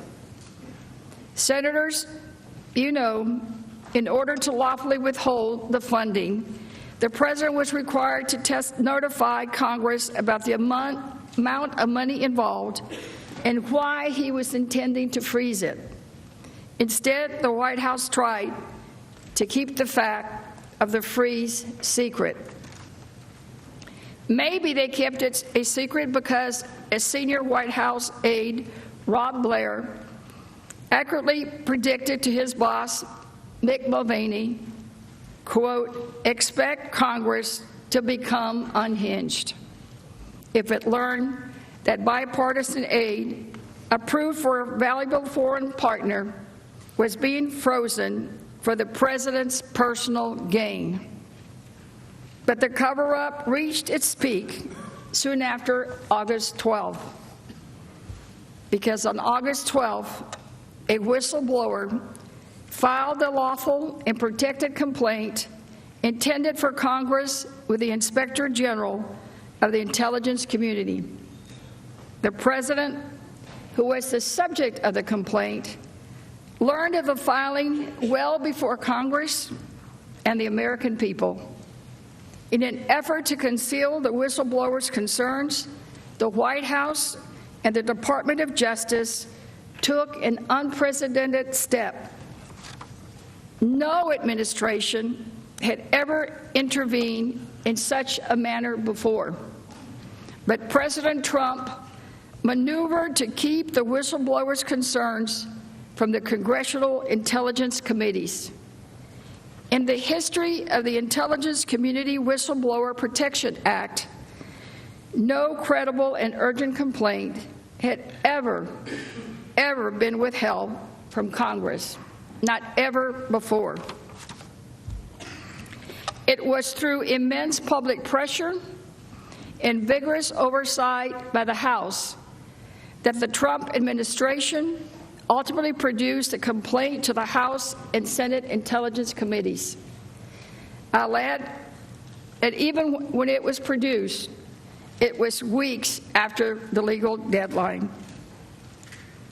If the president's efforts to conceal the whistleblower's concerns had succeeded, Congress would never have learned about the existence of the complaint, let alone the allegations that it contained. But this attempt to hide key information from Congress was only the first sign of what was to come. Following new, deeply troubling revelations about the president's July 25 call, on September 24th, the Speaker of the House announced that the House investigations into the president's scheme to pressure Ukraine for personal gain would be folded into the ongoing impeachment inquiry. Just days later, the president began to attack the legitimacy of the House impeachment inquiry. While standing on the tarmac at Andrews Air Force Base, President Trump argued that the House impeachment inquiry, quote, shouldn't be allowed. He claimed that there, and I quote again, there should be a way of stopping it, maybe legally, through the courts. Let's watch the president and what he had to say. My call was perfect. The president yesterday of Ukraine said there was no pressure put on him whatsoever, none whatsoever. And he said it loud and clear for the press. What these guys are doing, Democrats are doing to this country, is a disgrace, and it shouldn't be allowed. There should be a way of stopping it, maybe legally through the courts. There should be a way of stopping it. Soon after, President Trump took the matters into his own hands. The president used his authority and his office to wage a relentless and misleading public campaign to attack the impeachment inquiry. The president spent time at rallies, at press conferences, and on Twitter, trying to persuade the American people that the House's inquiry was invalid and fraudulent. Here are just a few of the President Trump's comments about the impeachment inquiry. He called it a witch hunt, a coup, an unconstitutional power grab, a fraud against the American people. He said it's the phony impeachment scam, the phony impeachment hoax, the Ukraine hoax, and a continuation of the greatest scam and witch hunt in the history of our country. And those are probably some of the ones I can repeat here. And it didn't stop. The attacks did not end there. President Trump turned from rhetoric to action.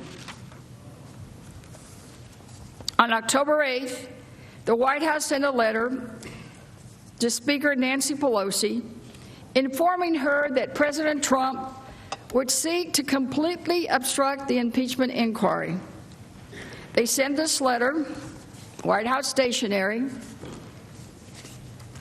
I shouldn't say this, but I'm a lawyer, but very loyally, it's an 8-page letter. You know, lawyers can't do one thing in one page. We got to do 7 or 8. This was 8 pages, and it's long, and no worries, I'm not going to read it all. I just want to get to the bottom line. It says, President Trump cannot permit his administration to participate in this partisan inquiry under the circumstances. He was just saying, we're not going to cooperate. And the letter is dated, again, October 8th, and it's signed by Pat Cipollone, who is here, of course, with us today as the lead counsel for the president. The president did not make any claim of privilege. The president did not make any attempt to compromise. He had no valid excuse.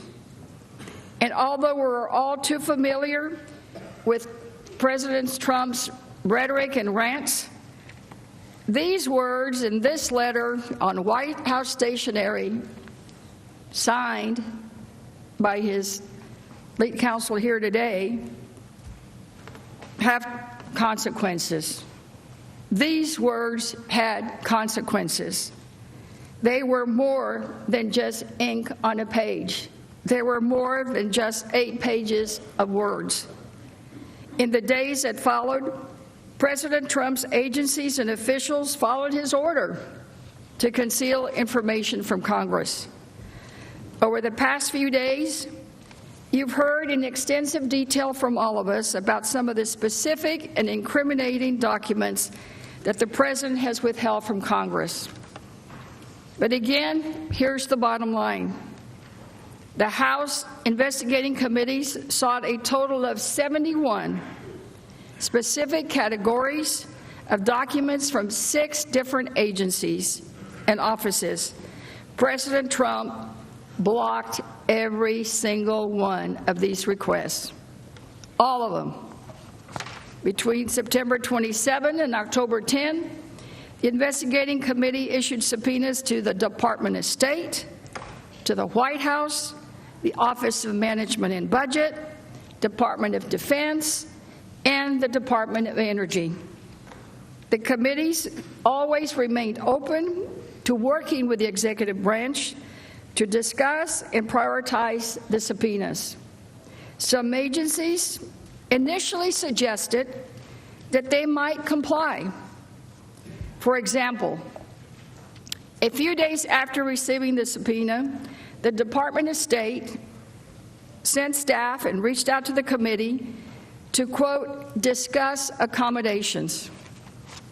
As you all know, the accommodation process is when Congress and the executive branch discuss priorities and concerns so that the committee gets what it needs most efficiently while minimizing any burden to the agency. So on October 7th, the committee staff met with State Department officials. During that conversation, the committee made a good faith attempt to engage the department in negotiations. To start, the committees requested that the department prioritize the production of a narrow set of non-privileged documents. The department representatives stated that they would take the request back to senior State Department officials. But that was the end. That was the end. Those priority documents were never provided to the committees. In addition to the State Department, the Department of Defense also showed an initial interest in cooperating. During an October 13 television appearance, Secretary of Defense Mark Esper stated repeatedly the Department of Defense would seek to comply. He said on air, on TV, that they would seek to comply with the subpoenas. In an exchange on Face the Nation, he was specifically asked, question, very quickly, are you going to comply with a subpoena that the House provided you and provide documents to them regarding the halt to military aid to Ukraine? Answer from the Secretary, yeah, we will do everything we can to cooperate with the Congress. Just in the last week or two, my general counsel sent out a note, as we typically do in these situations, to ensure documents are retained. But again, the question is that a yes? Answer by the Secretary, that's a yes. Question, you will comply with a subpoena? Answer again by the Secretary, we will do everything we can comply. These are his very own words. We can comply. We can comply. But remember that October 8th letter from the White House counsel sent to the Speaker stating that the President's position of total defiance. President Trump, again, I'll quote it, had said, President Trump cannot permit his administration to participate in this partisan inquiry under these circumstances. So every department, every office, top to bottom, of the executive branch was under these instructions. You know, that is about 2 million public servants, top to bottom. The executive branch, all ordered by President Trump not to provide information to Congress. The President offered no accommodation and no opportunity for negotiation. Ultimately, each agency and office followed the President's order.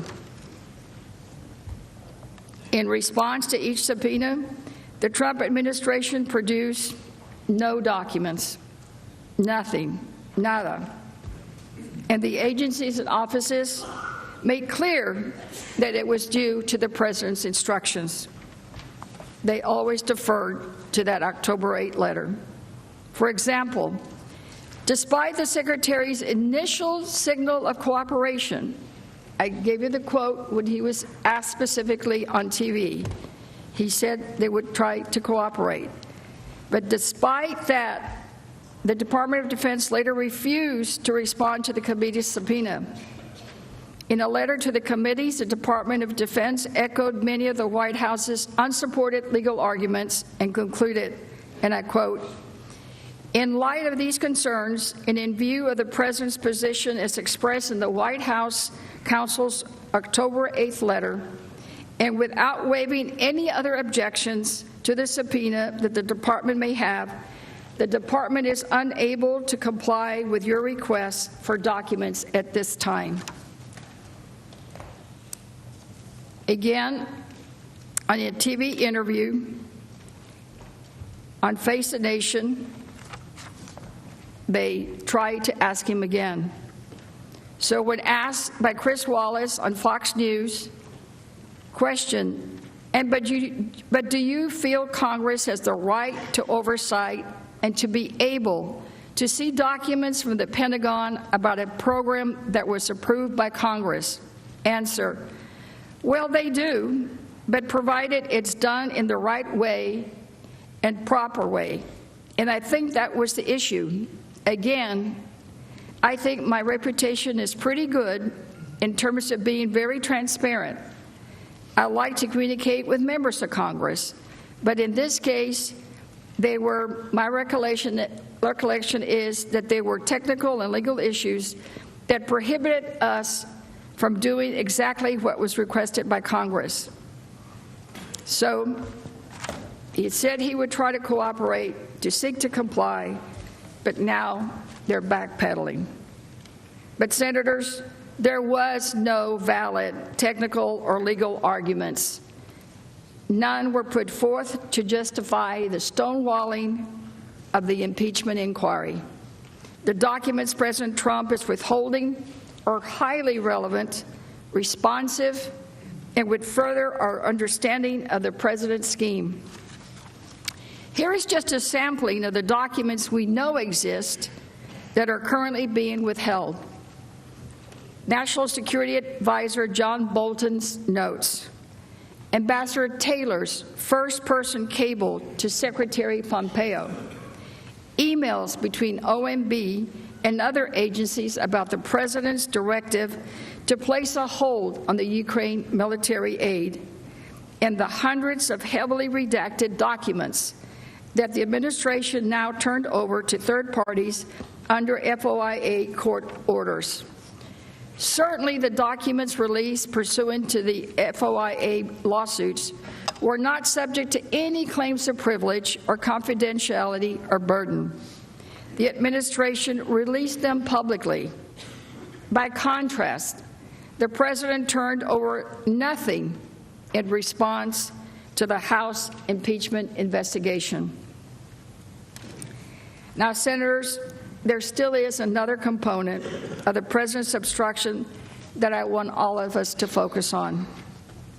Not only did the President block agencies and offices from producing documents, his administration also blocked current and former officials from identifying, producing, or even reviewing relevant documents. First, the Trump administration actively discouraged its employees from even identifying documents responsive to the committee's requests. Deputy Assistant Secretary George Kent testified in his deposition that he informed the State Department attorney about additional responsive records that the department had not collected. According to Kent, the department attorney, quote, got very angry and, quote, objected to Kent raising of the additional information. He, quote, made clear that he did not think it was appropriate for Kent to make the suggestion. So here's a lawyer telling the witness, you know, don't say that. You know, I just, frankly, as a lawyer and former judge, I just can't believe something like this would happen. But Kent responded that he was just trying to, quote, make sure that the department was being fully responsive. Second, the Trump administration refused to permit individual witnesses to produce relevant documents themselves. After the State Department failed to respond to voluntary requests for documents at the beginning of the investigation, the committee sent document requests to 6 individual State Department employees. Secretary Pompeo objected to the committee's request to state officials, calling them, quote, it's an act of intimidation and an invitation to violate federal court laws. He also claimed that the House inquiry, quote, an attempt to intimidate, bully, and treat improperly the distinguished professionals of the Department of State. Now, we were the bullies. But let's be clear. His statement has been contradicted by actual State Department professionals from whom the committee sought documents. Kent testified that he, quote, had not felt bullied, threatened, and intimidated by the House. In fact, Kent said that the language in Secretary Pompeo's letter, which had been drafted by a State Department attorney, was without consulting Mr. Kent. He said, quote, it was inaccurate. Inaccurate. Then the State Department ordered witnesses to withhold documents from Congress. For example, on October 14, the department sent a letter to Kent's personal attorney warning, quote, your client is not authorized to disclose to Congress any records relating to official duties. Certain witnesses defied these orders and produced the substance of key documents, providing critical insight into the president's scheme. Other witnesses produced documents to the Trump administration so they could be turned over to Congress. But now the administration is also sitting on those documents and is refusing to turn them over. Ambassador Taylor testified that he turned over documents to the Trump administration, but to his knowledge, they had not been produced to the House. Let's watch. But has any of the documents that you turned over, to your knowledge, been turned over to the committee? No.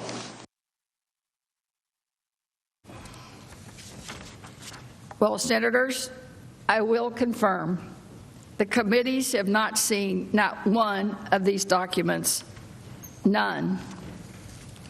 Finally, if it could be any worse, well, it is. A Trump administration official, Ambassador Sondland, informed us that he was not even permitted to review his own relevant records in preparation for the testimony. Again, this would be his own records so that he could prepare to testify. So let's watch.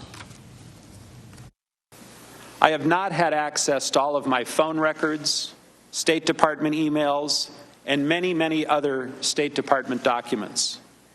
and I was told I could not work with my EU staff to pull together the relevant files and information.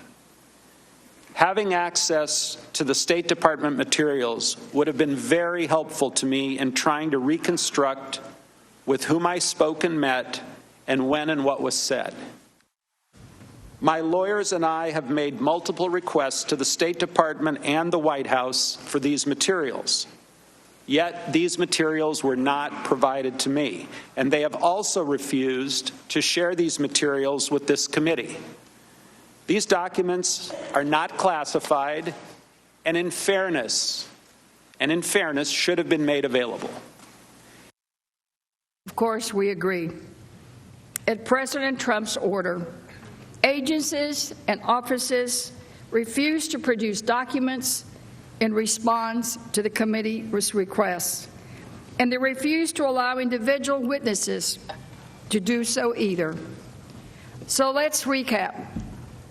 No documents, zero, goose egg, nada, in response to over 70 requests and 5 subpoenas. No attempt to negotiate. No genuine attempt to accommodate. Categorical, indiscriminate, and unprecedented stonewalling. Again, never in my time as a lawyer or as a judge have I seen this kind of total disrespect and defiance of a lawfully issued subpoena, and all on President Trump's orders. And it could continue because this obstruction of Congress is real and it's beyond comparison. This president should be removed.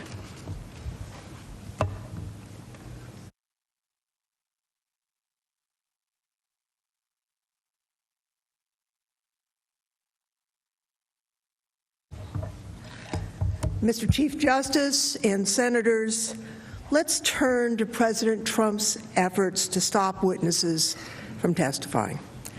No other president facing impeachment has taken the extreme step to prohibit executive branch witnesses from testifying before Congress. Even President Nixon, who famously attempted to defy a subpoena for tape recordings of his conversations, he let his most senior staff testify before Congress. Now, I remember listening on TV as John Dean testified before the Senate Watergate Committee. He was the president's lawyer. President Nixon didn't block him. Not only did President Nixon allow his staff to testify before Congress, he publicly directed them to testify and without demanding a subpoena. Actually, with the Senate Watergate investigation, President Nixon said, and this is a quote, "All members of the White House staff will appear voluntarily when requested by the committee. They will testify under oath, and they will answer fully all proper questions." Now compare to President Trump. He publicly attacked the House's impeachment inquiry, calling it, quote, "constitutionally invalid." And he ordered every single person working in the executive branch to defy the House impeachment inquiry.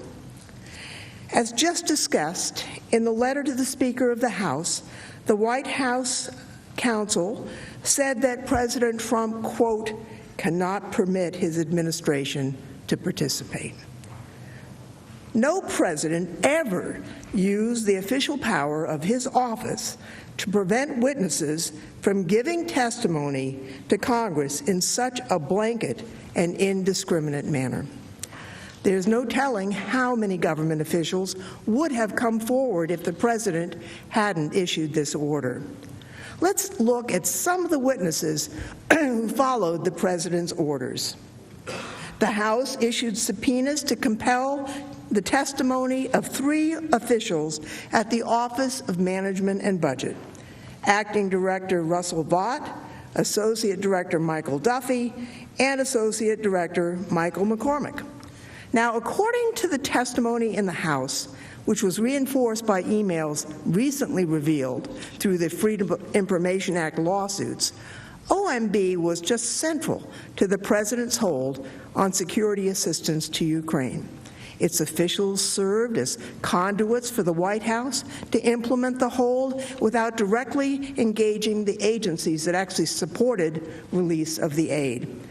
President Trump directed these three OMB officials to violate their legal obligation by defying lawful subpoenas, and they followed his orders. This isn't just an argument, it's a fact.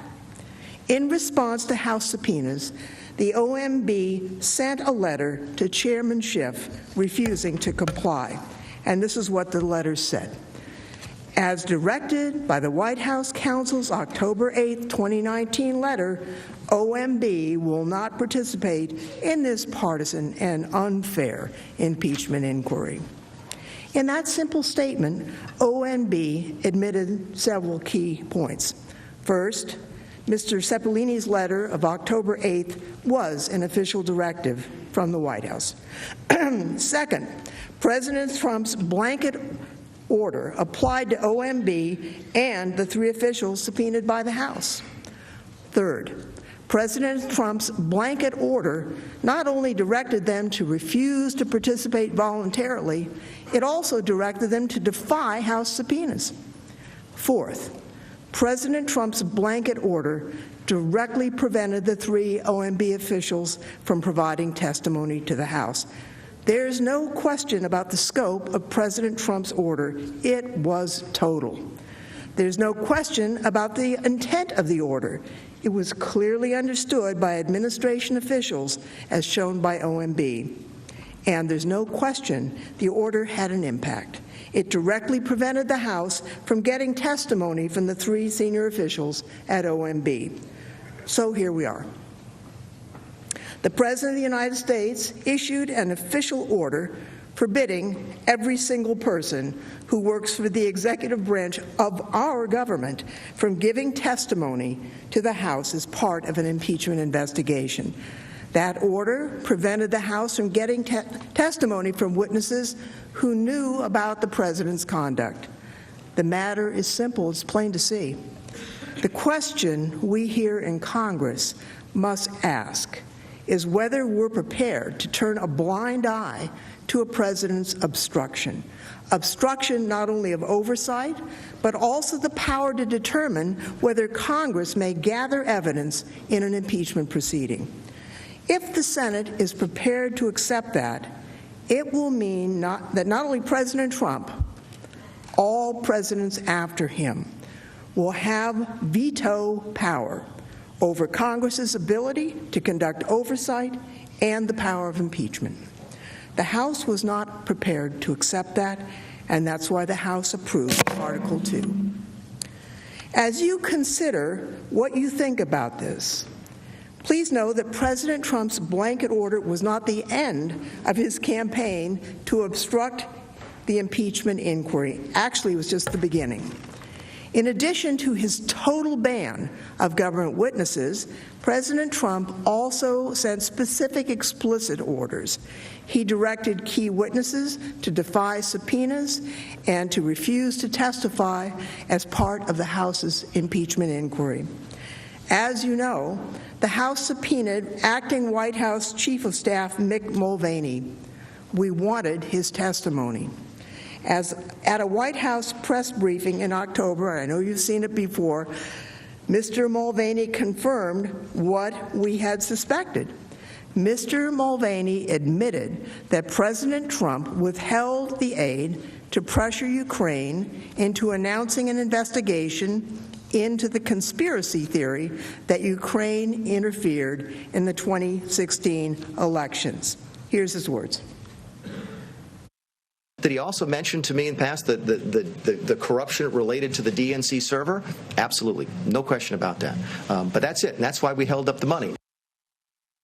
After this really stunning admission, the House issued a subpoena to require Mr. Mulvaney to testify. But on the day of Mr. Mulvaney's scheduled deposition, the White House sent a letter to his personal attorney. it prohibited from obeying the subpoena. And the letter said, quote, "The President directs Mr. Mulvaney not to appear at the committee's scheduled deposition." When he issued this order, President Trump doubled down on his previous blanket order. He did so after the House voted to approve Resolution 660, which in no uncertain terms made clear that Mr. Mulvaney was being subpoenaed to testify in an impeachment investigation. This order was the first of many. President Trump also ordered another White House official, Robert Blair, not to testify. Mr. Blair is Mr. Mulvaney's senior advisor and his closest aide.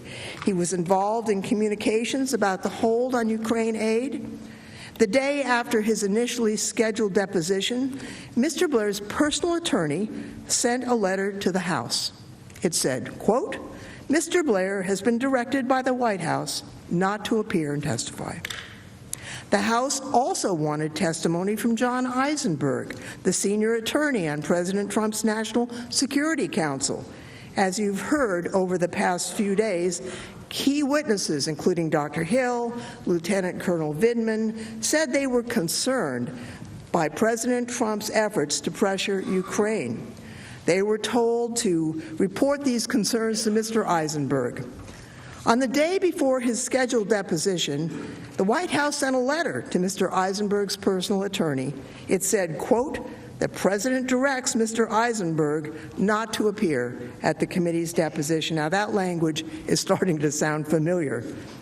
Mr. Eisenberg's personal attorney then sent a letter to the House. The letter said this: "Under these circumstances, Mr. Eisenberg has no other option that is consistent with his legal and ethical obligations except to follow the direction of his client and employer, the President of the United States. Accordingly, Mr. Eisenberg will not be appearing for a deposition at this time." Now, that language, I think, is important, and it's telling. It shows that President Trump's order left Mr. Eisenberg with, quote, "no other option that is consistent with his legal and ethical obligations."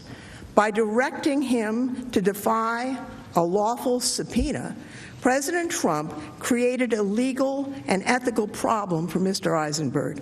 I'm sure you know, contempt of Congress can be punished as a criminal offense. It carries a possible sentence of up to 12 months in jail. No president has ever dared, during an impeachment inquiry, to officially and explicitly order government witnesses to defy House subpoenas. You don't have to consider high-minded constitutional principles to understand why this was wrong. It's simple, really. By ordering specific government officials to defy congressional subpoenas, President Trump forced those officials to choose between submitting to the demands of their boss or break the law. Nobody should abuse a position of power in that way. But President Trump specifically ordered all three of these senior White House officials, Mulvaney, Blair, Eisenberg, to defy the House's subpoenas and refuse to testify. President Trump's efforts to conceal his actions didn't stop there, and they didn't stop at the front door of the White House. No less than 12 other witnesses were specifically ordered not to testify. One of those witnesses, Ulrich Brechtbull, hasn't been highlighted much over the past few days, but the way he fits into the story is worth noting. Mr. Brechtbull is a senior official at the State Department. Like these other senior officials, he was ordered not to testify. In a letter to the House, his attorney said, quote, "Mr. Brechtbull has received a letter of instruction from the State Department directing that he not appear." Mr. Brechtbull is still another person who could shed light on President Trump's actions. He was kept updated on Rudy Giuliani's broader efforts in Ukraine. He had firsthand knowledge of Secretary Pompeo's involvement. For one thing, he handled Ambassador Yovanovitch's recall from Ukraine, though he refused to meet with her in the aftermath. Also, messages by Ambassador Volker show that Mr. Brechtbull knew about Mr. Giuliani's efforts in the Ukraine as they occurred. On July 10th Ambassadors Taylor, Volker, and Sondland discussed Rudy Giuliani's push abroad. While discussing the problems Rudy was creating by meddling in official U.S. foreign policy, Ambassador Taylor noted that he, quote, briefed Ulrich this afternoon. Also, on August 11th, Ambassador Sondland emailed Mr. Breckbull to ask him to brief Secretary Pompeo on a statement he was negotiating with President Zelensky, the aim of, quote, making the boss happy enough to authorize an invitation. Ambassador Sondland wrote to him, quote, Kurt and I negotiated a statement from Z to be delivered for our review in a day or two. The contents will hopefully make the boss happy enough to authorize an invitation. Now, State Department Executive Secretary Lisa Kenna answered Ambassador Sondland several hours later, letting him know that she'd passed that information on to Secretary Pompeo. Let's consider and pause here why this message to Mr. Breckbull, which the State Department continues to conceal, is important. In this exchange, Ambassador Sondland told Breckbull that he had negotiated a deal to get President Zelensky to make a statement, and that Sondland hoped that the promised statement would, quote, make the boss happy enough to authorize an invitation. It shows that senior State Department leadership, including Secretary Pompeo, were quite aware of the deal to trade an invitation to the White House for a statement from President Zelensky. Indeed, Ambassador Sondland confirmed that he kept them in the loop. Here's his testimony. We kept the leadership of the State Department and the NSC informed of our activities, and that included communications with Secretary of State Pompeo, his counselor, Ulrich Breckbull, his executive secretary, Lisa Kenna, and also communications with Ambassador Bolton, Dr. Hill, Mr. Morrison, and their staff at the NSC. They knew what we were doing and why.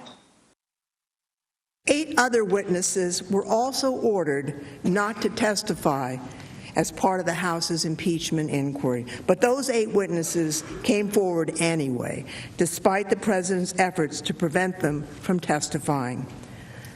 All of the following witnesses were told not to testify: Ambassador Marie Yovanovitch, Ambassador Gordon Sondland, Deputy Assistant Secretary of State George Kent, Ambassador Bill Taylor, Deputy Assistant Secretary of Defense Laura Cooper, Deputy Associate Director at OMB Mark Sandy, State Department official Catherine Croft, and State Department official Christopher Anderson. Each of these 8 witnesses followed the law. They obeyed House subpoenas, and they testified before the House. In all, we know that by issuing the blanket order and later specific orders, President Trump prevented at least 12 current or former administration officials from testifying during the House's impeachment inquiry. He specifically forced 9 of those witnesses to defy duly authorized subpoenas. The facts are straightforward and they're not in dispute. First, in the history of our republic, no president ever dared to issue an order to prevent even a single government witness from testifying in an impeachment inquiry. Second, President Trump abused the power of his office by using his official power in an attempt to prevent every single person who works in the executive branch from testifying before the House. Finally, President Trump's orders, in fact, prevented the House from obtaining key witness testimony from at least 12 current or former government officials. President Trump's orders were clear. They were categorical, they were indiscriminate, and they were wrong. They prevented key government witnesses from testifying.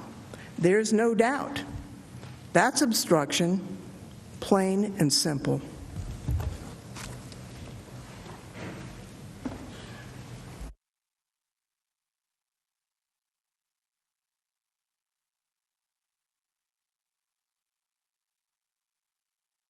Now let us turn to some final set of facts. In a further effort to silence his administration, President Trump engaged in a brazen effort to publicly attack and intimidate the dedicated public servants who came forward to testify. To be clear, these witnesses didn't seek the spotlight in this way. For years, they had quietly and effectively performed their duties on behalf of our national interest and on behalf of the American people. Why would they seek the spotlight in this way, knowing that the President of the United States would lead the chorus of attacks against them? And he did. In response, the President issued threats, openly discussed possible retaliation, attacked their character and patriotism, and subjected them to mockery and other insults. The President's attacks were broadcast to millions of Americans, including the witnesses, their families, their friends, and their co-workers. This campaign of intimidation risks discouraging witnesses from coming forward voluntarily or complying with mandatory subpoenas for documents and testimonies. And as we all know, witness intimidation is a federal crime. There is simply not enough time today to walk through each of the President's attacks on the House's witnesses. But let's talk about a few. As I am sure my colleagues recall, the House subpoenaed Ambassador Marie Yovanovitch for public testimony. Ambassador Yovanovitch's first tour was in Somalia, an increasingly dangerous place as that country's civil war progressed. During a different tour, when Ambassador Yovanovitch helped to open a U.S. embassy, during which time the embassy was attacked by a gunman who sprayed the embassy building with gunfire. Ambassador Yovanovitch has also served as ambassador to Armenia and served the U.S. Embassy in Moscow. As Chairman Schiff said earlier, she has served in some dangerous places around the world on behalf of our interest and the interests of the American people. President Trump's Undersecretary of State for Political Affairs described Ambassador Yovanovitch as, and I quote, an exceptional officer doing exceptional work at a critical embassy in Kyiv. But during Ambassador Yovanovitch's public testimony, President Trump tweeted, "Everywhere Marie Yovanovitch went turned bad." She started off in Somalia. How did that go? Then fast forward to Ukraine, where the new Ukrainian president spoke unfavorably about her in my second phone call with him. It is the U.S. president's outright or absolute right to appoint ambassadors. In that same hearing, Chairman Schiff asked Ambassador Yovanovitch for her reactions to the president's attacks during her testimony before the House. Let's listen to that exchange. Ambassador, you've shown the courage to come forward today and testify. Notwithstanding the fact you were urged by the White House or State Department not to, notwithstanding the fact that, as you testified earlier, the president implicitly threatened you in that call record, and now the president in real time is attacking you. What effect do you think that has on other witnesses' willingness to come forward and expose wrongdoing? Well, it's very intimidating. It's designed to intimidate, is it not? I mean, I can't speak to what the president is trying to do, but I think the effect is to be intimidating. Well, I want to let you know, Ambassador, that some of us here take witness intimidation very, very seriously. The House also subpoenaed the public testimony of Ambassador William B. Taylor, another career public servant who graduated at the top of his class from West Point, served as an infantry commander in Vietnam, and earned a Bronze Star and an Air Medal with a V device for valor. Yes, yet shortly after Ambassador Taylor came forward to Congress, President Trump publicly referred to him as a never-Trumper without any basis. And then, when a reporter noted that Secretary of State Mike Pompeo had hired Ambassador Taylor, President Trump responded, and I quote, "Hey, everybody makes mistakes." He then had the following exchange about Ambassador Taylor. Let's listen. Do you want him out now? He's a never-Trumper. His lawyer's the head of the never-Trumpers. They're a dying breed, but they're still there.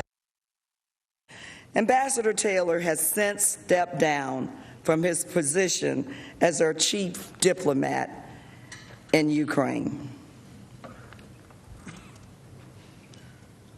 In addition to his relentless attack on witnesses who testified in connection to the House's impeachment inquiry, the president also repeatedly threatened and attacked the member of the intelligence community who filed the anonymous whistleblower complaint. In more than 100 statements about the whistleblower, over a period of just 2 months, the president publicly questioned the whistleblower's motives and disputed the accuracy of the whistleblower's account. But most disturbing, President Trump issued a threat against the whistleblower and those who provided information to the whistleblower. Let's listen. I want to know who's the person that gave the whistleblower, who's the person that gave the whistleblower the information? Because that's close to a spy. You know what we used to do in the old days when we were smart, right? With spies and treason, right? We used to handle it a little differently than we do now. The president's need to conceal his actions was so extreme that he even attacked the credibility of those witnesses who served our country in combat. This included active duty military personnel and veterans who earned the Purple Heart and Bronze Star, among other battlefield recognition. But President Trump showed utter disregard for such patriotism. For example, President Trump attacked Lieutenant Colonel Vindman during his testimony on November 19th, seeking to question his loyalty to the United States. The president retweeted, Lieutenant Colonel Vindman was offered the position of defense minister for the Ukrainian government 3 times. Lieutenant Colonel Vindman, the National Security Director for Ukraine, has been an active duty Army officer for more than 20 years. Lieutenant Colonel Vindman earned a Purple Heart for wounds he sustained in an improvised explosive attack or device in Iraq. President Trump's campaign of witness intimidation is reprehensible, debases the presidency, and was part of his effort to obstruct the impeachment inquiry. The fact that it is the President of the United States making these threats tells us something. It tells us that the President desperately wanted to keep witnesses from testifying and thus further obstruct Congress's inquiry. Senators, we cannot and we must not condone President Trump's attacks on whistleblowers and witnesses, people who truly have the ability to put our country first.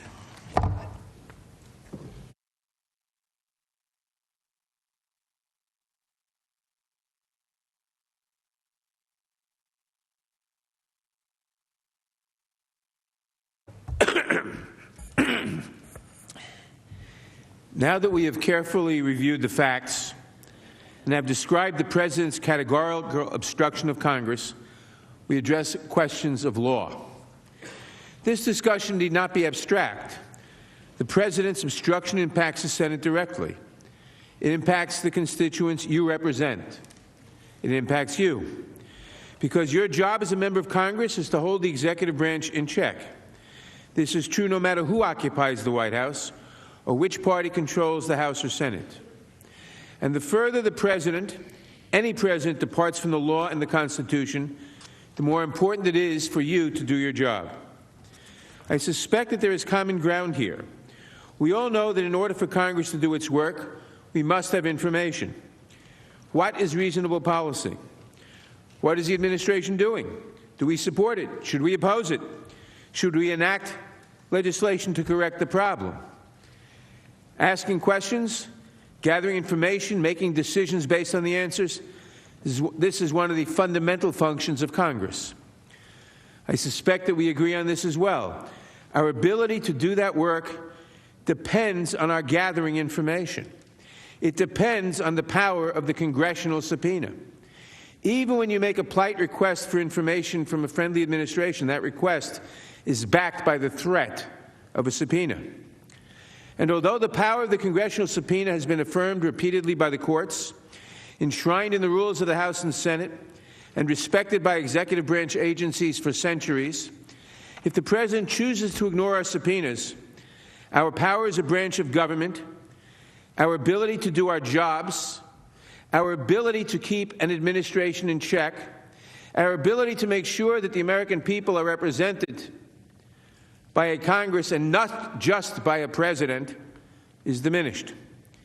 Please know that we are not talking about a disagreement over the last few documents at the end of a long production schedule. We are talking about a direct order from the President of the United States to completely disregard all our subpoenas, to deny us all information the President wants to keep secret. This is in order to deprive Congress of our ability to hold an administration accountable. It is a bid to neuter Congress, to render the President all-powerful, since Congress could not have any information the President didn't want us to have. Without information, we cannot act. And so we must ask, is there a consequence for a President who defies our subpoenas absolutely, who says to all branches of the administration, do not obey a single congressional subpoena categorically without knowing the subject of the subpoena? Just never answer a congressional subpoena? Who denies Congress the right to any information necessary to challenge his power? Would Madison, Hamilton, and Washington support removing a president who declares that the Constitution lets him do whatever he wants, and who brazenly adds that he can ignore any effort to investigate, even when backed by subpoenas that the law requires him to obey? The answer to all these questions is a resounding yes. But before diving in, I'd like to set the historical scene. The framers were wise, and so they worried that presidents would abuse their power for personal gain. They feared that someday a president might mistake himself for a king, whose decisions cannot be questioned, whose conduct cannot be investigated, whose power transcends the rule of law. Such a would-be king would certainly think things like, quote, I have the right to do whatever I want as president. He might believe that it is, quote, illegitimate for anyone to investigate him. Of course, not even the framers could have imagined that a president would say these things out loud. A president with this view of raw power would attack anyone who tried to hold him to account, branding them, quote, human scum and, quote, the enemy of the people. He would argue that courts have no power to enforce subpoenas against him. He would conscript his allies to ridicule Congress. He would harass witnesses who testified against him, declaring it disloyal to question his conduct. He would use the powers of his eye office to sabotage our system of checks and balances. All of this we have seen in the last few years, indeed in the last few months. The framers wrote the impeachment clause to protect the American people from such a president. The impeachment clause exists to protect our freedom and our democracy in between elections. It exists to remind presidents that they serve the public, not the other way around. It is a reminder to presidents that they answer to something greater than themselves. It confirms that nobody in America is above the law, not even the president. But as we have discussed, the impeachment power does not magically protect us when the president commits high crimes and misdemeanors. In Benjamin Franklin's words, the framers left us a republic, if we can keep it. Now, one way we can uphold that promise is to do our duty as elected members of Congress to hold the executive branch in check. That responsibility is part of the constitutional design. The burden is ours, regardless of our political party, no matter who sits in the Oval Office. In the ordinary course, when we do our jobs, we do our nation a service by holding the executive branch, both its political leadership and its professional core, accountable to the people for its actions.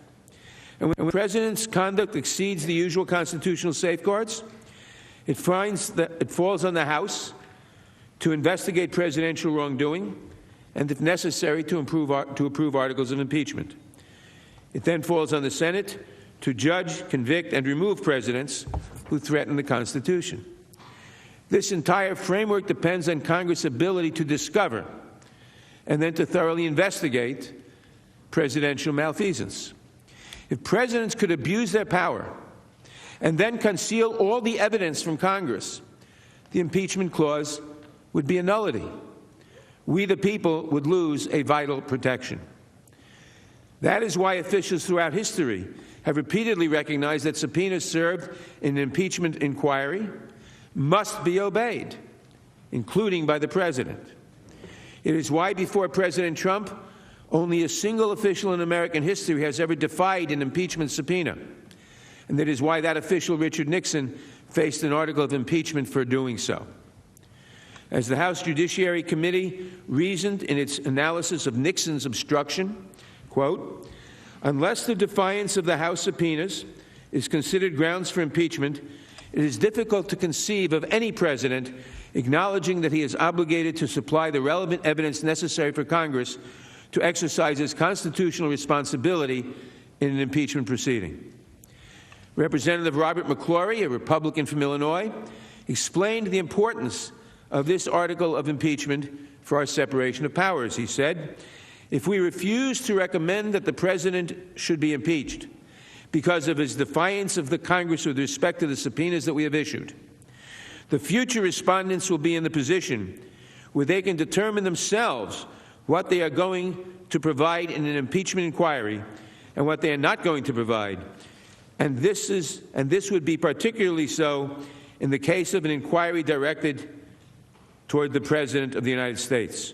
So it not only affects this president, but future presidents. And that's where we find ourselves now, but with even greater force. President Nixon authorized other executive branch officials and agencies to honor their legal obligations. He also turned over many of his own documents. President Trump, in contrast, directed his entire administration, every agency, every office, and every official not to cooperate with the impeachment inquiry. As in Nixon's case, President Trump's obstruction is merely an extension of his cover-up. As in Nixon's case, President Trump's obstruction reveals consciousness of guilt. Innocent people do not act this way.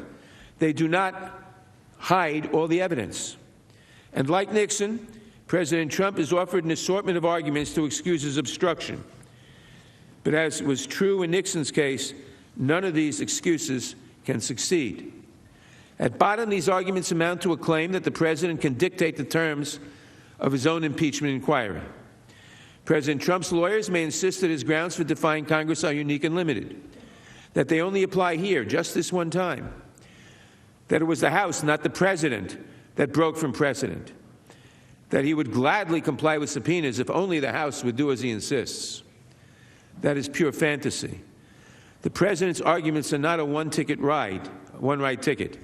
They're not unique to these facts. Unless they are firmly and finally rejected here, these bogus excuses will reappear every time Congress investigates any president for serious abuses of power. Every single time. They will constitute a playbook for ignoring oversight available to all future presidents, Democratic or Republican. These arguments are not consistent with the Constitution. They are loyally window dressing for an unprecedented, dangerous power grab. Plenty of presidents and judges have complained about impeachment inquiries, declaring their own innocence, attacking the House's motives, and insisting that due process entitled them to all sorts of things. But no president or judge, except Richard Nixon, has ever defied subpoenas on that basis. And no president or judge, none, has ever directed others to defy subpoenas categorically across the board. They have all eventually recognized their obligations under the law. President Trump stands alone. And if President Trump is permitted to defy our subpoenas here in an impeachment inquiry, when the courts have said the congressional power of inquiry is at its highest, imagine what future presidents will do when we attempt to conduct routine oversight. President Trump is the first leader of this nation to declare that nobody can investigate him for official misconduct except on his own terms. In word and in deed, President Trump has declared himself above the law. He has done so because he is guilty and wishes to conceal as much of the evidence from the American people and from this body as he can. In that, he must not succeed. If President Trump is allowed to remain in office after this conduct, historians will mark the date that this Senate allowed this president to break one of our mightiest defenses against tyranny. They will wonder why Congress so readily surrendered one of its core constitutional powers. They will wonder why Congress admitted that a president can get away with anything, can violate any constitutional rule, any liberty, any request for information, and get away with it simply by saying, I don't have to answer your questions. Congress has no power to make me answer questions about my conduct. That's what is at stake. And future people will despair that future presidents can abuse their power without fear of consequence or constraint. Let's begin with a legal premise of the second article of impeachment. Congress has the power to investigate presidents for official misconduct. This premise is indisputable. Article 1 of the Constitution, all legislative powers herein granted shall be vested in the Congress of the United States, which shall consist of a Senate and House of Representatives. Each House may determine the rules of its own proceedings. Our investigations are grounded in Article 1 of the Constitution, which grants Congress all legislative powers and authorizes each House to determine its own rules. As the Supreme Court has explained, the Constitution thus vests the House and the Senate with a power of inquiry that is, and I quote, penetrating and far-reaching, close quote. Moreover, Congress can effectuate that power of inquiry by issuing subpoenas commanding the recipient to provide documents or to testify under oath. Compliance with subpoenas is mandatory. It's not at the option of the executive or the president. As the Supreme Court has explained, quote, it is unquestionably the duty of all citizens to cooperate with the Congress in its efforts to obtain the facts needed for intelligent legislative action. It is their unremitting obligation to respond to subpoenas, to respect the dignity of the Congress and its committees, and to testify with respect to matters within the province of proper investigation. More recently, United States District Judge Ketanji Brown Jackson has elaborated, quote, blatant defiance of Congress' centuries-old power to compel the performance of witnesses is not an abstract injury, nor is it a mere banal insult to our democracy. It is an affront to the mechanism for curbing abuses of power that the framers carefully crafted for our protection, and thereby recalcitrant witnesses actually undermine the broader interests of the people of the United States. In recognition of the important role that congressional inquiries play in protecting our democracy and in guarding the American people, it is unlawful to obstruct them. Of course, while Congress investigates many issues, one of the most important is misconduct in the executive branch. There is a long history of congressional investigations into the executive branch. To name a few especially famous cases, Congress has investigated claims that President Lincoln mishandled Civil War military strategy, the infamous Teapot Dome scandal under President Harding, President Nixon's involvement in the Watergate scandal, President Reagan's involvement in the Iran-Contra affair, President Clinton's real estate dealings in the Monica Lewinsky scandal, warrantless wiretapping under President George Bush, attacks on American personnel in Benghazi under President Obama. Since the dawn of the Republic, presidents have recognized Congress's power to investigate the executive branch. Even in sensitive investigations involving national security and foreign policy, presidents have provided Congress with access to senior officials and important documents. For example, in the Iran-Contra inquiry, President Reagan's former National Security Advisor, Oliver North, and the former Assistant to the President for National Security Affairs, John Poindexter, testified before Congress. President Reagan also produced relevant excerpts of his personal diaries to Congress.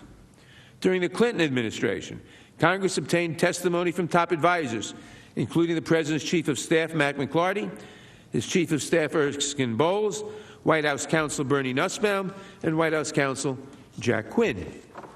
In the Benghazi investigation, President Obama made many of his top aides available for transcribed interviews, including National Security Advisor Susan Rice and Deputy National Security Advisor for Strategic Communications, Benjamin Rhodes. The Obama administration, in that case, also produced more than 75,000 pages of documents, including 1,450 pages of White House emails with communications of senior officials on the National Security Council.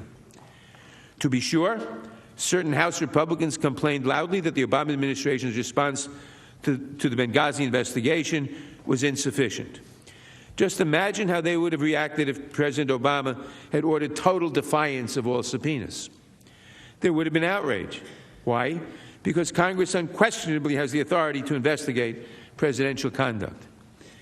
Now, not only does Congress have the power to investigate the executive, but as we have discussed, Article 1 of the Constitution gives the House the sole power of impeachment. The framers intended this power to be an essential check on out-of-control presidents. But it does not work automatically. The House must investigate, question witnesses, and review documents.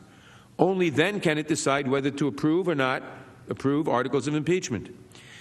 Therefore, when the House determines that the President may have committed high crimes and misdemeanors, it has the constitutional duty to investigate his conduct. In such cases, the House acts not only pursuant to its ordinary legislative authority, but also serves as a grand inquest of the nation. Because an impeachment inquiry wields one of the greatest powers in the Constitution, a power that exists specifically to constrain presidents, its subpoenas are backed with the full force of the impeachment clause. They cannot be thwarted by ordinary executive privileges or ordinary objections. It is therefore presumed, as President Polk conceded over 150 years ago, that, quote, all the archives and papers of the executive departments, public or private, would be subject to inspection, and, quote, every facility in the power of the executive would be afforded to enable the House to prosecute the investigation. What investigation? The impeachment investigation of President Polk. President Polk's statement, which we will return to, was no outlier. Presidents have long understood that they must comply with impeachment inquiries. Consistent with this understanding, in the history of the Republic, no president has ever claimed the unilateral prerogative to categorically defy a House impeachment inquiry. On the contrary, every president facing this issue has agreed that Congress possesses a broad and penetrating power of inquiry when investigating grounds for impeachment. This directly refutes President Trump's claim that he obstructed Congress to protect the office of the President. Every prior occupant of his office has disavowed the limitless power that he asserts. That matters. As the Supreme Court explained just a few years ago, and I quote, "Long settled and established practice is a consideration of great weight in a proper interpretation of constitutional provisions regulating the relationship between Congress and the President." So let's take a quick tour of the historical record. To begin at the beginning, a sweltering summer in Philadelphia, 1787, the framers discussed at length the balance between presidents and Congress. Remember, they had just fought a bloody war to rid themselves of a tyrant. And they were very conscious they didn't want another tyrant. When impeachment came up, they agreed it would limit the president's authority. But a strong majority of framers saw that as a virtue, not a vice. They wanted to empower the president, but also to keep his power from getting out of hand. Yet impeachment could not serve that role if the House were unable to investigate the president for suspected high crimes and misdemeanors. This was recognized early on, starting with our very first president. In 1796, the House requested that President Washington provide it with sensitive diplomatic materials relating to the hugely unpopular Jay Treaty with Great Britain. President Washington declined, since this request intruded upon his executive functions. But Washington agreed that impeachment would change his calculus. In the ensuing debates, it was noted on the House floor that Washington had admitted, quote, that where the House expresses an intention to impeach, the right to demand from the executive all papers and information in his possession belongs to it. All papers and information. This was only the first of many references to that point in our constitutional tradition. For example, less than 40 years later, in 1833, Justice Joseph Story remarked upon the dangers of presidential obstruction. He wrote, "The power of impeachment will generally be applied to persons holding high offices under the government, and it is of great consequence that the President should not have the power of preventing a thorough investigation of their own conduct." Consistent with this teaching, President Polk later offered his clear and insightful explanation of why presidents must honor all impeachment subpoenas. As I mentioned just a moment ago, he said, and I quote, "It may be alleged that the power of impeachment belongs to the House of Representatives, and that with a view to the exercise of this power, that House has the right to investigate the conduct of all public officers under the government." This is cheerfully admitted. Decades later, during our first presidential impeachment inquiry, President Andrew Johnson recognized Congress's power to thoroughly investigate him and his executive branch subordinates. In 1867, for example, the House Judiciary Committee obtained executive and presidential records. The committee interviewed cabinet officers and presidential aides about cabinet meetings and private conversations with the president by his top aides and cabinet officials. And multiple witnesses, moreover, answered questions about the opinions of the president, statements made by the president, and advice given to the president. There is no evidence that Johnson ever asserted any privilege to prevent disclosure of presidential conversations to the committee, or failed to comply with any of the committee's requests.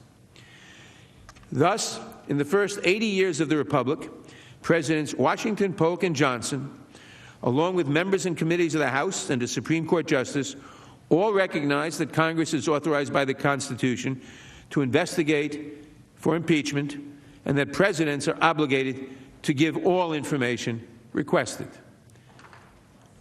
President Trump's attempt to stonewall Congress would have shocked those presidents. With only a few exceptions, invocations of the impeachment power subsided from 1868 to 1972. Yet even in that period, while objecting to ordinary legislative oversight, Presidents Ulysses Grant, Grover Cleveland, and Theodore Roosevelt each noted that Congress could obtain key executive branch documents in an impeachment inquiry. They thus confirmed yet again that impeachment is different. Under the Constitution, it requires full compliance. Then came Watergate, when President Nixon abused the powers of his office to undermine his political opponents. But even Nixon understood that he must comply with subpoenas for information relating to his misconduct. Thus, he stated in March 1973 regarding the Senate's Watergate investigation, I quote, "All members of the White House staff will appear voluntarily when requested by the committee. They will testify under oath and they will answer fully all questions." As a result, many senior White House officials testified, including White House counsel John Dean, White House Chief of Staff H.R. Haldeman, and Deputy Assistant to the President Alexander Butterfield. In addition, Nixon produced many documents in response to congressional subpoenas, including notes from meetings with the President. As the House Judiciary Committee explained at the time, 69 officials had been subjected to impeachment investigations throughout American history. Yet, and I quote, "with the possible exception of one minor official who invoked the privilege against self-incrimination, not one of them challenged the power of the committee conducting the investigation to compel the production of evidence it deemed necessary." President Nixon's production of records was incomplete, however, in a very important respect. He did not produce tape recordings of key Oval Office conversations. In response, the House Judiciary Committee approved an article of impeachment against the President for obstruction of Congress. 24 years later, the House undertook impeachment proceedings against President Clinton. Consistent with President and entirely unlike President Trump, Clinton pledged to cooperate fully with the impeachment investigations. Ultimately, he provided written responses to 81 interrogatories from the Judiciary Committee, and 3 witnesses provided testimony during the Senate trial. As this review of the historical record proves, presidents have long recognized that the Constitution compels them to honor subpoenas served by the House in an impeachment inquiry. Stated simply, President Trump's categorical blockade of the House, his refusal to honor any subpoenas, his order that all subpoenas, without even knowing what they were, all subpoenas be defied, has no analog in the history of the Republic. Nothing even comes close. He has engaged in obstruction that several of his predecessors have expressly said is forbidden, and that led to an article of impeachment against Nixon. President Trump is an outlier. He is the first and only president ever to declare himself unaccountable and to ignore subpoenas backed by the Constitution's impeachment power. If he is not removed from office, if he is permitted to defy the Congress entirely, categorically, to say that subpoenas from Congress in an impeachment inquiry are nonsense, then we will have lost, the House will have lost, the Senate certainly will have lost all power to hold any president accountable. This is a determination by President Trump that he wants to be all-powerful. He does not have to respect the Congress. He does not have to respect the representatives of the people. Only his will goes. He is a dictator. This must not stand, and that is why another reason he must be removed from office.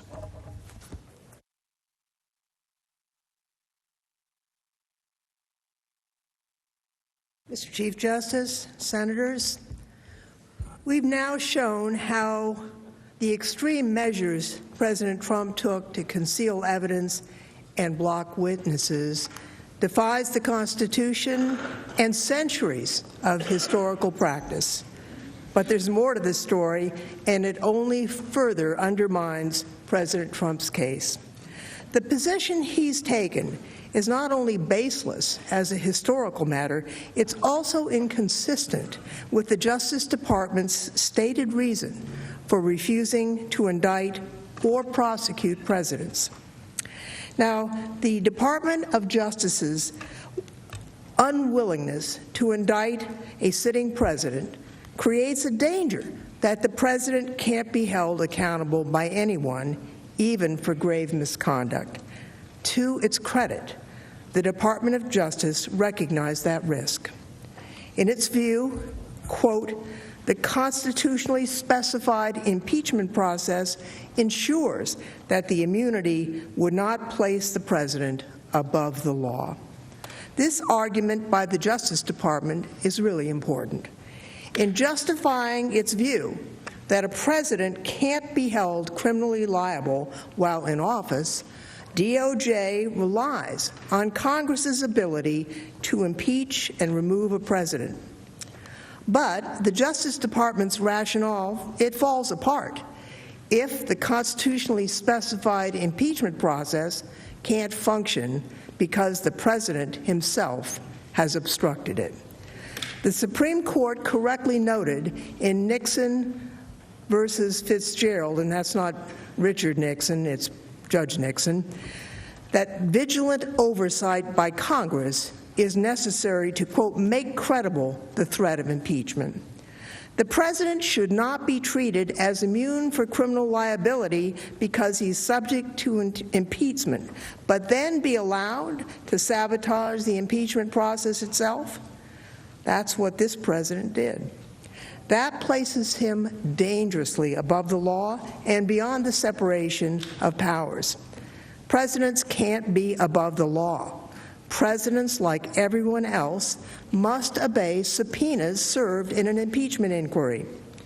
In 1880, the Supreme Court explained, quote, where the question of such impeachment is before either House of Congress, acting in its appropriate sphere on that subject, we see no reason to doubt the right to compel the attendance of witnesses and their answer to proper questions in the same manner and by the use of the same means that courts of justice can in like cases. Almost a century later, Judge John Sirica's influential opinion on the Watergate roadmap in 1974 emphasized the special weight assigned to Congress in an impeachment. He wrote, "It should not be forgotten that we deal in a matter of the most critical moment to the nation, an impeachment investigation involving the President of the United States. It would be difficult to conceive of a more compelling need than that of this country for an unswervingly fair inquiry based on all the pertinent information." That same year, the Supreme Court decided the famous case of Nixon versus the United States. That's President Nixon. I was standing just across the street from the court when the case was handed down. And I remember seeing the reporters running down those marble steps, clutching the court's unanimous decision. The decision forced the release of key Oval Office tapes that President Nixon had tried to cover up by invoking executive privilege. In short order, it led to the resignation of President Nixon.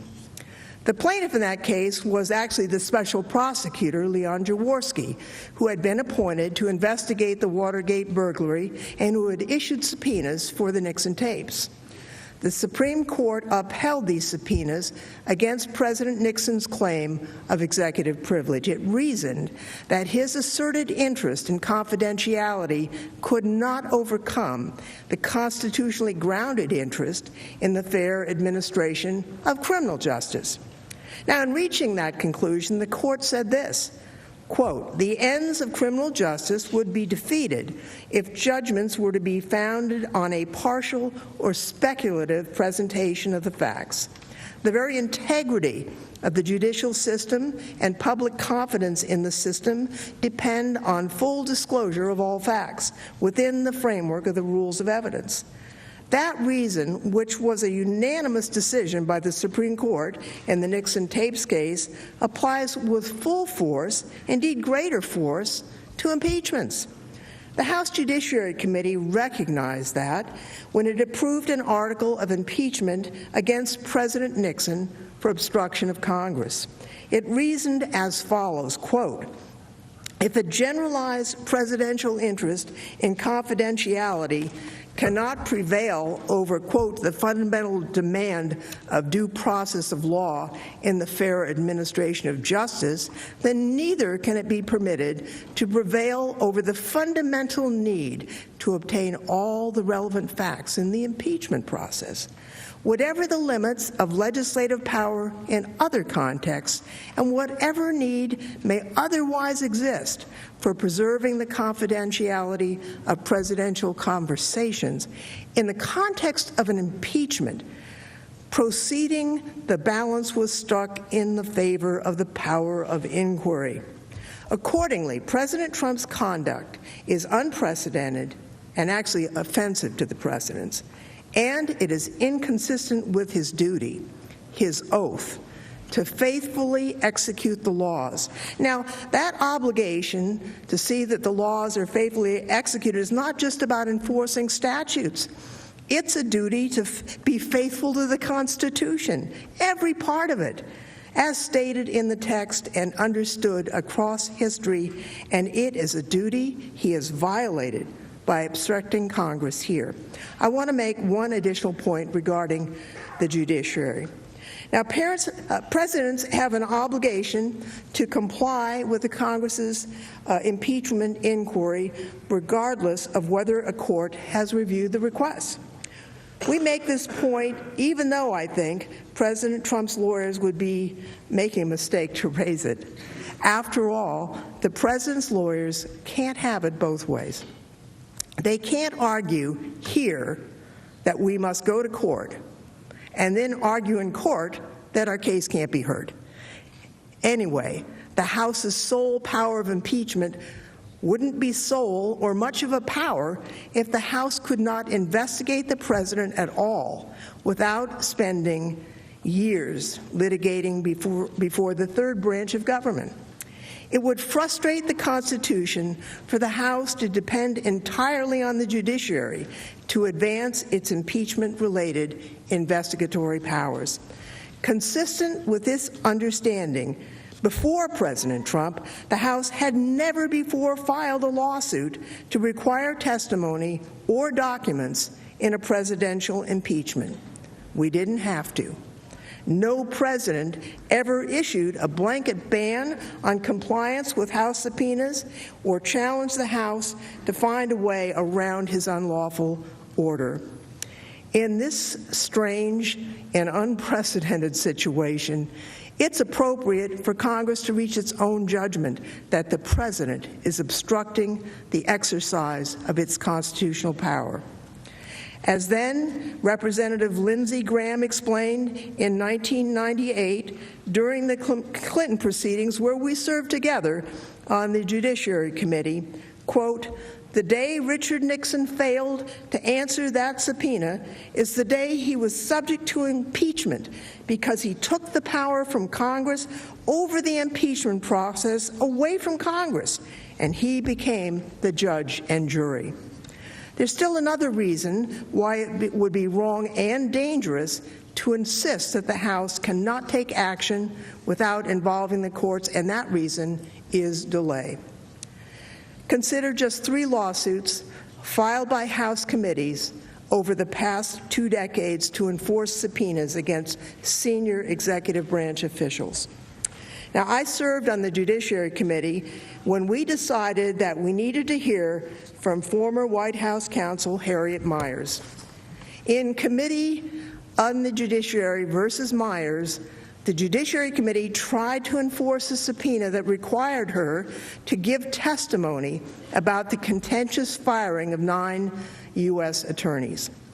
The committee served the subpoena in 2007. We negotiated, as courts indicate you should, with the White House, and we finally filed suit in March of 2008. We won a favorable district court order in July 2008. But we didn't receive testimony from Miers until June of 2009. That was 2 years. In Committee on Oversight and Reform versus Holder, the Committee on Oversight and Reform tried to force Attorney General Eric Holder to produce additional documents relating to the so-called Operation Fast and Furious. The committee served the subpoena On October 2011, they filed suit. August 2012, they won a series of orders requiring productions of documents, but the first such order did not issue until August of 2014, nearly 3 years. In Committee on the Judiciary versus McGahn, the House Judiciary Committee sought to enforce a subpoena to require White House counsel Don McGahn to give testimony regarding matters relating to the special counsel's investigation. Now, we served that subpoena in April of last year. We filed suit in August of last year. We won a favorable district court order in November of last year. The Court of Appeals has stayed that ruling and didn't hear arguments until early this month, with an opinion and potentially unlikely Supreme Court application likely to follow. We will not have an answer likely this year. Sometimes courts move quickly, but here they haven't, not at all. Even when the House urges expedited action, it usually takes years, not months, to get evidence through judicial proceedings. Now, the president can't put off impeachment for years by ordering total defiance of the House and then insist the court go to court, even as he argues that they can't go to court. That's especially true where the president doesn't just raise one or two objections to specific subpoenas, but orders a blanket, government-wide cover-up of all evidence. That kind of order makes this clear. The president sees himself completely immune from any accountability, above the law. It reveals his pretensions, really, to absolute power. It confirms he must be removed from office. Now, here's the key point. President Trump's obstruction of Congress is not merely unprecedented and wrong, it's also a high crime and misdemeanor, as the framers used and understood that phrase, warranting his immediate removal from office. To see why, let's return to first principles. As the framers deliberated in Philadelphia, George Mason posed a profound question. Shall any man be above justice? That question wasn't a hypothetical. The framers had just rebelled against England, where one man, the king, was in fact above justice. By authorizing Congress to remove presidents from egregious misconduct, the framers rejected that model. Unlike Britain's king, the president would answer to Congress and thus to the nation if he engaged in serious wrongdoing, because the impeachment power exists not to punish the president, but to check presidents. It can't function if presidents are free to ignore all congressional investigation and oversight. An impeachment scholar, Frank Bowman, said this: without the power to compel compliance with subpoenas and the concomitant right to impeach a president for refusal to comply, the impeachment power would be nullified. So the consequences of presidential obstruction go beyond any particular impeachment inquiry. They go to the heart of the impeachment power itself. They weaken our shield against a dangerous or corrupt president. Now, of course, presidents are still free to raise privacy, national security, or other concerns in the course of an impeachment inquiry. There's room for good faith negotiations over what evidence will be disclosed. Although there is a strong presumption in favor of full compliance with congressional subpoenas. But when a president abuses his office, abuses his power to completely defy House investigators in impeachment inquiry, when he does that without lawful cause or excuse, he attacks the Constitution itself. When he does that, he confirms that he sees himself as above the law. President Nixon's case is informative, As noted, President Nixon let his senior officials testify. He produced many documents. He did not direct anything like a blanket, indiscriminate block of the House's impeachment inquiry. He still did defy subpoenas seeking records and recordings of the Oval Office. Now, President Nixon claimed that his noncompliance was legally defensible. He invoked the doctrine of executive privilege. The Judiciary Committee rejected that excuse. The committee emphasized that, quote, the doctrine of separation of powers cannot justify the withholding of information from an impeachment inquiry. After all, the very purpose of such an inquiry is to permit the House, acting on behalf of the people, to curb the excesses of another branch, in this instance, the executive. Quote, whatever the limits of legislative power in other contexts, and whatever need may otherwise exist for preserving the confidentiality of presidential conversations in the context of an impeachment proceeding, the balance was struck in favor of the power of inquiry when the impeachment provision was written into the Constitution. Now, ultimately, the committee approved an article against Nixon because he sought to prevent the House from exercising its constitutional duty. Article 3 charged Nixon with abusing his power by interfering with the discharge of the Judiciary Committee's responsibility to investigate fully and completely whether he had committed high crimes and misdemeanors. President Nixon's third article of impeachment explained it this way, quote, in refusing to produce these papers and things, Richard M. Nixon, substituting his judgment as to what materials were necessary for the inquiry, interposed the powers of the presidency against the lawful subpoenas of the House of Representatives, thereby assuming to himself functions and judgments necessary to the exercise of the sole power of impeachment as vested by the Constitution in the House of Representatives. In all of this, Richard M. Nixon acted contrary, in a manner contrary to his trust as president, subversive constitutional government, to the great prejudice of the cause of law and justice, and to the manifest injury of the people of the United States. President Nixon's case powerfully supports the conclusion that presidential defiance of the House impeachment inquiry constitutes high crimes and misdemeanors. You know, I've been thinking a lot about the founders. I've been rereading the Constitution and the notes from the Constitutional Convention. It was just a little over 230 years ago. They met in Philadelphia, not too far from here. They'd been at it for a long time. They didn't know whether the Constitution they were trying to write would sustain freedom, but they were trying to create a completely different type of government. On July 20th, Governor Morris said this, "The magistrate is not the king. The people are the king." George Mason of Virginia on that same day said, "Shall any man be above justice?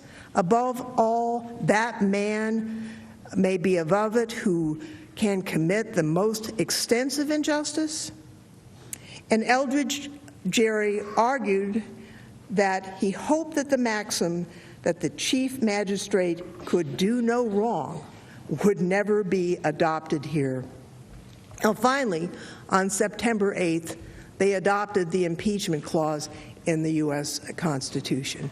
But I hope that we will remember the admonition that we should never accept the fact that the magistrate, the president, can do no wrong.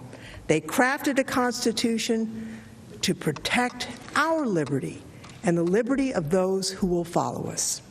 Professor Noah Feldman talked about the Constitution in his testimony before the House.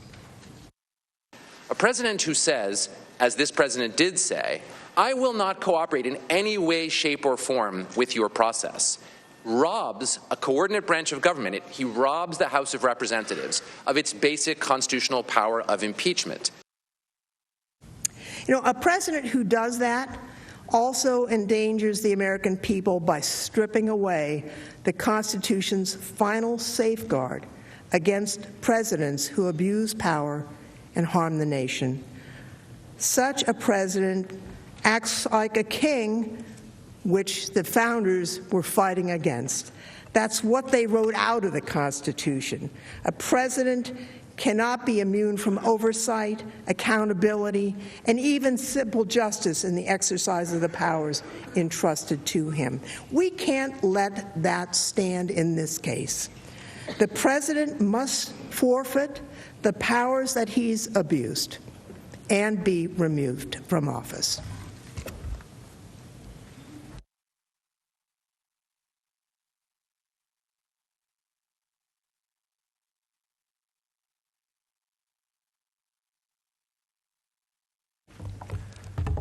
Mr. Chief Justice, distinguished members of the Senate, counsel for the President, my colleagues, the American people who are assembled here today.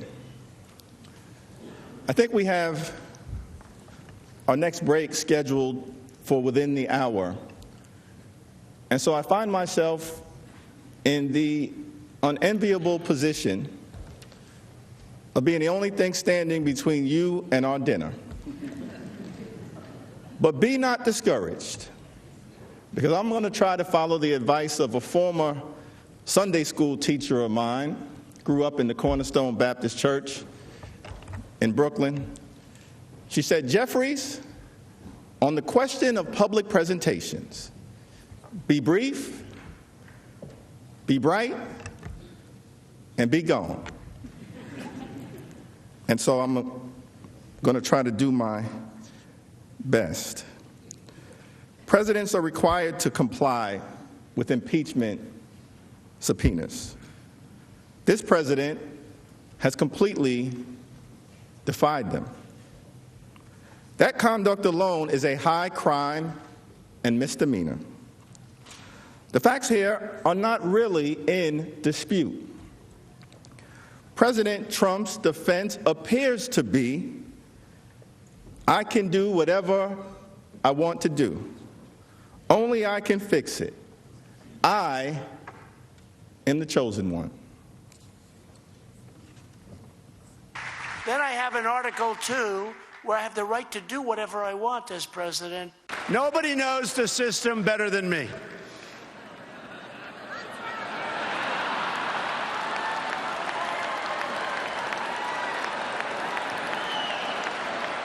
Which is why I alone can fix it. Somebody had to do it. I am the chosen one. Somebody had to do it. Is that who we are as a democracy? President Trump can't address the substance of our case. He therefore complains about process.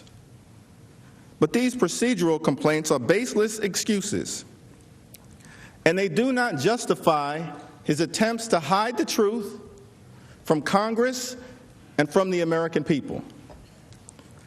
The president's arguments fail for 4 simple reasons. First, the House, not the president, has the sole power of impeachment and the sole power to determine the rules of its proceedings. That's Article 1, Section 2 of the Constitution. Second, President Trump's due process argument has no basis in law, no basis in fact, no basis in the Constitution. President Trump may not preemptively deny any and all cooperation to the House and then assert that the House's procedures are illegitimate because they lack his cooperation. Third, President Trump's claim that he is being treated differently completely lacks merit. Despite what he contends, the House provided President Trump with greater protection than what was given to both President Nixon and President Clinton. The fact that President Trump failed to take advantage of these procedural protections does not mean they did not exist. President Trump is not the first president to complain about House procedures. He won't be the last. He's not the first one to challenge the motives of any investigation or certainly an impeachment inquiry. Such complaints are standard operating procedure from the Article II executive branch. Presidents Johnson, President Nixon, President Clinton had plenty of complaints. But no president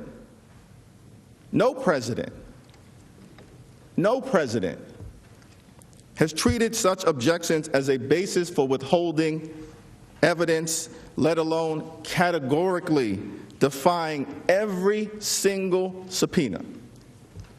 None, except Donald John Trump. Finally, the obligation to comply with an impeachment subpoena is unyielding. It does not dissipate because the president believes House committees should invite different witnesses, give his defenders unfettered subpoena power, or involve his personal lawyers at the deposition stage of the process when that has never been done.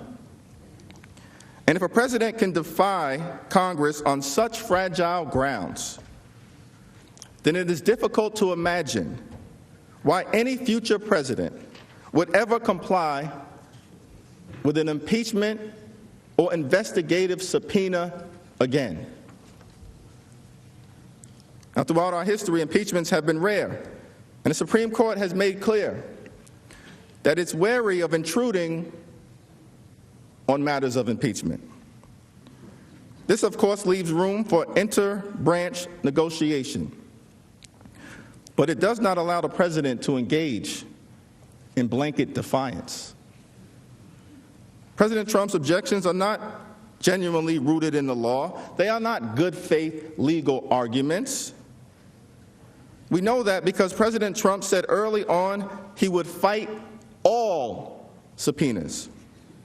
We know that because he declared the impeachment inquiry illegitimate before it even adopted any procedures. We know that because he has denounced every single effort to investigate him as a witch hunt.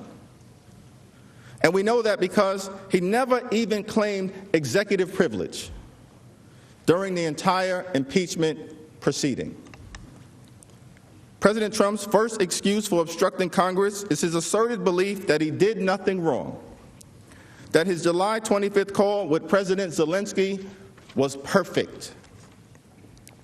In the October 8th letter sent by his counsel, President Trump asserted the prerogative to defy all House subpoenas because he has declared his own innocence. As Mr. Cipollone put it, at President Trump's behest, the president did nothing wrong, and there is no basis for an impeachment inquiry. He had the White House counsel include this in a formal letter to the House, defying every single subpoena. As we have shown in our discussion of the first article of impeachment, these claims of innocence are baseless. They lack merit. We have provided overwhelming evidence of President Trump's guilt. The president cannot lawfully obstruct the House impeachment inquiry because he sees no need to be investigated. One of the most sacred principles of justice is that no man should be the judge in his own case. And yet, that is exactly what President Trump has been determined to do. But this is America. He cannot be judge, jury, and executioner. Moreover, the president cannot simply claim innocence and then walk away from a constitutionally mandated process. Even President Nixon did not do that, as we have previously established. Congress has a constitutional responsibility to serve as a check and balance on an out-of-control executive branch. Our responsibility is not to this president, it is to the American people. Blanket presidential defiance would bring a swift halt to all congressional oversight of the executive. That principle would have authorized categorical obstruction in the impeachments of President Johnson, President Nixon, and President Clinton. In each of those cases, the House was controlled by a different party than the presidency. And the president attacked those inquiries as partisan.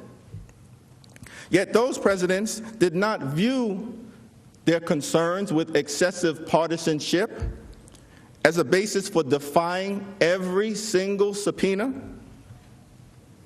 The purpose of an impeachment inquiry is for the House to collect evidence to determine on behalf of the American people whether the president may have committed an impeachable offense, because the Constitution vests the House with the sole power of impeachment. A president who serves as the judge of his own innocence is not acting as a president. That's a dictator. That's a despot.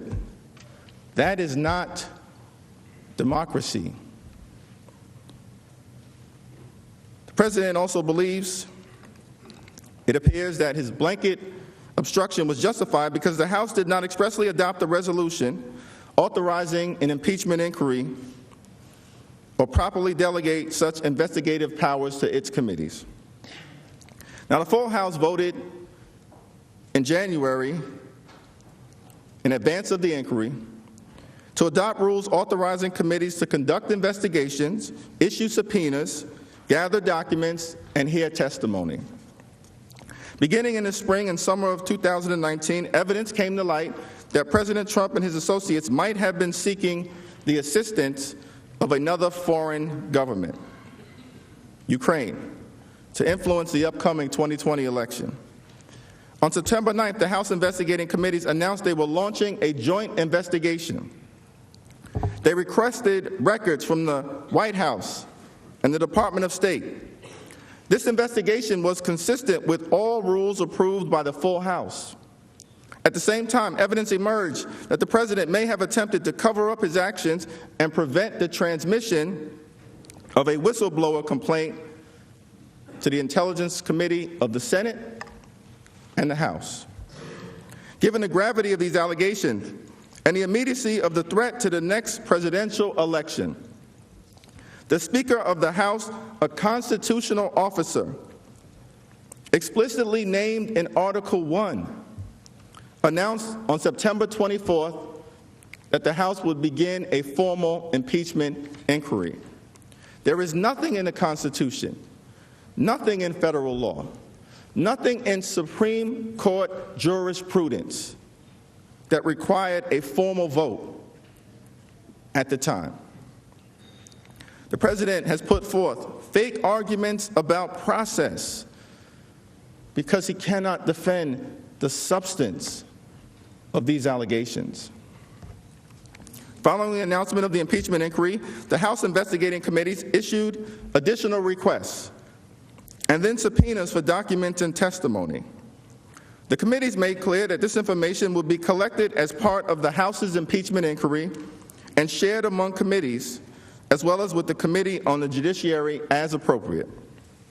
Then, on October 31st, the full House voted to approve House Resolution 660, which directed the House committees to continue their ongoing investigations as part of the existing inquiry into whether sufficient grounds exist for the House of Representatives to exercise its constitutional power to impeach Donald John Trump.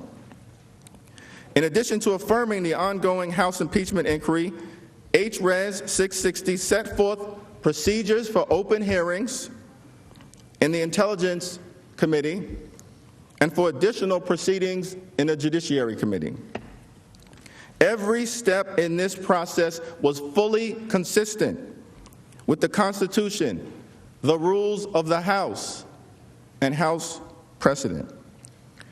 The House's autonomy to structure its own proceedings for an impeachment inquiry is grounded in the Constitution. The President's principal argument to the contrary is that no committee of the House was permitted to investigate any presidential misconduct until the full House acted. As a federal district court recently confirmed, the notion that a full House vote is required to authorize an impeachment inquiry has no textual support in the U.S. Constitution or the governing rules of the House. The investigations into misconduct by Presidents Andrew Johnson, Nixon, and Clinton all began prior to the House's consideration and approval of a resolution authorizing the investigation. Recently, under Republican control, the Judiciary Committee considered the impeachment of the Commissioner of the Internal Revenue Service, following a referral from another committee and absent a full vote of the House for an impeachment inquiry. There is no merit to President Trump's argument that the full House had to vote. The sequence of events in this particular case largely tracked those in the Nixon proceedings. The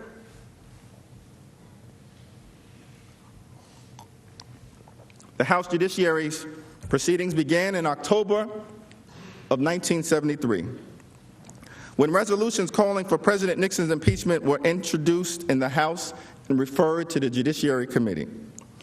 Over the next several months, the committee investigated the Watergate break-in and cover-up, among other matters, using its existing investigatory authority.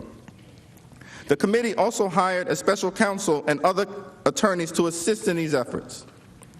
Most importantly, all of this occurred before the House approved a resolution directing the Judiciary Committee to investigate whether grounds to impeach Richard Nixon existed. In this instance, the committees began the investigation with their existing powers, authorized by the full House. That course of events is entirely consistent with the Richard Nixon precedent. It is also common sense. After all, before voting to conduct an impeachment inquiry, the House must ascertain the nature and seriousness of the allegations and the scope of the inquiry that may follow thereafter. President Trump's second excuse also fails. Let's now address the President's so-called due process and fairness arguments.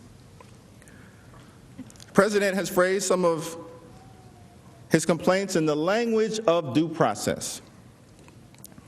He has complained that the procedures were not fair, even though they reflect prior practice and strike a reasonable balance between presidential involvement on the one hand and the House's obligation to find the truth on the other.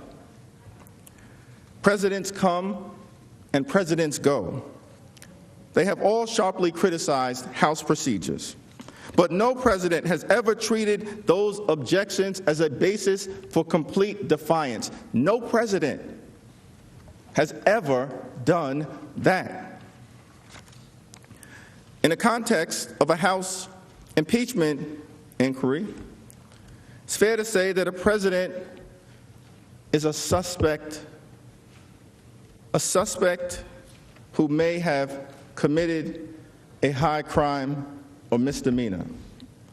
He cannot tell the detectives investigating the possible constitutional crime what they should do in the context of their investigation. In the President's October 8th letter, Mr. Cipollone complains that he was denied the most basic protections demanded by due process under the Constitution and by fundamental fairness, including the right to cross-examine witnesses, to call witnesses, to receive transcripts of testimony, to have access to evidence, and to have counsel present. It sounds terrible, but it's not accurate. The President appears to have mistaken the initial phases of the impeachment inquiry for a full-blown trial. The trial phase of the impeachment inquiry is taking place right now. Chairman Peter Rodino of the Judiciary Committee once observed, as it relates to the impeachment proceedings against President Nixon, it is not a right, but a privilege or a courtesy for the president to participate through counsel. An impeachment inquiry is not a trial. Rather, it entails a collection and evaluation of facts before the trial occurs. In that respect, the House acts like a grand jury or a prosecutor investigating the evidence to determine whether charges are warranted or not. Federal grand juries and prosecutors do not allow targets of their investigation to coordinate witness testimony. The protections that the president label as due process do not apply here.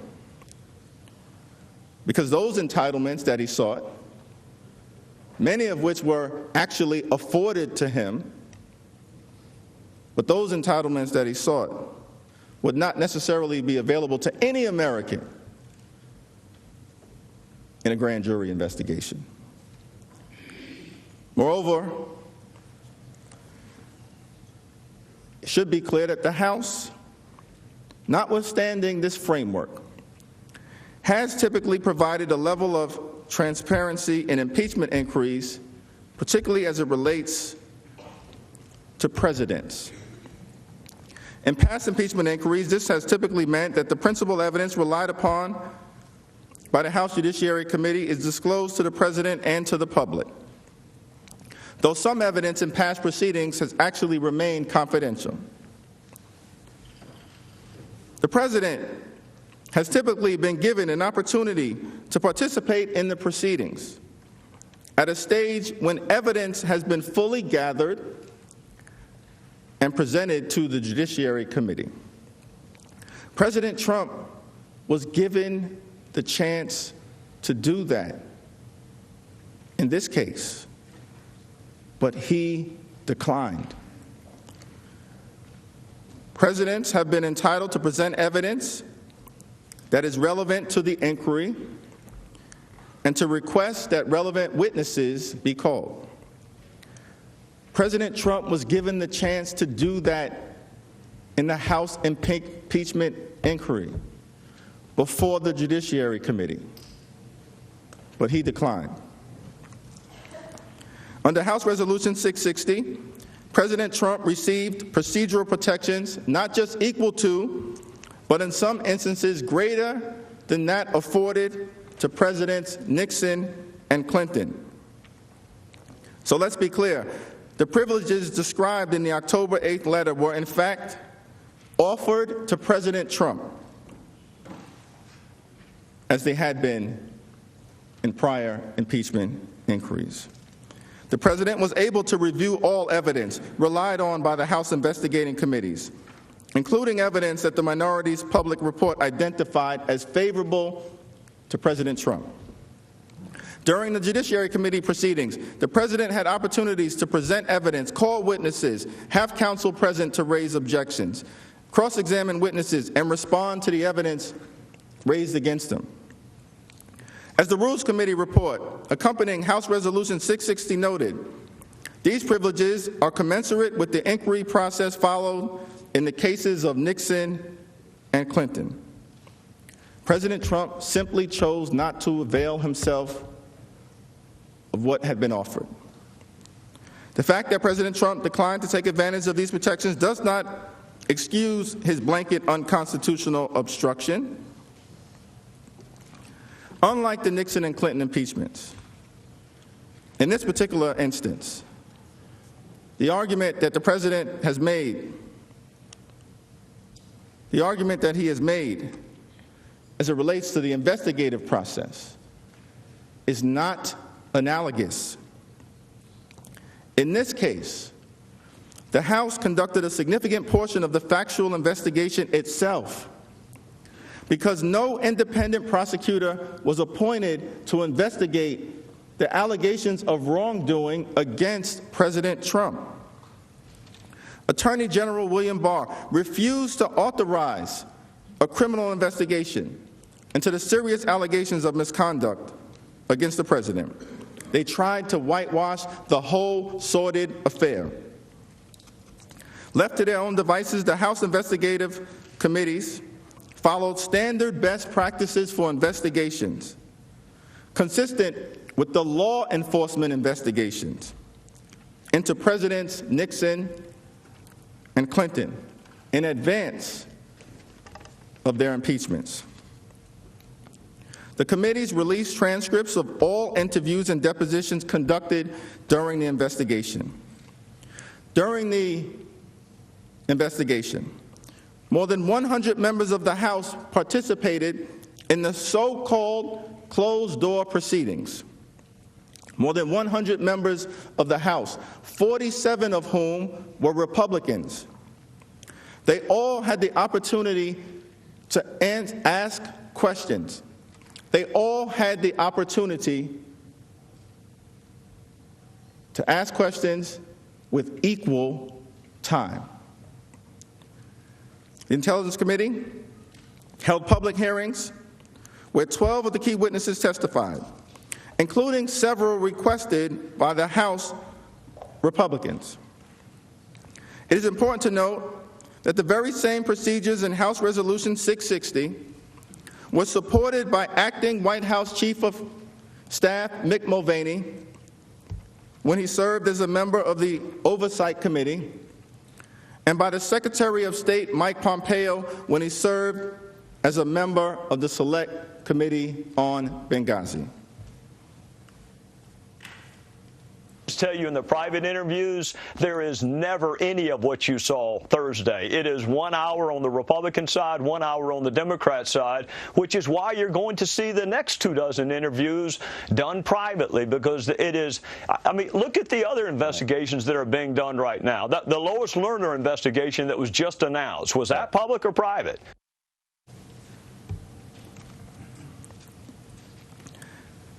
If this process was good enough for other presidents, why isn't it good enough for President Trump? Representative Gowdy finished that statement by saying, "The private ones have always produced the best results." The private ones, according to Trey Gowdy, have always produced the best results.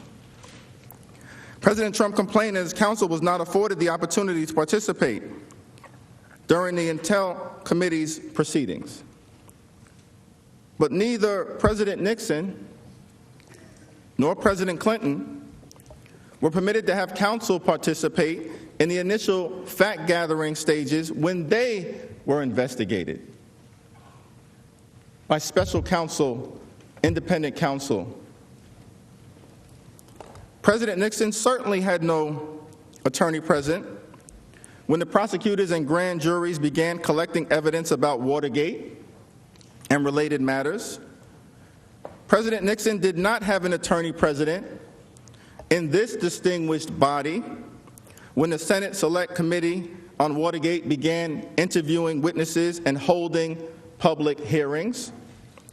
Nor did President Clinton have an attorney present when prosecutors from the Office of Independent Counsel Kenneth Starr deposed witnesses and elicited their testimony before a grand jury. President Trump's attorney could have cross-examined the Intel Committee's counsel during his presentation of evidence before the House Judiciary Committee. That would have functioned as the equivalent opportunity afforded to President Clinton to have his counsel cross-examine Kenneth Starr, which he did at length. President Trump was provided a level of transparency and the opportunity to participate consistent with the highest standards of due process and fairness given to other presidents who found themselves in the midst of an impeachment inquiry. The president, and I'm winding down, the president's next procedural complaint is that it was unconstitutional to exclude agency counsel from participating in congressional depositions. The basis for the rule excluding agency counsel is straightforward. It prevents agency officials who are directly implicated in the abuses Congress is investigating from trying to prevent their own employees from coming forward to tell Congress and the American people the truth. It's common sense. The rule protects the rights of witnesses by allowing them to be accompanied in depositions by personal counsel, a right that was afforded to all of the witnesses who appeared in this matter.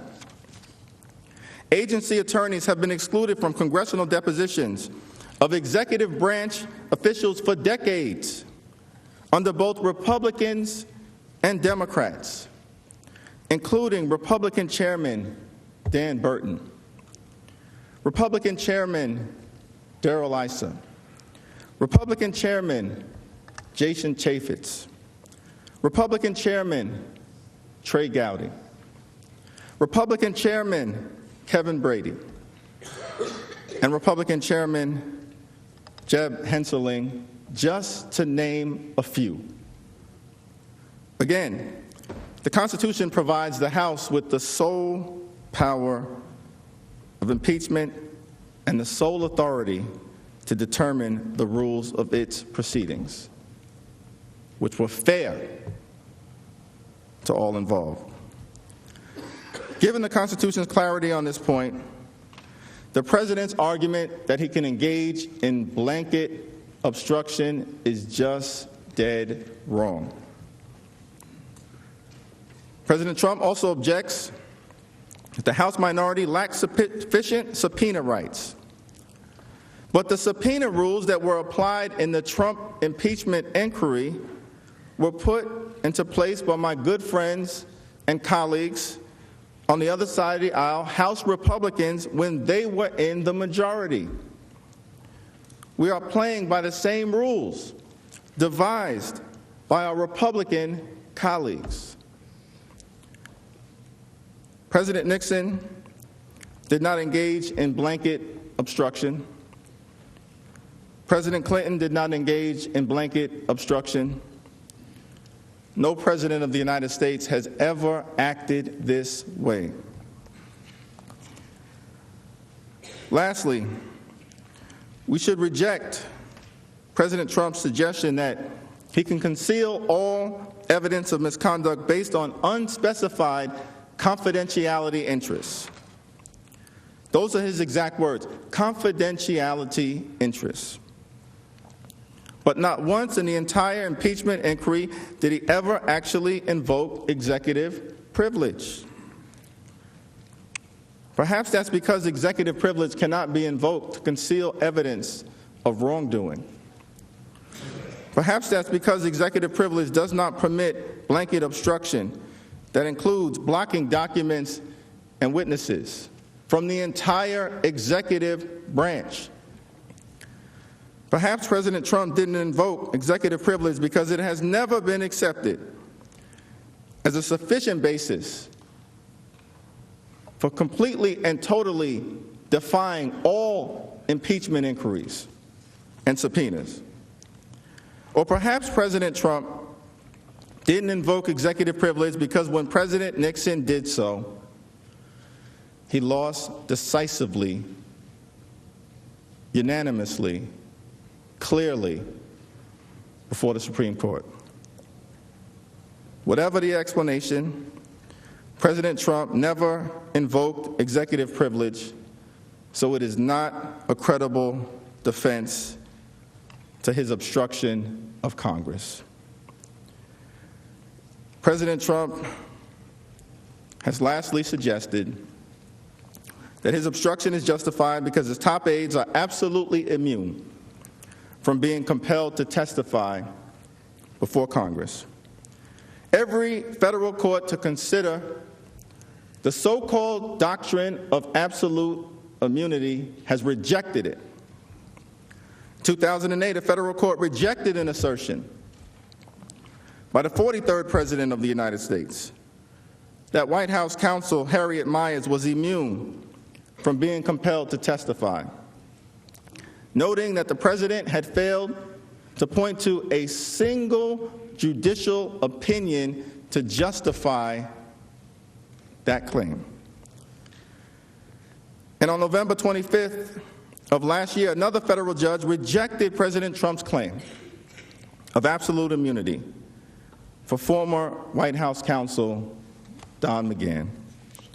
The court concluded executive branch officials are not absolutely immune from compulsory congressional process, no matter how many times the executive branch has asserted as much over the years, even if the President expressly directs such officials not to comply. The court added, simply stated, the primary takeaway from the past 250 some odd years of recorded American history is that presidents are not kings. The president is not a king. President Trump tried to cheat. He got caught. And then he worked hard to cover it up.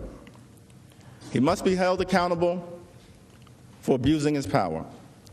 He must be held accountable for obstructing Congress. He must be held accountable for breaking his promise to the American people. My foreign policy will always put the interests of the American people and American security above all else. Has to be first. Has to be. That will be the foundation of every single decision that I will make. What does it mean to put America first? America is a great country, but above all else, I think America is an idea, a precious idea, an idea that has withstood the test of time, an enduring idea. Year after year, decade after decade, century after century, as we continue our long, necessary, and majestic march toward a more perfect union. America is an idea. One person, one vote. Liberty and justice for all. Equal protection under the law. Government of the people, by the people, and for the people. The preeminence of the rule of law. America is an idea. We can either defend that idea or we can abandon it. God help us all if we choose to abandon it.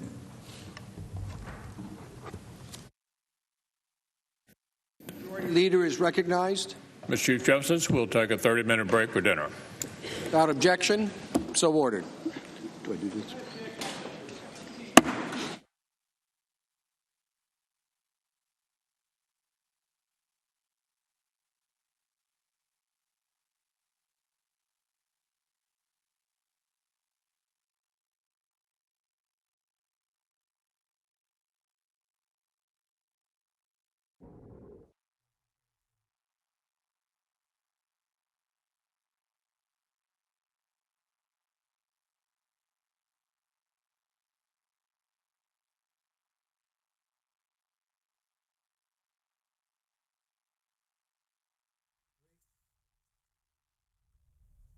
Hello, everyone. I'm Tanya Rivero in New York. We are in a recess on day 4 of President Trump's trial in the Senate. This is the third and final day of arguments by the House managers.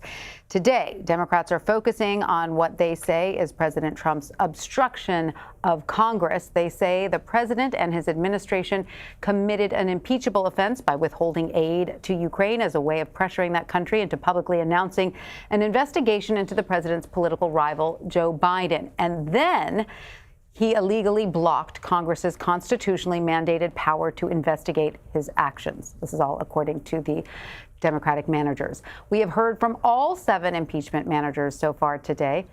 And let's listen in now to Chuck Schumer. The president's lawyers will have their work cut out for them. The House managers did an amazing job and set a very, very high bar, which it will be difficult for the president's lawyers to overcome. The House presentation has been strong, detailed, comprehensive, and at many times compelling. Just drew you right into it. And they successfully, in advance, preempted just about all of the arguments that the president's lawyer will make. They anticipated what those arguments would be, and they answered them even before the president's lawyers got there, and they have to do that because they don't get another chance to rebut the way McConnell set out the rules. Let me pay Hakeem Jeffries an incredible compliment. Hakeem, my fellow Brooklynite, you were as good as Adam Schiff. And he did an amazingly great job. Now, we didn't hear too much about the Article 2 in the impeachment charges till this afternoon, but I believe it's the sleeper. The argument was incredible. It was strong. And it's become clear that President Trump demanded complete immunity, participated in a blanket obstruction, and had absolute defiance. President Trump, in saying he wanted immunity for everything, past, present, and future, said, I'm not a president, I'm a king. And no one can stop me. Nobody can oversee me. Nobody can put a check on me. That is not America. What President Trump has demanded and what justifies the House bringing these articles is totally out of sync with the Constitution, the Founding Fathers, and every other impeachment trial. Neither President Andrew Johnson, President Nixon, or President Clinton had the gall, the temerity, to come close to even asking what President Trump is asking for, which is total absolute. He says, I'm going to defy all subpoenas, past, present, and future. I'm not even going to, I don't even have to wait to see what the subpoena is. I'm not going to answer it. That is so against what the Founding Fathers set up in this country. It is so against what we've had as our tradition, and it is so against the Constitution. The president is, and the president even knows the weakness of his argument because he says he wants complete executive privilege, but he hasn't invoked it once, not once in this trial, in any of the cases. I'll take a few questions on the subjects I talked about first, but others too. So, Schumer, you push back on the idea some Republicans have been talking about related to executive privilege concerns. Do you believe that the Article 2 presentation dovetails and kind of helps your points? The Article 2 presentation by the House managers decimates Trump and the Republicans' argument. If you have any fidelity to the truth, they just decimated it. And all of the arguments the Republicans cited, Hakeem Jeffries listed, that the president's counsel wasn't allowed to be inside. He listed 10 Republican congressmen who have conducted oversight in exactly the way that the House managers and the House committees did, the Democratic House committees. Senator Schumer, can we get your response to ABC's reporting earlier today of the recording with Trump saying, Yeah. take her out? Have they verified the recording yet? They have, yeah. New York Times says they just gave it to House impeachment. Pardon? The New York Times says they just handed it over to House Democrats. Yes. Okay. Well, as long as it's verified, this is the kind of despicable conduct that the president engages in. The despicable kind of conduct. A lifelong public servant, a woman who dedicated her life to this country, and because she's standing for truth and won't let him break the law, he is vicious to her. No president should be like that. Regardless of anything having to do with impeachment, no president should be like that and treat people that way. But he has done it time and time again. Okay? Thank you, everybody. All right, we were listening to Senator Chuck Schumer there. It looks like two more senators, or at least one more, is taking the mic. This is Rick Scott. Let's listen in. Charade. If you look, I've been putting out tweets all day about what Democrat senators have said in the past about the impeachment of Bill Clinton. And these individuals have come down here and said just the opposite of what they said back in, 1999. And they've been doing it day after day. So I'm looking forward to the White House tomorrow, starting to set the record straight. Because this has just been partisan. They've said the same thing. I don't know how many times I've seen Ambassador Sondland and Fiona Hill and all of them basically say the exact same thing. But I don't believe anything they've said so far is impeachable. But I do look forward to watching the White House present their case. This is the fourth day that we've heard the Democrats make their arguments. All right, we're going to pull away from the senators now and bring in our panel of Leslie Sanchez, Joel Payne, and Jessica Levinson. Leslie is a CBS News political contributor and Republican strategist. She's with me here on set. Joel is a CBSN political contributor, Democratic strategist, and former Senate leadership aide. He's in our Washington bureau. And Jessica is a professor at Loyola Law School in Los Angeles. And joining me on the phone is CBSN political contributor and Associated Press White House reporter Zeke Miller. Welcome to all of you. Jessica, I want to begin with you. What stood out to you from the Democrats' case today as they focused on Article 2, obstruction of Congress? Well, what stood out to me is that this was a very methodical presentation. There was a lot of history. There was a lot of discussion of it's not just about this president. It's not just about this moment in our country. It's not just about this terribly polarized moment. It's about what every other president has done. It's about it being just categorically unacceptable that a president of the United States would say, I'm not complying with not just this subpoena over here or that particular request over here, but I'm just not complying with the impeachment process. This is very different from a narrow assertion of executive privilege. So I thought they placed their arguments well historically. I thought they placed them well very legally, and I thought it was organized very well. So, Leslie, to continue on that point, I mean, I think Democrats were very careful to say, because they knew their audience here, they knew how they have to sway. They've got to sway these Senate Republicans. And they were saying, look, this isn't just about this particular president. This is about presidents in general. You may like this one, but you may not like the next one. And what you're doing here is giving away some of your own power. Do you think that argument can sway Senate Republicans? I felt it was very passionate. We talked about the passion of this argument, but it wasn't necessarily effective. Part of the challenge is you have so many Republicans on a partisan bent who've already made up their mind. We predetermined what the outcome's going to be. We all kind of read the last chapter.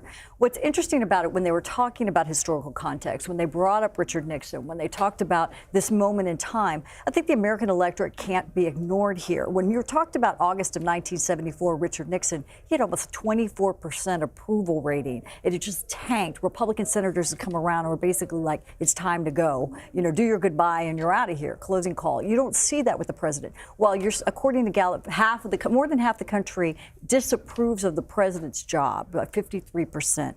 Less than that, 46% want a conviction. So you have a tide of the American electorate generally who doesn't want to remove the president, regardless of how passionate they are. They don't see it the same way from a partisan lens. So you're arguing that this is still just very much a political process, and the popularity of this current president is swaying the way these senators are absorbing this information. I think that people believe it's a highly partisan act. Had it come from the Mueller report, had it been a third party entity that was removed from such a hyper partisan process, we'd be having a different conversation. And many of those open-minded centrist, perhaps, I wouldn't call them never Trumpers, but people who have not necessarily, enjoyed being on the bandwagon, those senators, would be more open to this idea. But the process itself did not allow for that to happen. All right, I want to get back to that in a moment, but Joel, I want to turn to you now because today is the final day Democrats can make their arguments. What is the single biggest narrative they're trying to make clear before Republicans take the floor tomorrow? Well, it's interesting to me, and last night when I joined you all, I said the words that stuck out to me were charm offensive, and I think that they extended that a bit today. But to Leslie's point, or rather to your point that you presented to Leslie, they really wanted to frame it around logic and emotion. So they obviously have the legal arguments there to really appeal to the logic of the members to say, these are the things that happen. These are the things that we know that happen. And there really is no defense from the president or his allies about those things. They're just saying it's not impeachable. The emotion part of it is what we got to when we're talking about, future presidents, or when you're talking about this president and whether or not, replace Marie Yovanovitch or replace, Gordon Sondland with you. The person who's holding the bag right now could very well be you down the line dealing with this president. And I thought that was a really compelling argument that Adam Schiff led the day with. I think that that's the highlight from today. I agree with you. When he turned to those senators and he looked at them directly and he said, don't think that this president won't turn on you if it's in his interest. So, Zeke, what are you hearing from the White House? I mean, our understanding is White House officials say they don't expect to lose any Republican votes on the issue of witnesses. Is the White House still that confident? Yeah, that's what they're saying publicly. Privately, they are conceding that they're likely to lose one or two. The question is, do they get to 3 or 4? That's sort of where things stand. And there's also a quiet lobbying campaign, not being led by the White House, but by outreach by Mitch McConnell and others to some of those moderate Democrats, Joe Manchin and others, who can potentially be coaxed across the aisle. That seems unlikely right now, given their public statements, but that's sort of where things are. It's likely 1 or 2 Republicans cross over on the issue of witnesses, but does it get to that threshold enough to get things over across the finish line? That, the White House is preparing for that eventuality, but right now it's still a little too hard to tease out. And so, Leslie, I just want to follow up on that. Today a White House advisor told CBS News chief Washington correspondent Major Garrett that if they were to vote against the president, their head would, quote, be on a spike. So, I mean, do you think that this is something those 3 or 4 Republicans who everyone's got their eyes on need to keep in mind when they're thinking about their political futures? Well, that's been a really big stick the president's been able to hold. Not only has he, in some cases, threatened to support a primary opponent, which is just unheard of, he plays very hard politics, but also raise a tremendous amount of money for perhaps a primary challenger. Those are very real threats. I wouldn't say they're veiled in any way. No. They're very direct. But this is part of the hardball of politics and keeping everyone in line. But it's going to be interesting, and I think Zeke talks about it, the 1 or 2. Sometimes if you know you're going to be under the 4 vote threshold that you need, then you have those in competitive races who can take that no vote and they look more independent. It gives them kind of political capital in their state, but still allows the Republican coalition to stay together. Right. Okay. So, Jessica, if you were a member of the president's legal team, what are you listening most closely to from the impeachment managers as you prepare to lay out your case? Well, so I think to take a step back, if we look at the impeachment process in general, and I will answer your question, what I would be thinking about if I were a member of the President Trump's defense team is I would be heartened to know that this actually is a political theater, emphasis on theater. So you do not have to have the law in your favor. You do not have to have the facts in your favor. And in fact, as Leslie said, we already know what the outcome is. So I think that they will not argue a lot about what the facts were, what actually happened. I don't think they're actually going to argue a lot about the law and what the founders envisioned when they thought about the impeachment clause. I don't think they're going to talk a lot about the specifics of what abuse of power is. I think that what they're going to say is they're going to turn the tables on the Democrats and they're going to say, this has been a witch hunt from the beginning. This is not somebody you like. I think it will be more of what we heard from the House during the impeachment inquiries, where it was, don't look over here at President Trump, look over here at the Bidens. So I think there'll be a little bit of a distraction. And so again, I think there'll be this drumbeat of this is based on bias. The Democrats don't like President Trump. Look at former Vice President Biden. Look at his son. I think then they'll probably sum it up with some version of, you know what, you might not like what President Trump did, but does it really rise to the level of removing a president from office, parenthetical, removing a relatively popular president, at least compared to President Nixon from office? So everything we've heard before, really nothing, substantially new, is what you're saying. Exactly. So speaking of, speaking of the defense, we're going to go to the president's personal counsel, Jay Sekulow, who spoke just moments ago. Let's listen. The president from the ballot in 2020. We are, 10 and a half months out from an election? And they don't trust the American people to make a decision. And there was such a state of urgency in moving this impeachment meeting over that Nancy Pelosi sat on it for 33 days. You don't get it every way, and that's what they're trying to do. So look, tomorrow morning we start our case. And we're going to put on, I believe, without question, a compelling case. As I said, we have two goals. We're going to refute the allegations that they've made, and we're going to put on an affirmative case as well. All right, a few questions. What do you think about Pat Cipollone at all going to detail his role in asking for the subpoenas not to be complied with, as well as any discussions that he may have had about Ukraine? Look, I'm not going to get into. He's not a witness. He's the lawyer. So that's number one. Number two, and this is important, as we've said from the outset, there are serious constitutional issues. And to ask what the president lawyer's advice was to the president, I think even they would be hesitant. Although probably they would not be, because in the past they haven't been. But again, when you start talking attorney-client privilege or executive privilege at that level, I think you're running a very dangerous proceeding. Look, they put their case forward. It's our time next. Next. What do you think about Sherry Nadler calling the president acting like a dictator? I thought that whole he was admonished once already. I mean, so I don't get it. It's rhetoric. I'm going to assume it's Jerry Nadler rhetoric. The fact is, the Constitution of the United States governs these proceedings. Everybody wants to put that on the side. They've completed their phase of this case. They put their case forward. We will now do ours. Next. Are you going to dossier? You said you're going to bring this up. Well, how do you not? Well, I mean, how do you not bring up the Steele dossier? They talked about all this foreign interference as if this is the first of all, I'm going to bring up a couple of things tomorrow. I'm not going to. Tomorrow's really our sneak preview because we're only going for a couple of hours, obviously the way the schedule's set up. But I'm going to tell you something. Look for things. Look for things like the Foreign Intelligence Surveillance Court. You want to talk about foreign interference? See what the FISA court had to say about that in the last couple of weeks. What I'm saying is that relevant to charges that are brought into? Of course, they've incorporated. Yeah. No, there is no obstruction of justice. They said this. By the way, that was an interesting thing. This is worse than this one. This is worse than that one. Bill Clinton was. There was a allegation of obstruction of justice. There's no obstruction of justice here. Abuse of power, obstruction of Congress for exercise. You don't get penalized for exercising constitutional rights. Next. Are you going to argue that there's nothing wrong with pressuring Ukraine or that he didn't do it? Well, look, I'm not going to tell you what I'm going to argue, but I would encourage you to look at what the President Zelensky said about that. Next. What's the reaction to this news of a tape of President Trump? I talked about that earlier. Look, it is an ambassador serves at the pleasure of the president. You know who said that? The ambassador herself. Jay, Senator Graham says someone should do an outside investigation of Biden's and Burisma a la Robert Mueller. Does the president support that? I haven't had any discussions on that. That the Senate, if they wanted to go there, look, for whatever reason, the House managers decided to not just open the door, but kick the door down on the Burisma Biden matter. For the life of me, I'm trying to figure out what their strategy is, but they've done it. There you go. Wouldn't you have been talking about that anyway? Have they not made any mention of the Bidens, though? Well, I'm not going to tell you what I would have been talking about or not talking about, but they have certainly opened the door. I mean, look at our brief.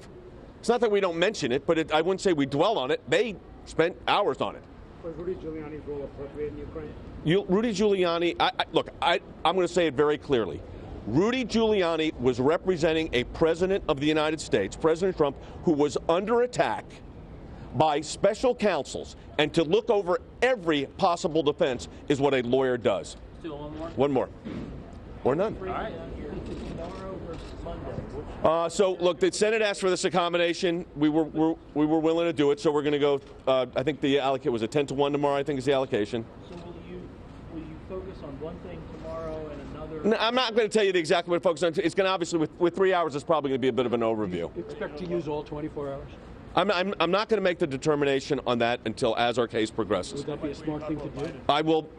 It may or may not be. Listen, I did an oral argument in a Supreme Court case once where my argument before the rebuttal was 8 minutes. Worked out pretty well. I think it was 9-0. So sometimes, less is more. But I will also say this. If we decide that, as our team decides that we need to go take the full time, we'll take it. If we don't, we don't. We'll make that decision as the matters progress. Remember also, after this is over, there's 16 hours of questioning. So that could technically go for a couple of days. So, thanks. All right, thanks everybody. Right, we were listening to President Trump's counsel, Jay Sekulow, there, giving a little sneak preview, as he said, of what we can expect tomorrow. Jessica, I want to ask you about what he laid out. He's a little teaser there. He said that the Steele dossier will probably come up, the FISA court. So when you hear all that, what do you think about the defense that's going to be mounted? So there's an old saying, if you have the law, you argue the law. If you have the facts, you argue the facts. If you don't have either, you argue, and you argue about something else. So what I think of when I hear Steele dossier, when I hear FISA court, when I hear even the Bidens, is what about these specific allegations? So I didn't hear anything that said, other than using the words obstruction of justice in kind of a pejorative way or using abuse of power in a pejorative way, I didn't hear anything that directly undercut those arguments. I would also say that this statement that, well, President Clinton faced obstruction of justice and here President Trump is only facing obstruction of Congress, it's not that one is greater than the other. It's just that one may be applicable versus one may be not applicable. So what we heard from the president's attorney just now, I think is frankly exactly what we talked about before. It's going to be a game of distraction.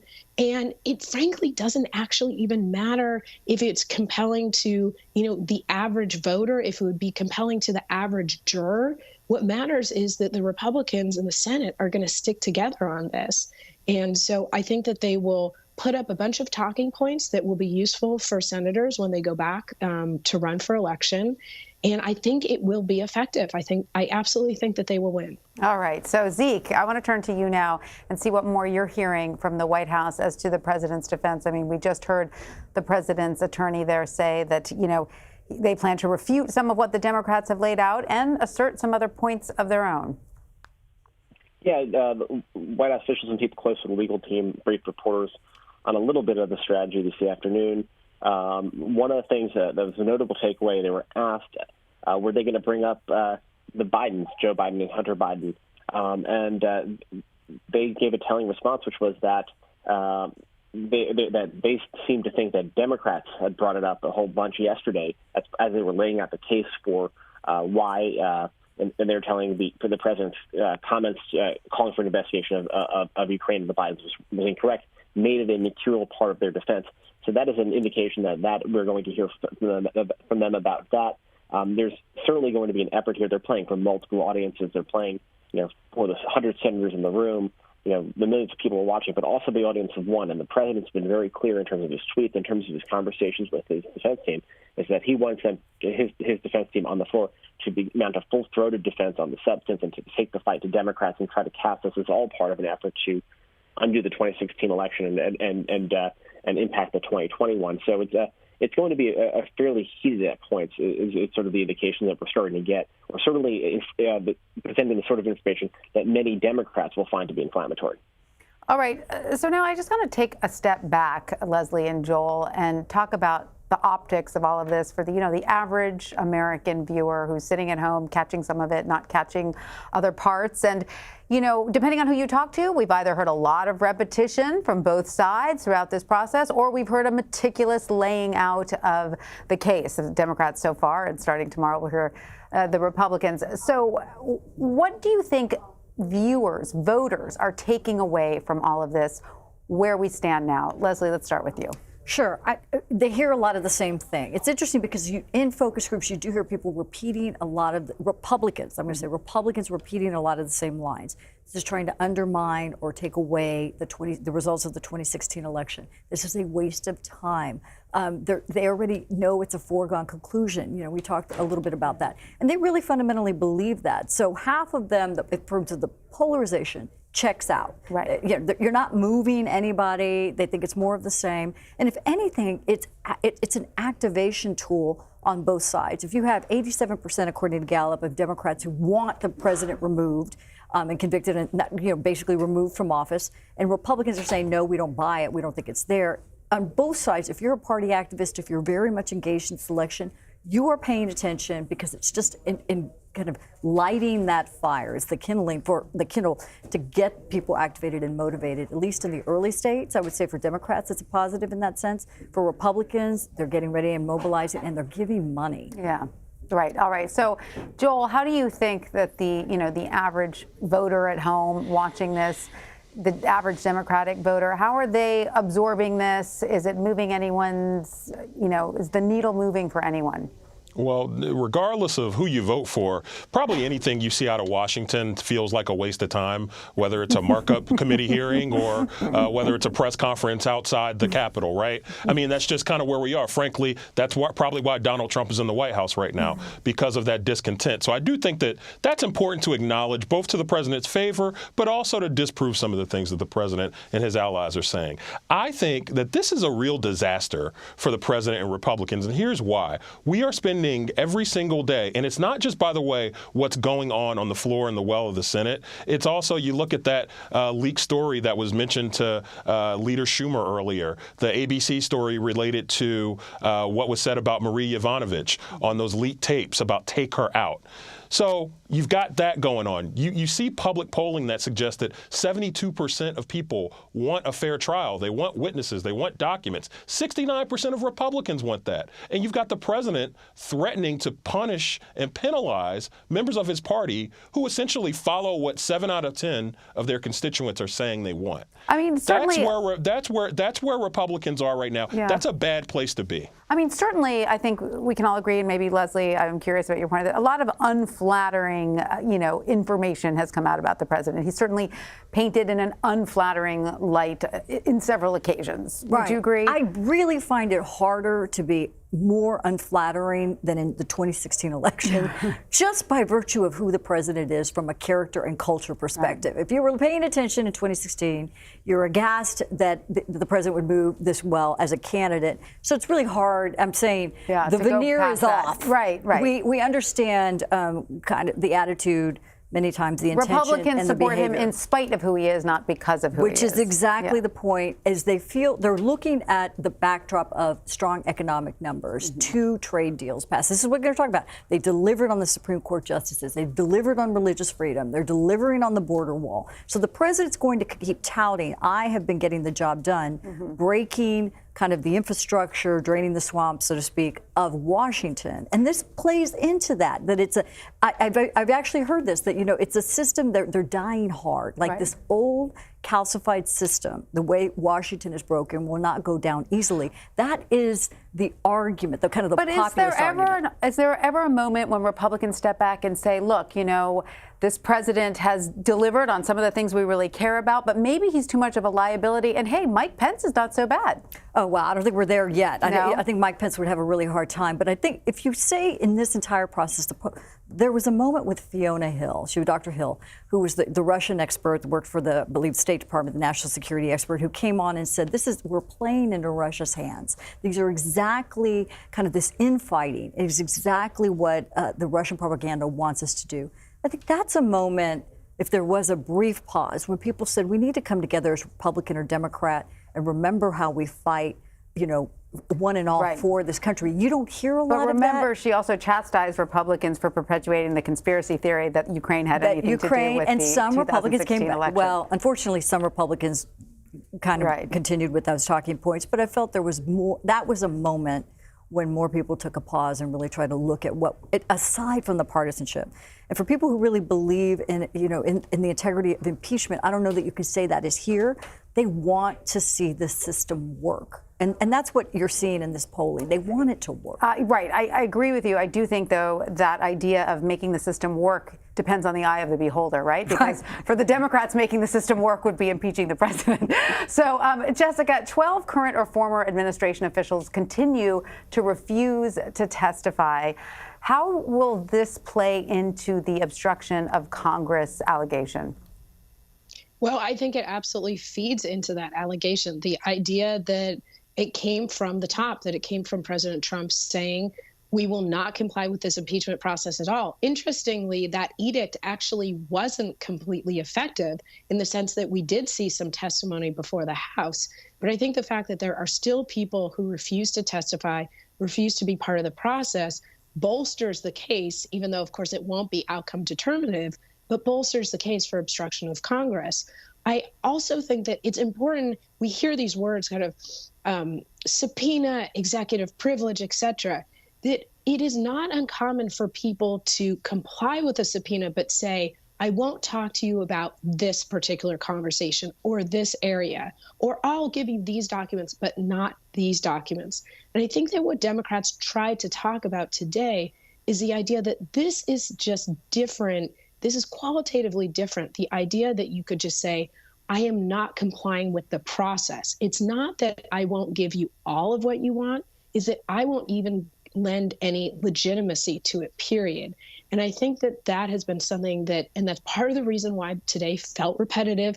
Certainly the last few days have felt repetitive, that they're trying to explain why it isn't just that this is a normal situation where a president says, I don't want to go along with you, that there is, again, something different about just saying, I'm not acknowledging that this process has the force and effect of law. Right, exactly. And that is what Democrats argued very strongly for today. But Joel, tomorrow, the ball is in the Republican court. So what type of pushback do you expect to hear from Democrats as the Republicans begin to lay out their arguments tomorrow?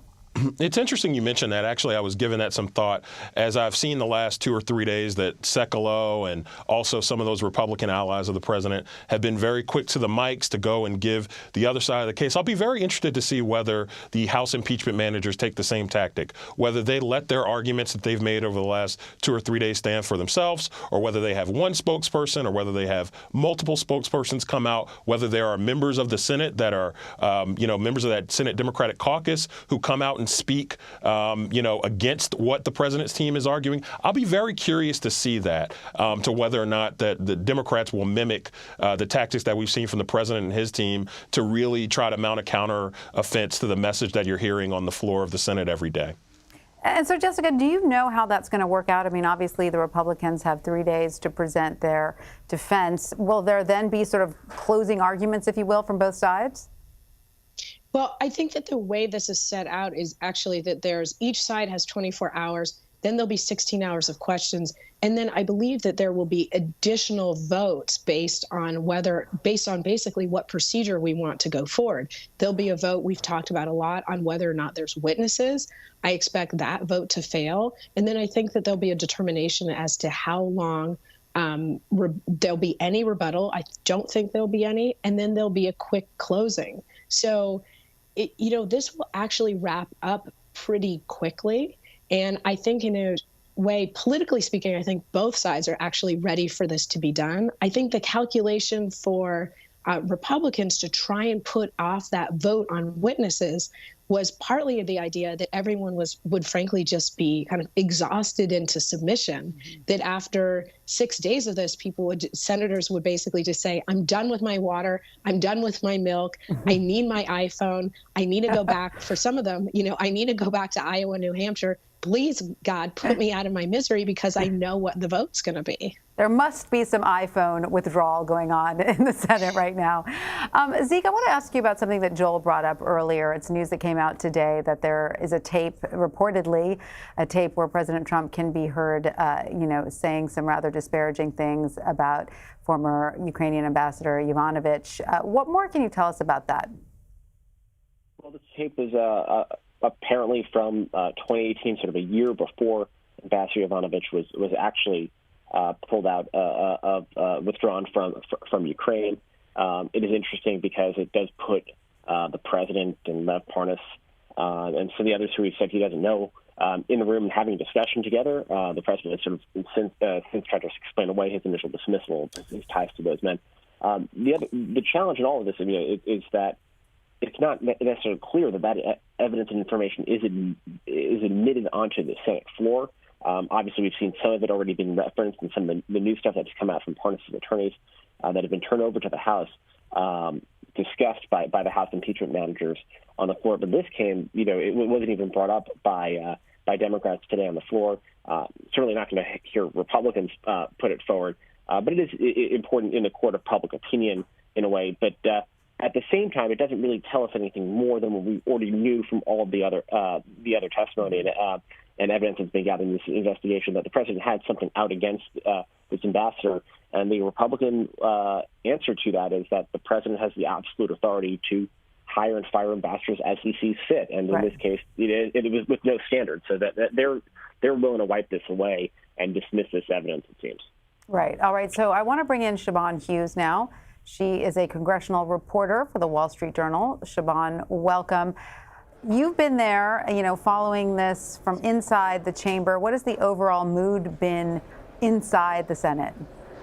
Inside the Senate, it has been very hard for a lot of the senators to have the patience to sit through this trial. Today, we saw Senator John Cornyn on the floor with some books. And even though after being chastised earlier on when there were a whole bunch of empty seats, the senators have shown some more discipline, they still are likely to veer out into the cloakroom, take some breaks even before the 2.5 hours or 3 hours are up. So this is slow going for them. Were there any moments where lawmakers seemed particularly intrigued? Did you see them perk up at specific points?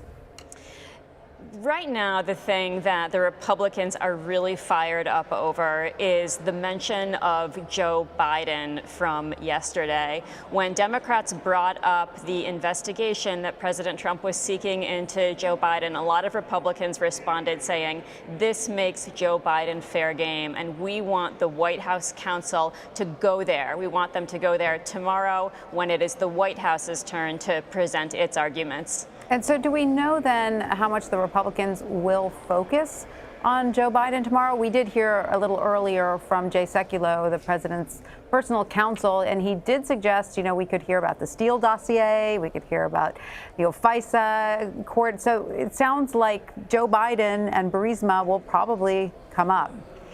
Our expectation now is that Joe Biden, Hunter Biden, Burisma will probably come up, will be front and center. Of course, from the Democrats' perspective, this gets Republicans into very dangerous terrain because it gets Republicans into terrain in which they are essentially advancing really a form of Russian propaganda. At the same time, it's an argument in which Republicans believe wholeheartedly. Republicans believe that Democrats are simply unwilling to overlook something, if not nefarious outright, at least unseemly on the part of Hunter Biden. And of course, this focus, will carry us into that vote on witnesses. And if it does become a situation in which enough Republicans are peeled off to vote in favor of witnesses, then of course, a subpoena for Hunter Biden becomes a topic of debate. And so you could see us building to a very, very messy crescendo, starting with the White House arguments tomorrow.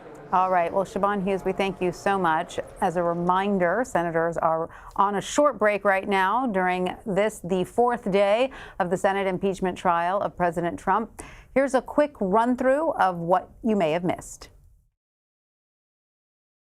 The Office of Legal Counsel opined that the whistleblower complaint did not qualify as an urgent concern,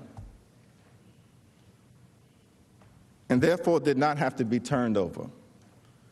What can be more urgent than a sitting president trying to cheat in an American election by soliciting foreign interference? What can be more urgent than that? That's a constitutional crime in progress. But they concluded it wasn't an urgent matter. Next, the president's counsel keeps saying this was about corruption in Ukraine.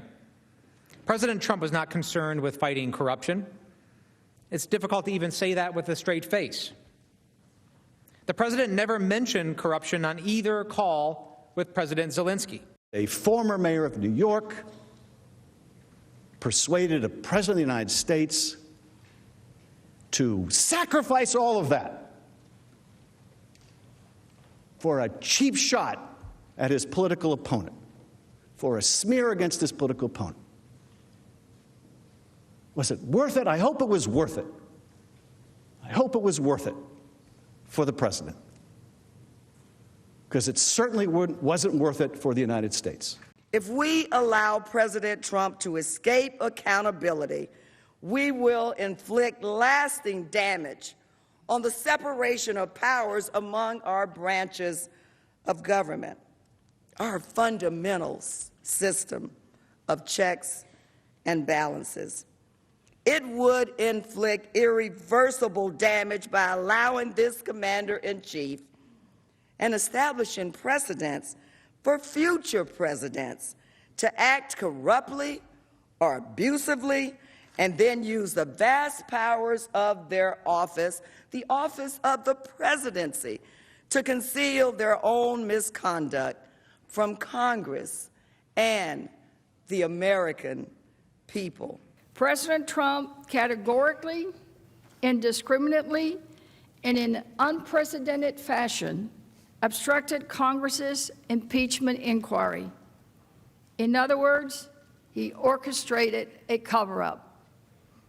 And he did it in plain sight. The president waged a campaign of intimidation against those brave public servants who did come forward to comply with their obligation under the law. No president has ever dared, during an impeachment inquiry, to officially and explicitly order government witnesses to defy House subpoenas. You don't have to consider high-minded constitutional principles to understand why this was wrong. It's simple, really. A president with this view of raw power would attack anyone who tried to hold him to account, branding them, quote, human scum, and, quote, the enemy of the people. He would argue that courts have no power to enforce subpoenas against him. He would conscript his allies to ridicule Congress. He would harass witnesses who testified against him, declaring it disloyal to question his conduct. He would use the powers of his high office to sabotage our system of checks and balances. All of this we have seen in the last few years. That was a little review of some of the highlights you may have missed from this afternoon. I want to bring back in our panel, Leslie Sanchez, Joel Payne, Jessica Levinson, and Zeke Miller. So, Joel, strategically, how are Democrats going to counter the president's legal team? Tomorrow, you know, the president's legal team, White House counsel, starts laying out its arguments. Are the Democrats, you know, building some defense of the defense? That's a good question. And, you know, that's a little bit of what I was getting to before about how, you know, aggressively will they push back in real time, or how much will they kind of rest on their laurels with the case that they've made, I think, pretty, you know, in a pretty compelling fashion over the last 3 days. I think that Democrats have done a good job of having kind of a smaller but more powerful group of spokespersons. You've seen Adam Schiff really step up, folks like Hakeem Jeffries. I think that there are some Democrats, just without naming any names, that probably aren't as strong spokespersons as those folks have been. And so I think you'll continue to see Democrats really strategically look at who speaks for the party and the party's interests the best. But again, this is a really tough thing for Republicans to combat, because they've almost kind of got to the point where they are not pushing back on the idea that the president did this or that these things are fake news. You almost can't, because a lot of these are Republican appointees, right? Vindman, you know, folks in the Trump administration who are whistleblowers or essentially whistleblowers. These aren't Republicans. These are Democratic. Rather, these aren't Democrats. These are Republicans who have you know, spoken truth to power, essentially. So you can't deny that it happened. It's really about denying whether or not it's wrong. And Joel, do you think that Democrats did a good job today? The way they tried to frame the argument today seemed to me it's less about us. It's less about us as Democrats not liking this particular president. It's about, the sort of future balance of power of our democracy. What hangs in the balance here is whether or not Congress is going to be permanently weakened and whether the executive branch will reach a place where it will exist unchecked. Right? Yeah, I think the argument today was in two parts. It's one, Donald Trump is an existential threat to the values that we hold true. That's what, the impeachment managers would argue. And secondly, it's if we don't roll back the systematic, overreaches of this president and of his administration, we're going to step off of a cliff that we'll never be able to recover from. Those are essentially, when you really, take the arguments from very high legal theory and put them into real practice. I think that's what the impeachment managers were trying to express. So it'll be really interesting to see how the president's team goes at it. I heard Sekulow's presentation there. I don't know if he was playing coy or if they're really sitting on some surprises that are going to, really counter what the Democrats have said. But there's no doubt about it. I think that the impeachment managers on the Democratic side raised the bar for the president and his defense team. All right. So, Zeke, is the president concerned that his defense team will be presenting their case on a weekend? They begin tomorrow, a Saturday. Could that mean, fewer people watching? Is that a weakened position to begin? That's definitely part of the concern. They're sort of torn right now between, do you want to start presenting on a Saturday when television viewership and is a little lower, people are off doing other things and enjoying their weekends, or do you want to wait until Monday? There was at one point there was a discussion where they asked the Senate to do that, but that would extend the trial further. So it sort of ended up working out as a bit of a happy medium that also serves the interests of the senators, particularly the ones who are just exhausted after the long week of these hearings, and the ones who want to go to Iowa to continue running for president. Is that just a sort of a half day tomorrow, and then another session on Monday, and that potentially is the totality of the president's legal arguments. All right, Zeke, I'm sorry to interrupt, but it looks like the Senate has resumed. We're going to go back to the Senate floor. Thanks, Leslie, Joel, and Jessica, and Zeke. We really appreciate it. Let's listen in.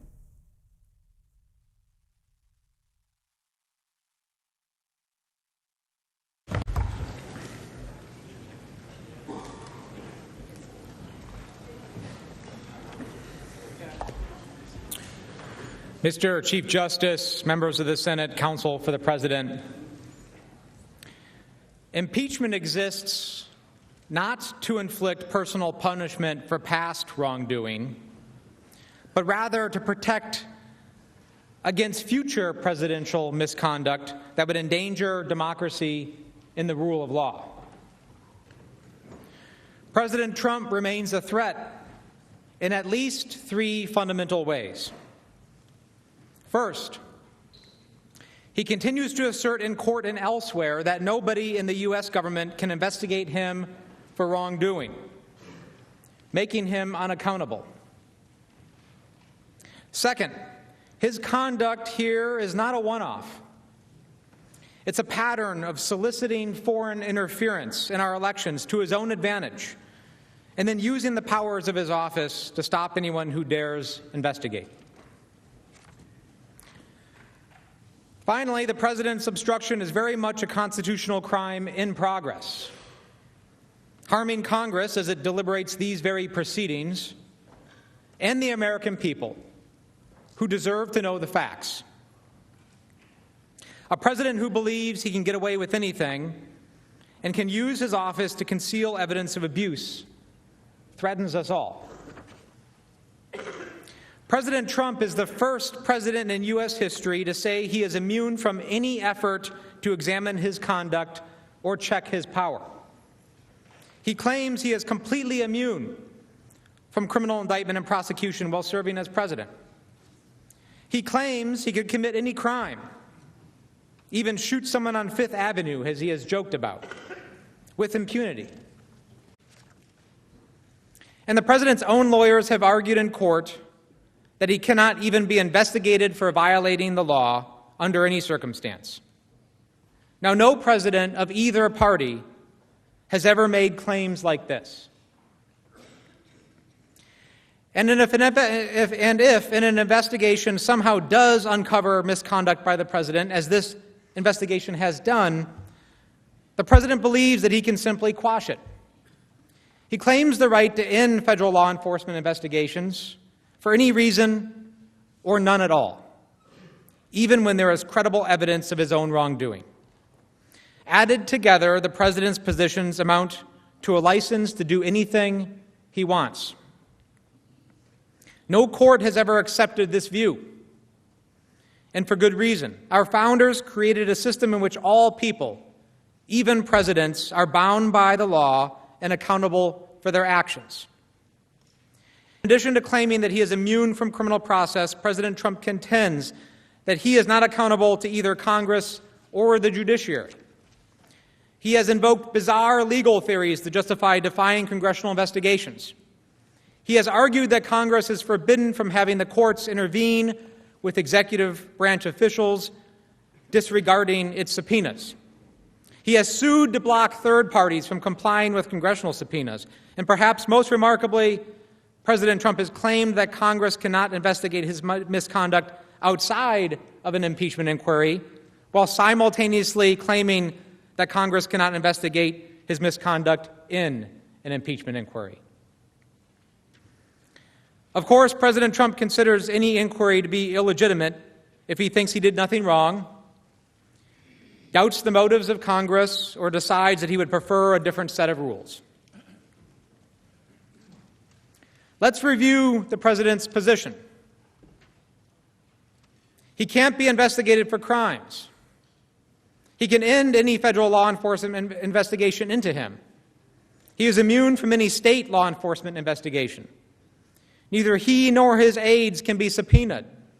He can reject subpoenas based on broad, novel, and even rejected theories. And when he does reject subpoenas, Congress is not allowed to sue him. But he is allowed to sue to block others from complying with congressional subpoenas. Congress definitely can't investigate him outside of an impeachment inquiry, and again, it can't investigate him as part of one. The bottom line is that the president truly believes that he is above the law. This is not our system, and it never has been. The president is a constitutional officer. Unlike a king, he is accountable to the Constitution. But this president doesn't believe that, and that's why we are here. Remember, the precedent that you set in this trial will shape American democracy for the future. It will govern this president, and it will govern those who follow. If you let the president get away with his obstruction, you risk grave and irreparable harm to the separation of powers itself. Representative Lawrence Hogan, a Republican from Maryland, made this point during the Nixon impeachment hearings. The historical precedent we're setting here is so great because in every future impeachment of a president, it is inconceivable that the evidence relating to that impeachment will not be in the hands of the executive branch, which is under his controls. So I agree with the gentleman from Ohio, Mr. Seiberling.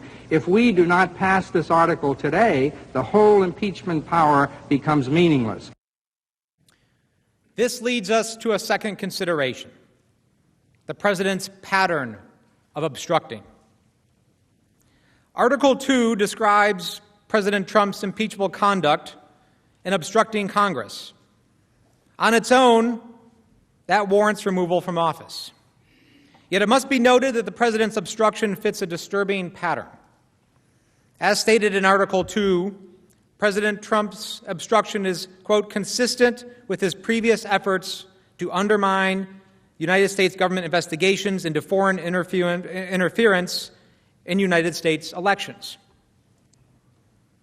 Another example is President Trump's attempts to impede the special counsel's investigation into Russian interference with the 2016 election, as well as the president's sustained efforts to obstruct the special counsel after learning that he was under investigation for obstruction of justice.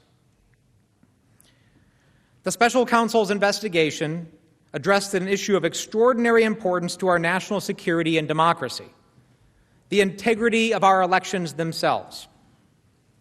Rather than aid the special counsel's investigation, however, President Trump sought to thwart it and used the powers of his office to do it. After learning that he himself was under investigation, President Trump ordered the firing of the special counsel, sought to curtail the special counsel's investigation, instructed the White House counsel to create a false record and make false public statements, and tampered with at least 2 key witnesses in the investigation. The pattern is as unmistakable as it is unnerving. In one moment, President Trump welcomed and invited a foreign nation to interfere in an election to his advantage. In the next, he solicited and pressured a foreign nation to do so. In one moment, President Trump used the powers of his office to obstruct the special counsel. In the next, he used the powers of his office to obstruct the House impeachment inquiry. In one moment, the president stated that he remained free to invite foreign interference in our elections. And the next, he in fact invited additional foreign interference in our elections. And by the way, likewise, China should start an investigation into the Bidens.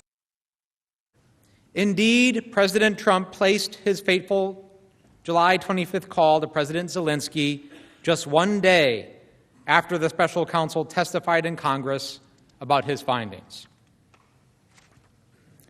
As Professor Gerhardt testified before the Judiciary Committee, quote, "The power to impeach includes the power to investigate. But if the president can stymie this House's impeachment inquiry, he can eliminate the impeachment power as a means for holding him and future presidents accountable for serious misconduct. If left unchecked, the president will likely continue his pattern of soliciting foreign interference on his behalf in the next election." Now, I must emphasize that President Trump's obstruction persists to this day. The second article of impeachment charges a high crime in progress.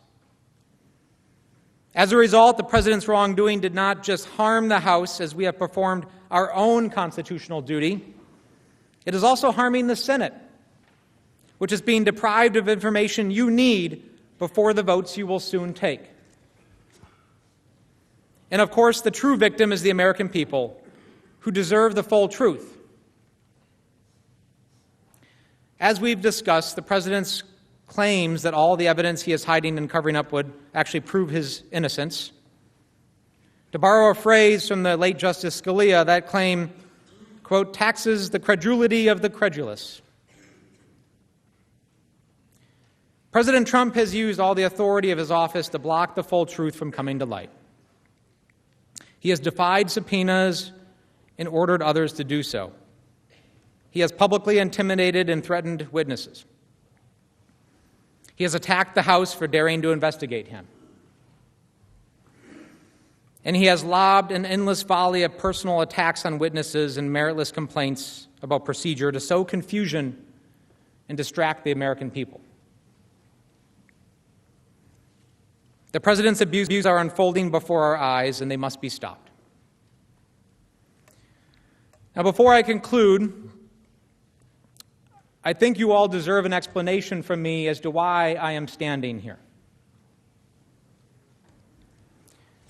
There's been a lot of conversation the last few years about what makes America great.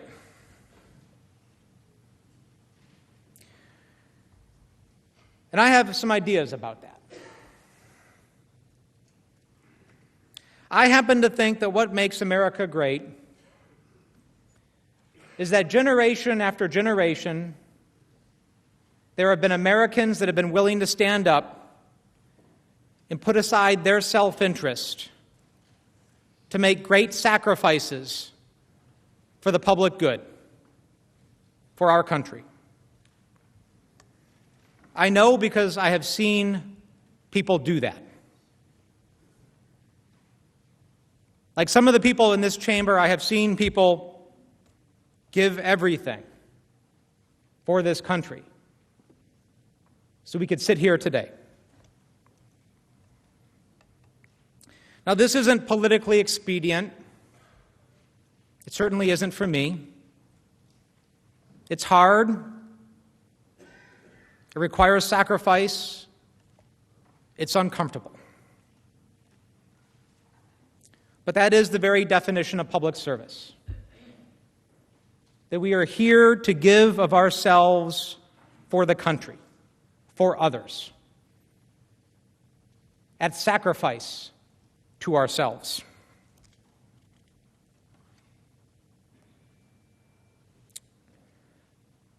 Those who have given so much for this country deserve nothing less from us now than to try to honor those sacrifices.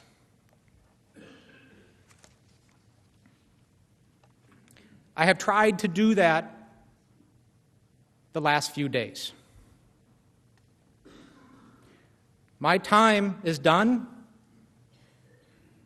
and it is now your turn.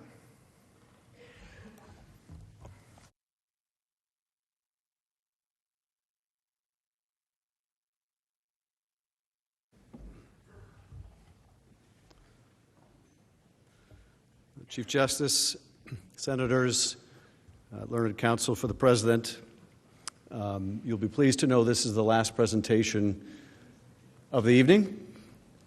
And as I started last night, I made reference to some good advice I got from an encouraging voice that said, keep it up but not too long. Tonight I got some equally good advice. To be immortal, you don't need to be eternal. And I will do my best not to be eternal. First point I'd like to make is I'm tired. I don't know about you, but I'm exhausted. And I can only imagine how you feel. But I'm also very deeply grateful for just how you have attended to these presentations and discussions over the last few days. I'm deeply grateful. I can tell how much consideration you have given to our point of view and the President's point of view, and that's all we can ask. At the end of the day, all we can ask is that you hear us out and make the best judgment that you can, consistent with your conscience and our Constitution. Now, I wanted to start out tonight with where we began when we first appeared before you about a week ago, and that is with the resolution itself, with what the President is charged with in the articles and how that holds up now that you have heard the evidence from the House.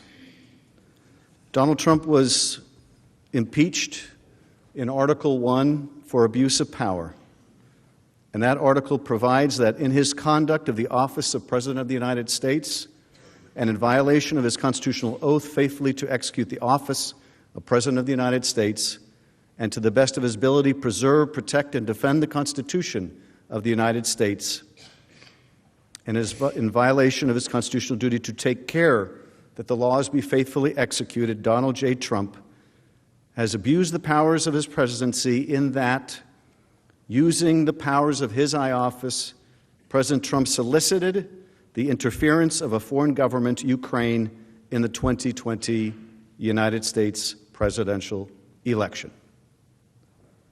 President Trump solicited the interference of a foreign government, Ukraine, in the 2020 election.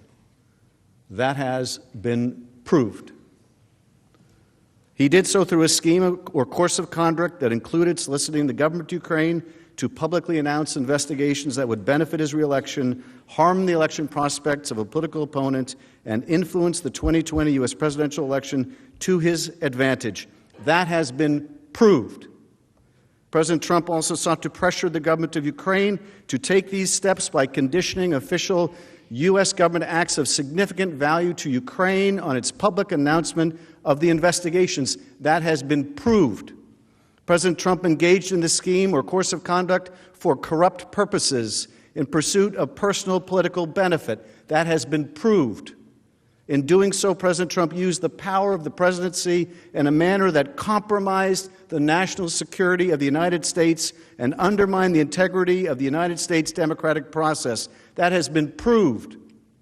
He thus ignored and injured the interests of the nation. That has been proved. President Trump engaged in this scheme or course of conduct through the following means. President Trump, acting both directly and through his agents within and outside the United States government, corruptly solicited the government of Ukraine to publicly announce investigations into a political opponent, former Vice President Joseph R. Biden Jr. That has been proved. A discredited theory promoted by Russia alleging that Ukraine, rather than Russia, interfered in the 2016 United States presidential election. That has been proved. With the same corrupt motives, President Trump, acting both directly and through his agents within and outside the U.S. government, conditioned two official acts on the public announcements that he had requested: the release of $391 million of U.S. taxpayer funds that Congress had appropriated on a bipartisan basis for the purpose of providing vital military and security assistance to Ukraine to oppose Russian aggression, and which President Trump had ordered suspended. That has been proved. And B, a head of state meeting at the White House, which the President of Ukraine sought to demonstrate continued United States support for the government of Ukraine in the face of Russian aggression. That has been proved. Faced with public revelation of his actions, President Trump ultimately released the military and security assistance to the government of Ukraine, but has persisted in openly and corruptly urging and soliciting Ukraine to undertake investigations for his personal political benefit. That has been proved. These actions were consistent with President Trump's previous invitations of foreign interference in U.S. elections. That has been proved. In all of this, President Trump abused the powers of the presidency by ignoring and injuring national security and other vital national interests to obtain an improper personal political benefit. That has been proved. He also betrayed the nation by abusing his high office to enlist a foreign power in corrupting democratic elections. That has been proved. Wherefore, President Trump, by such conduct, has demonstrated that he will remain a threat to national security and the Constitution if allowed to remain in office, and has acted in a manner grossly incompatible with self-governance and the rule of law. That has been proved. President Trump thus warrants impeachment and trial, removal from office, and disqualification to hold and enjoy any office of honor, trust, or profit under the United States. That will be for you to decide. But the facts have been proved. Those facts are not contested. We have met our burden. Article 2, obstruction of Congress. The Constitution provides that the House of Representatives shall have the sole power of impeachment, and the President shall be removed from office on impeachment for and conviction of treason, bribery, or other high crimes and misdemeanors.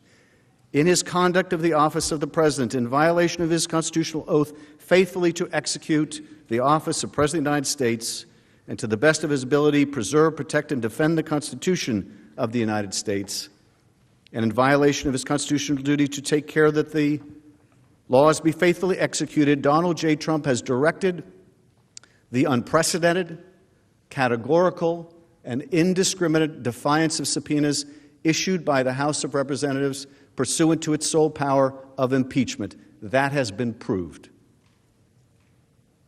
President Trump has abused the powers of the presidency in a manner offensive to and subversive of the Constitution, in that the House of Representatives has engaged in an impeachment inquiry focused on President Trump's corrupt solicitation of the government of Ukraine to interfere in the 2020 U.S. presidential election. That has been proved. As part of this impeachment inquiry, the committees undertaking the investigation served subpoenas, seeking documents and testimony deemed vital to the inquiry from various executive branch agencies and offices and current and former officials. That has been proved. In response, without lawful cause or excuse, President Trump directed executive branch agencies, offices, and officials not to comply with those subpoenas. That has been proved. President Trump thus interposed the powers of the presidency against the lawful subpoenas of the House of Representatives and assumed to himself functions and judgments necessary to exercise the sole power of impeachment vested in the Constitution in the House of Representatives. That has been proved. President Trump abused the powers of his high office through the following means. Number one, directing the White House to defy a lawful subpoena by withholding the production of documents sought therein by the committees. That has been proved. Directing other executive branch agencies and offices to defy lawful subpoenas and withhold the production of documents and records from the committees, in response to which the Department of State, the Office of Management Budget, Department of Energy, and Department of Defense refused to produce a single record or document. That has been proved. Directing current and former executive branch officials not to cooperate with the committees, in response to which 9 administration officials defied subpoenas for testimony, namely John Michael McMulvaney, Robert B. Blair, John A. Eisenberg, Michael Ellis, Preston Wells Griffith, Russell T. Vought, Michael Duffy, Brian McCormick, and T. Ulrich Brechbuhl. That has been proved. These actions were consistent with President Trump's previous efforts to undermine United States government investigations into foreign interference in U.S. elections. That has been proved.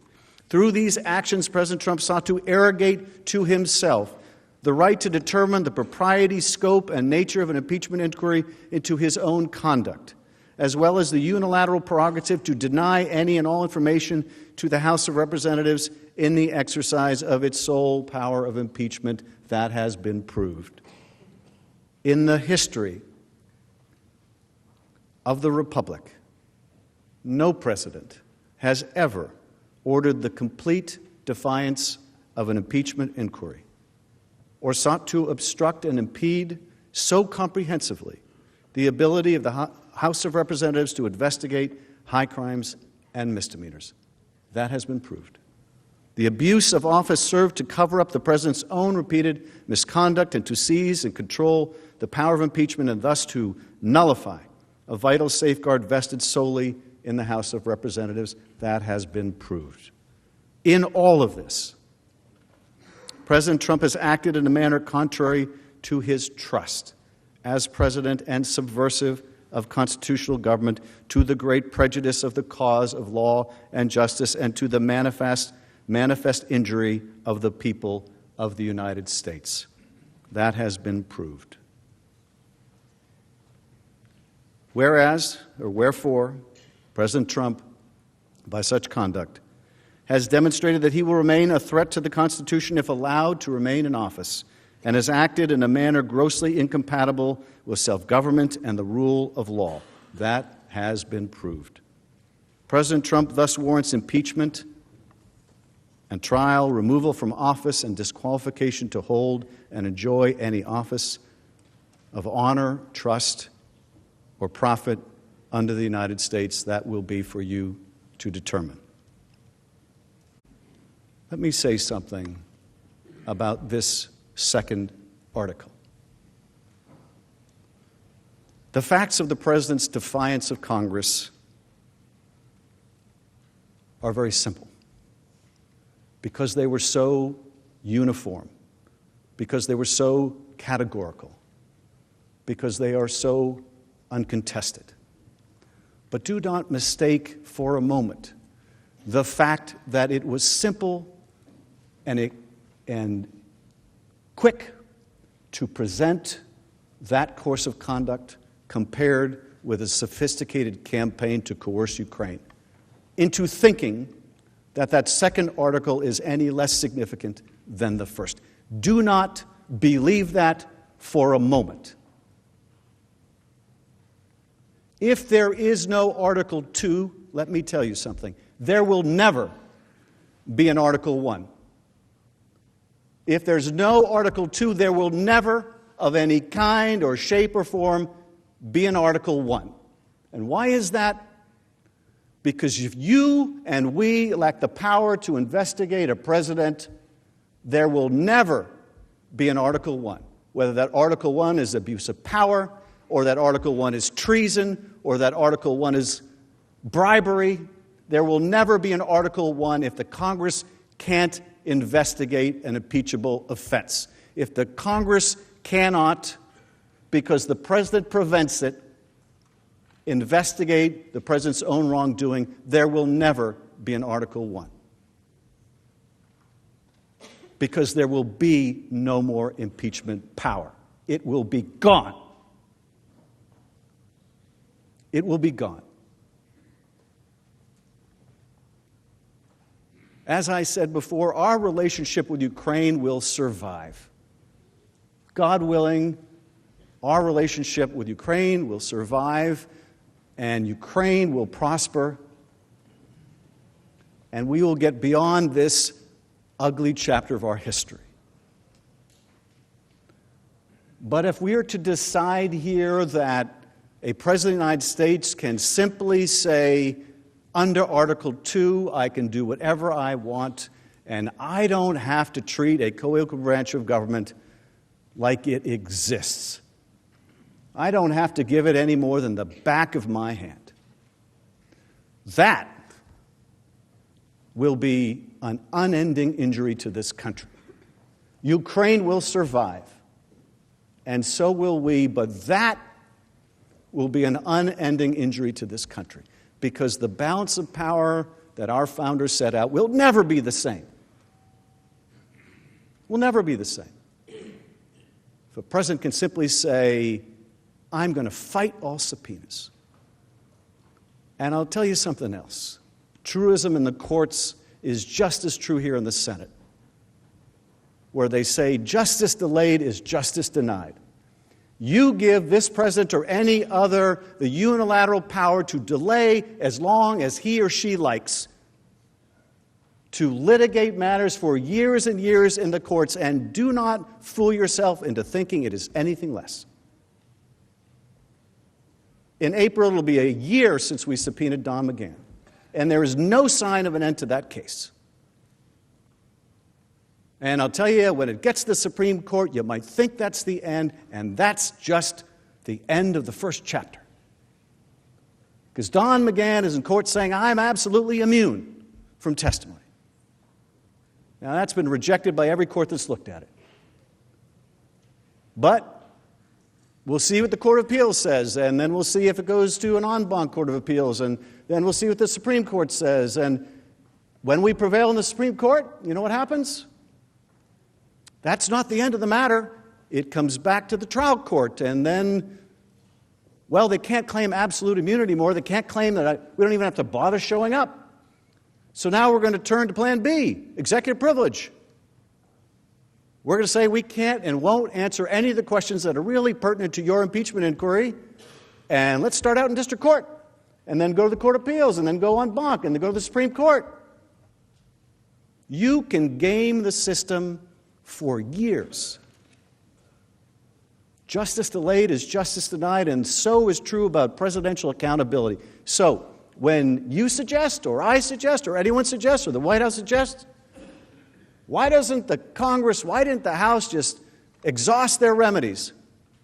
As if in the Constitution, where it says the House shall have the sole power of impeachment, there's an asterisk that says, after exhausting all court remedies, and first seeking court in the district court, and then seeking relief in the Court of Appeals, and after that going to the Supreme Court. Let's not kid ourselves about what that really means. What that really means is you allow the president to control the timing of his own impeachment, or if it will ever be permitted to come before this body. That is not an impeachment power, that is the absence of an impeachment power.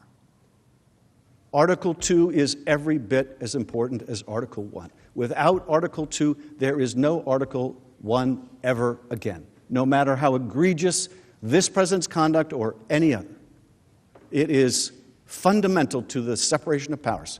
If you can't have the ability to enforce an impeachment power, you might as well not put it in the Constitution. Now, shortly, the president's lawyers will have a chance to make their presentation.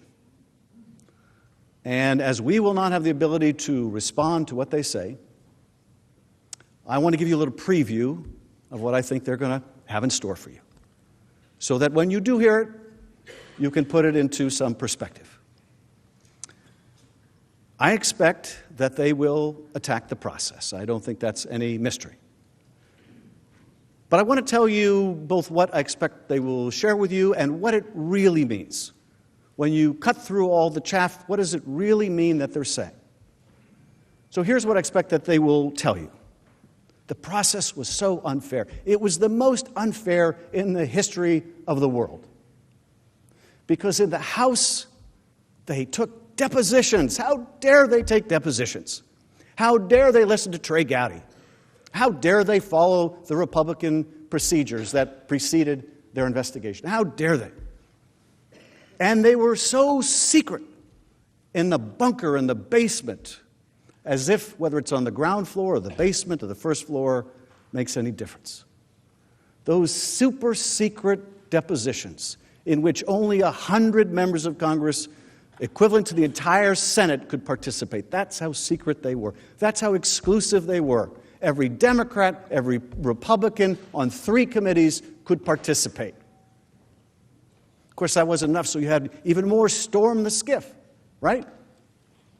So you have 100 people can participate, but you heard earlier, but the Republicans weren't allowed to participate. Okay, that's just false. You know how we did it in those super secret depositions? And you can look this up yourself because we released the transcripts. We got an hour, they got an hour. We got 45 minutes, they got 45 minutes. And we did that back and forth until everyone was done asking their questions. Now you'll hear, oh, Chairman Schiff was so unfair, he wouldn't allow us to ask our questions.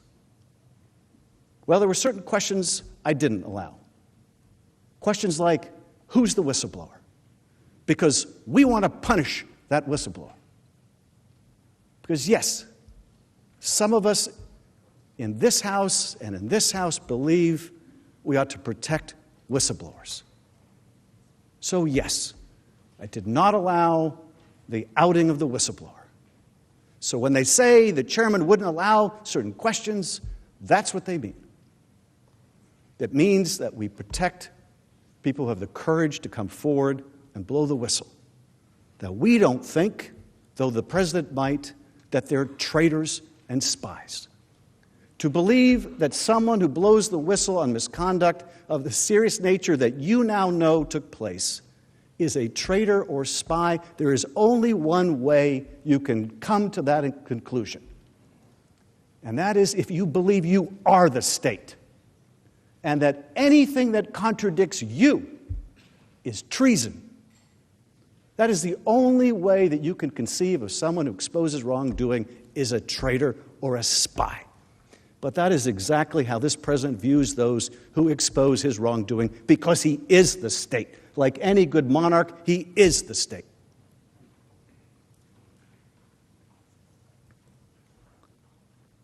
And you'll hear the president wasn't allowed to participate in the Judiciary Committee.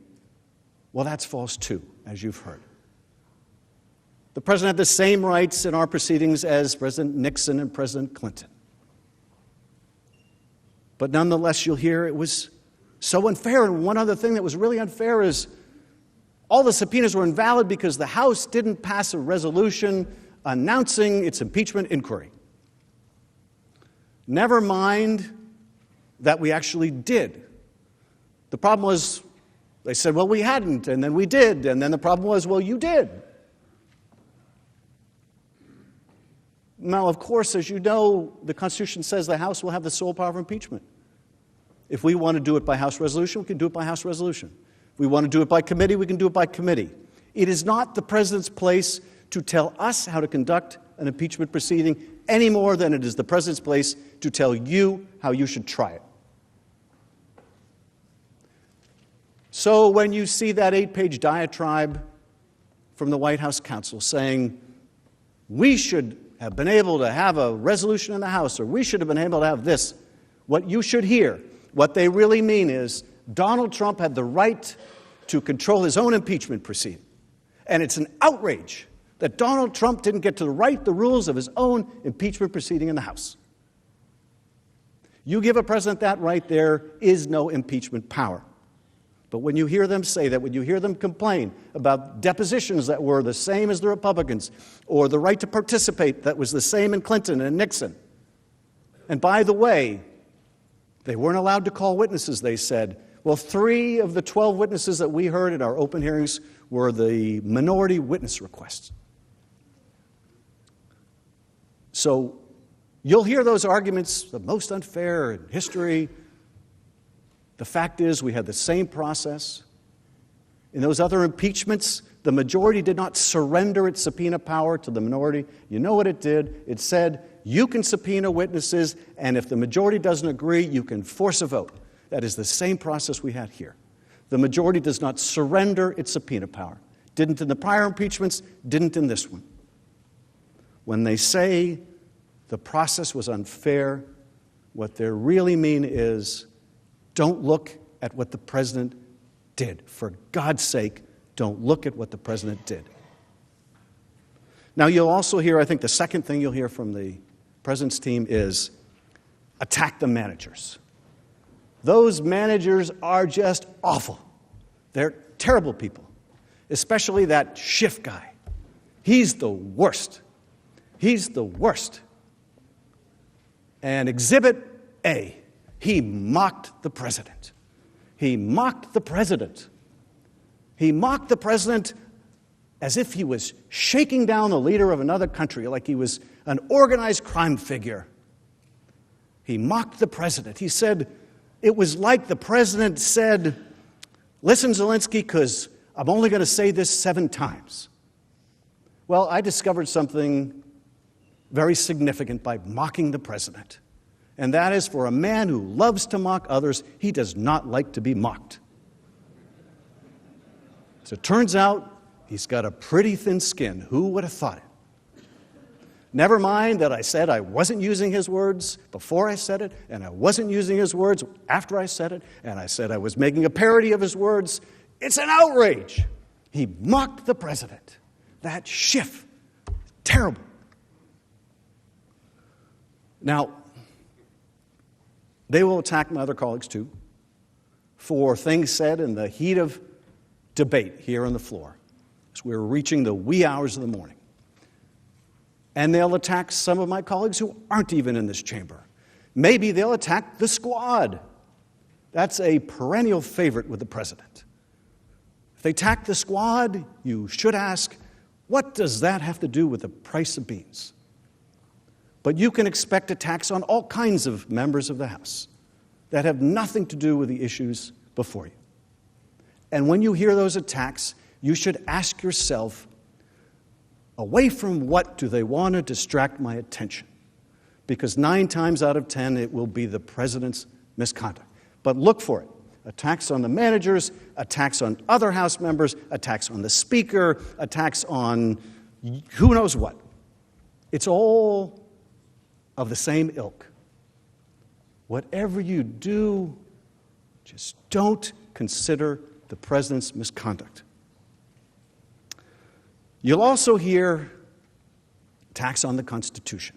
Of course, it won't be framed as an attack on the Constitution, but that's really what it represents. And that is, abuse of power doesn't violate the Constitution. Presidents of the United States have every right to abuse their power. That's the argument. Okay, I know it's a hard argument to make, right? Presidents have a constitutional right to abuse their power. And how dare the House of Representatives charge a president with abusing his power? Now, I'm looking forward to that constitutional argument by Alan Dershowitz. Because I want to know why abusing power and trust is not impeachable now, but it was a few years ago. Because the last time I checked, I don't think there was a significant change to the Constitution between the time he said it was impeachable and the time he's saying now that apparently it is not impeachable. So I'm looking forward to that argument. But I'm also looking forward to Ken Starr's presentation. Because during the Clinton impeachment, he maintained that a president not only could but must be impeached for obstructing justice, that Bill Clinton needed to be impeached because he lied under oath about sex, and to do so obstructed justice.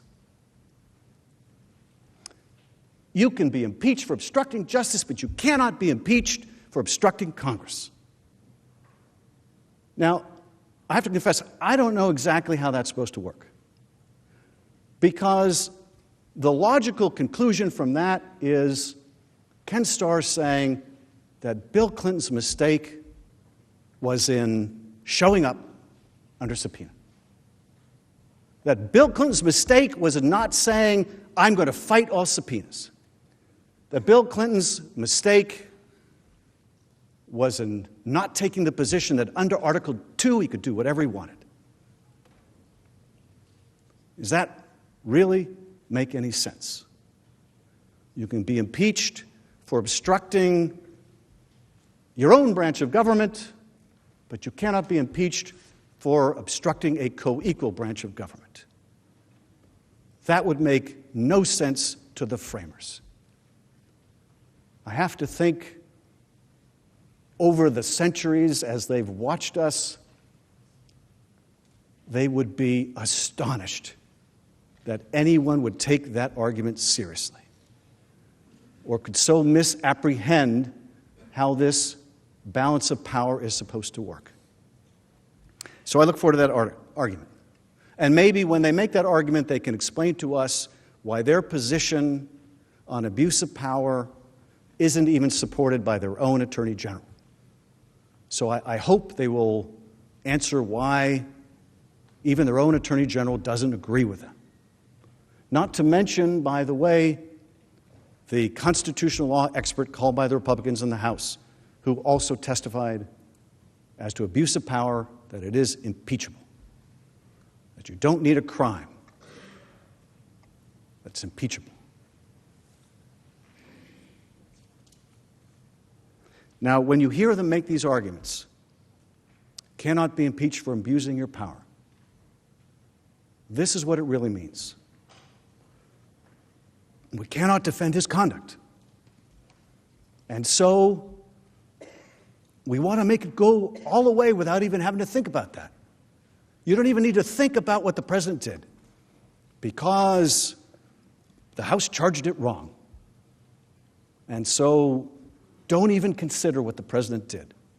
That's what that argument means. We can't defend the indefensible, so we have to fall back on, even if he abused his office, even if he did all the things he's accused of, that's perfectly fine. There's nothing that can be done about it. Now, you'll also hear, as part of the defense, and you heard this from Jay Sekulow, it was I think the last thing he said, the whistleblower. And then he stepped back to the table. The whistleblower. Now, I don't really know what that meant, but I suspect you'll hear more of that. The whistleblower. The whistleblower. It's his or her fault that we're here. The whistleblower.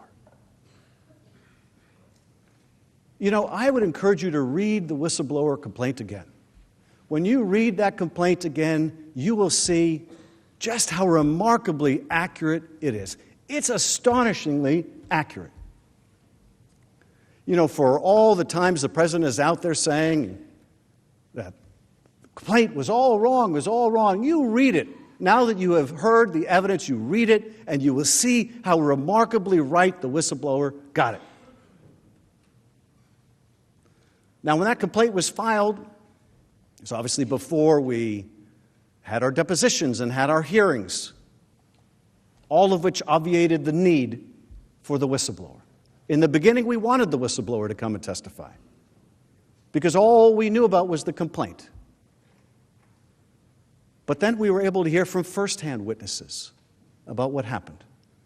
And then something else happened. The president and his allies began threatening the whistleblower. And the life of the whistleblower was at risk. And what was the point in exposing that whistleblower to the risk of his or her life when we had the evidence we needed? What was the point? Except retribution. Retribution and the president wants it still. You know why the president is mad at the whistleblower? Because but for the whistleblower, he wouldn't have been caught. And that is an unforgivable sin. He is the state. And but for the whistleblower, the president wouldn't have been caught. For that, he's a spy and he's guilty of treason. Now, what does he add to this? Nothing but retribution, a pound of flesh. You'll also hear the president's defense. They hate the president. They hate the president. You should not consider the president's misconduct because they hate the president. Now, what I've said, I leave you to your own judgments about the president. I only hate what he's done to this country. I grieve for what he's done to this country. But when they make the argument to you that this is only happening because they hate the president, it is just another of the myriad forms of, please do not consider what the president did. Whether you like the president or you dislike the president is immaterial. It's all about the Constitution and his misconduct. If it meets the standard of impeachable conduct as we have proved, it doesn't matter whether you like him. It doesn't matter whether you dislike him. What matters is whether he is a danger to the country because he will do it again. And none of us can have confidence based on his record that he will not do it again because he is telling us every day that he will. Now, you'll hear the further defense that Biden is corrupt, that Joe Biden is corrupt, that Hunter Biden is corrupt. This is their defense. This will be another defense, because what they hope to achieve in the Senate trial is what they couldn't achieve through their scheme. If they couldn't get Ukraine to smear the Bidens, they want to use this trial to do it instead. So let's call Hunter Biden. Let's smear the Bidens. Let's succeed in the trial with what we couldn't do with this scheme. That's the goal.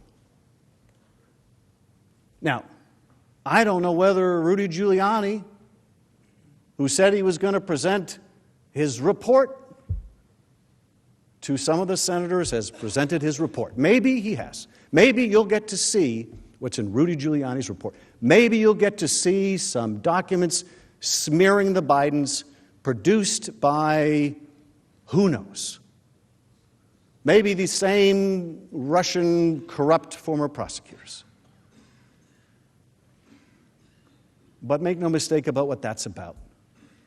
It's about completing the object of the scheme through other means, through the means of this trial.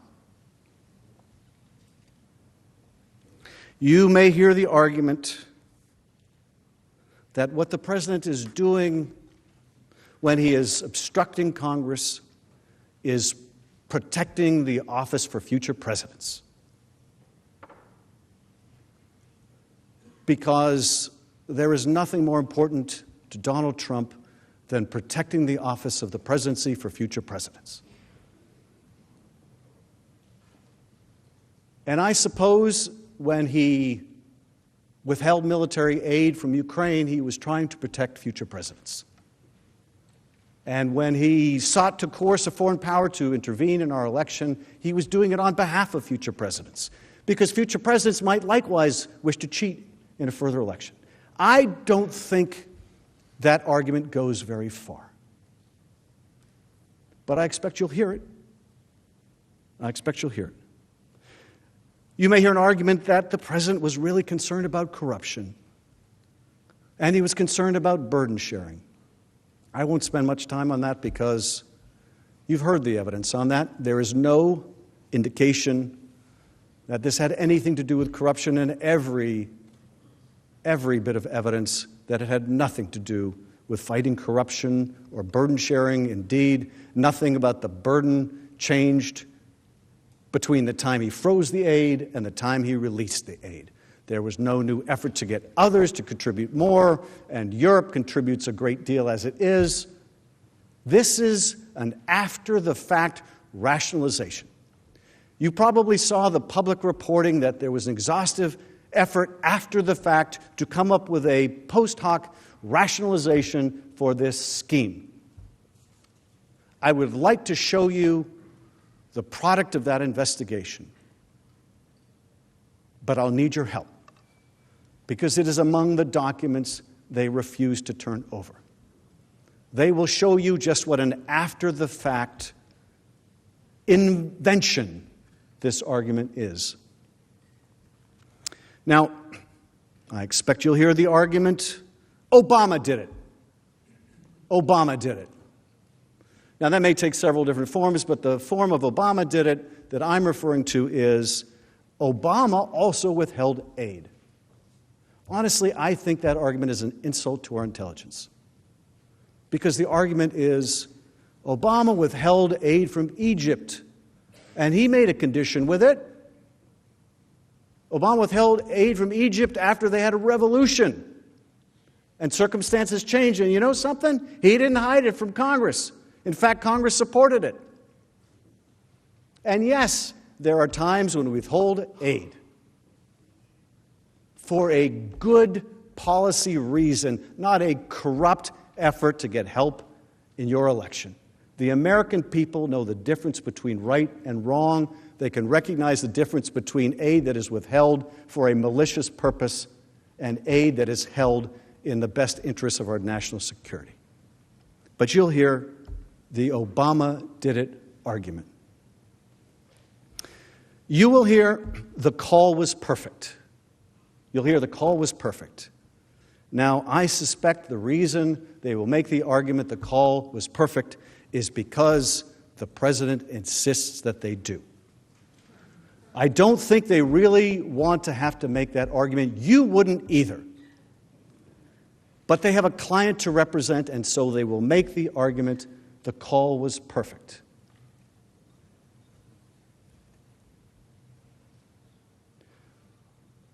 And they will also make the argument Ukraine thinks the call was perfect. Ukraine says there was no pressure. What that really means is Ukraine wants a future. Ukraine knows it's still beholden to us for aid. Ukraine still hasn't gotten in through the door of the White House. Ukraine knows that if they acknowledge that they were shaken down by the President of the United States, the President of the United States will make them pay. So when you hear them say Ukraine felt no pressure, and their proof is because the Ukraine president doesn't want to call the President of the United States a bad name, you'll know why. Because they need America. They need America. The framers did not expect you to leave your common sense at the door. Now, you'll also hear the defense. The president said there was no quid pro quo. The president said there was no quid pro quo. I guess that's the end of the story.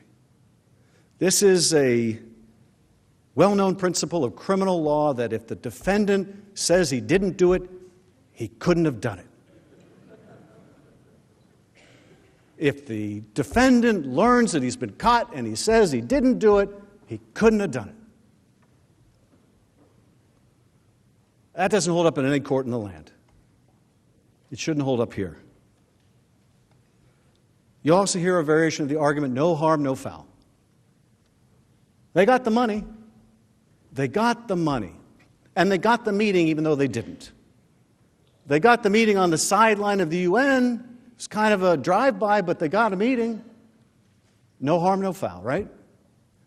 A meeting on the sidelines is pretty much the same thing, right, as a head of state meeting in the Oval Office? Of course it's not. Why do you think at that meeting at the United Nations, the president of Ukraine was still saying, hey, when am I going to get to come to town? He certainly recognizes the difference, and we should too.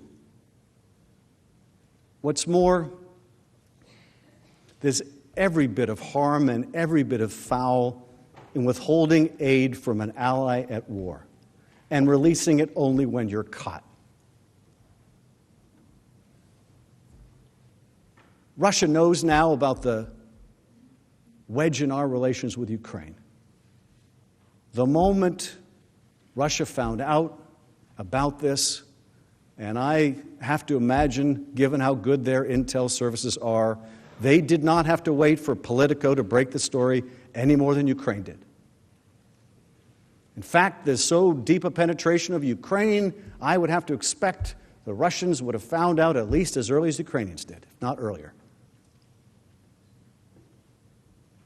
The moment Ukraine learned and Russia learned, there was harm.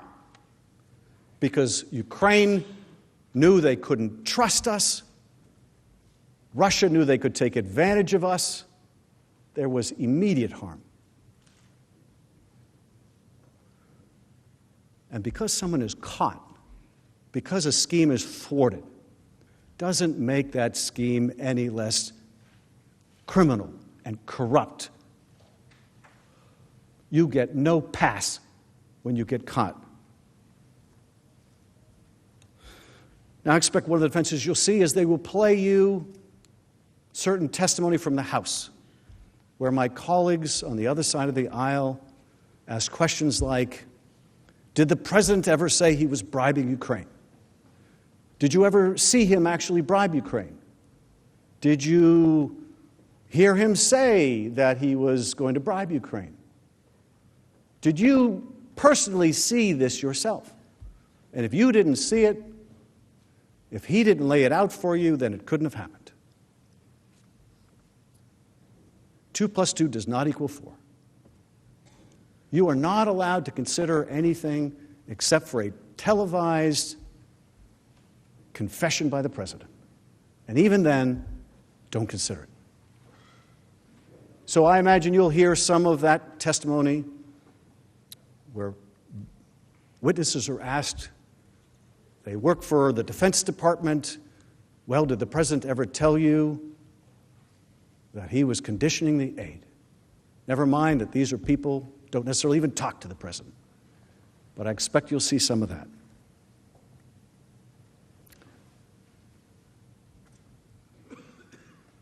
As I mentioned before, you'll hear the defense. We claim privilege. You can't impeach the president over the exercise of privilege. Never mind the fact that they never claimed privilege. They never asserted privilege. And you know why? You know why they never actually invoked privilege in the House? Is because they know that if they did, they'd have to produce the documents and they'd have to show what they were redacting, and they didn't want to do even that. They knew the overwhelming majority of the documents and witness testimony, there was no even colorable claim of privilege. So they didn't want to even invoke it. All they would say is, maybe someday. But you will hear that you can't be impeached for a claim of privilege they never made.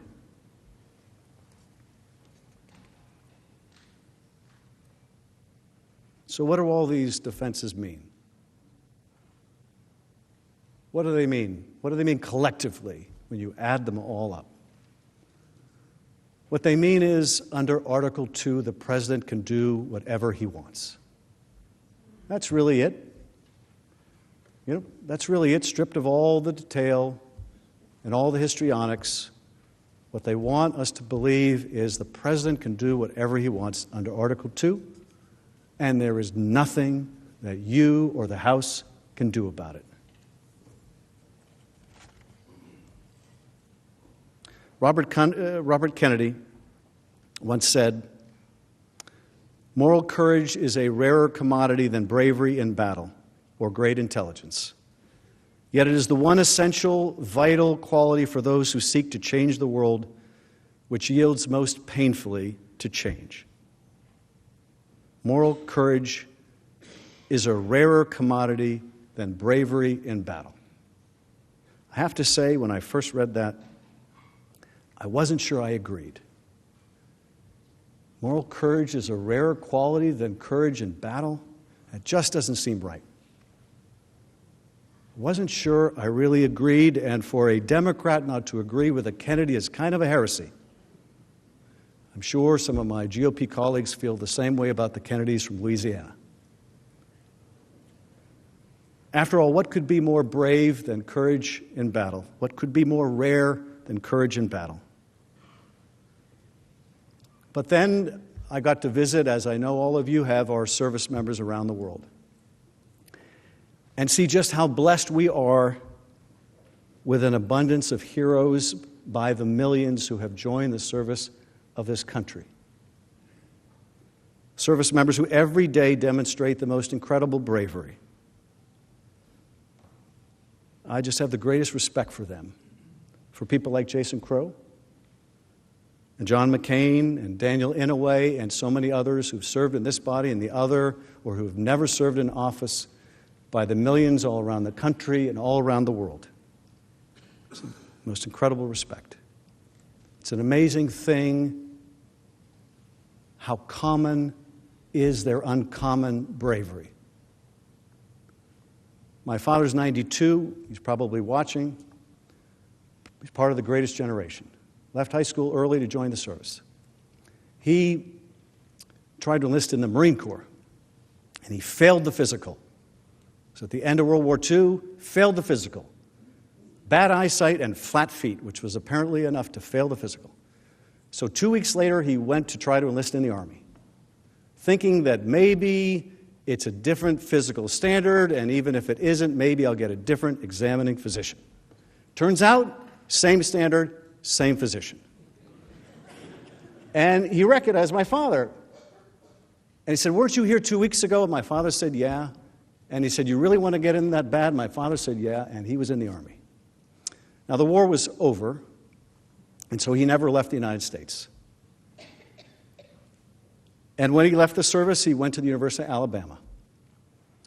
And about midway through, he wanted to get on with his life, and he left college and went out into the business world. Something he always regretted, leaving college early. But I think in many ways, he got a better education than I did.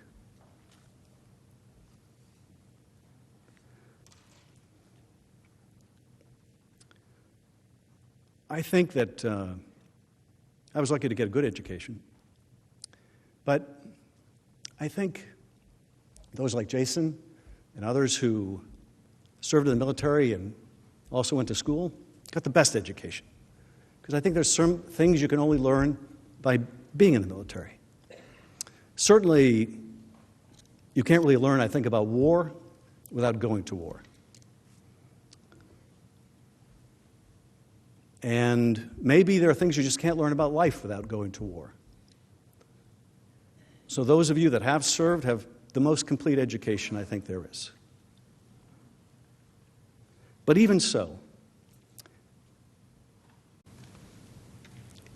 is moral courage really more rare than that on the battlefield? And then I saw what Robert Kennedy meant by moral courage. Few, he said, are willing to brave the disapproval of their fellows, the censure of their colleagues, and the wrath of their society. And then I understood by that measure just how rare moral courage is. How many of us are willing to brave the disapproval of our fellows, the censure of our colleagues, and the wrath of our society? Just as those who have served in uniform can't fully understand, those who have not served in uniform can't fully understand what military service means, so too there is a different kind of fraternity or sorority among those who have served in office. I always tell my constituents there are two kinds of jobs in Congress. And it's not Democrats and Republicans. It's those from a safe seat and those from an unsafe seat. And I'm sure the same is true of those from a safe state and an unsafe state.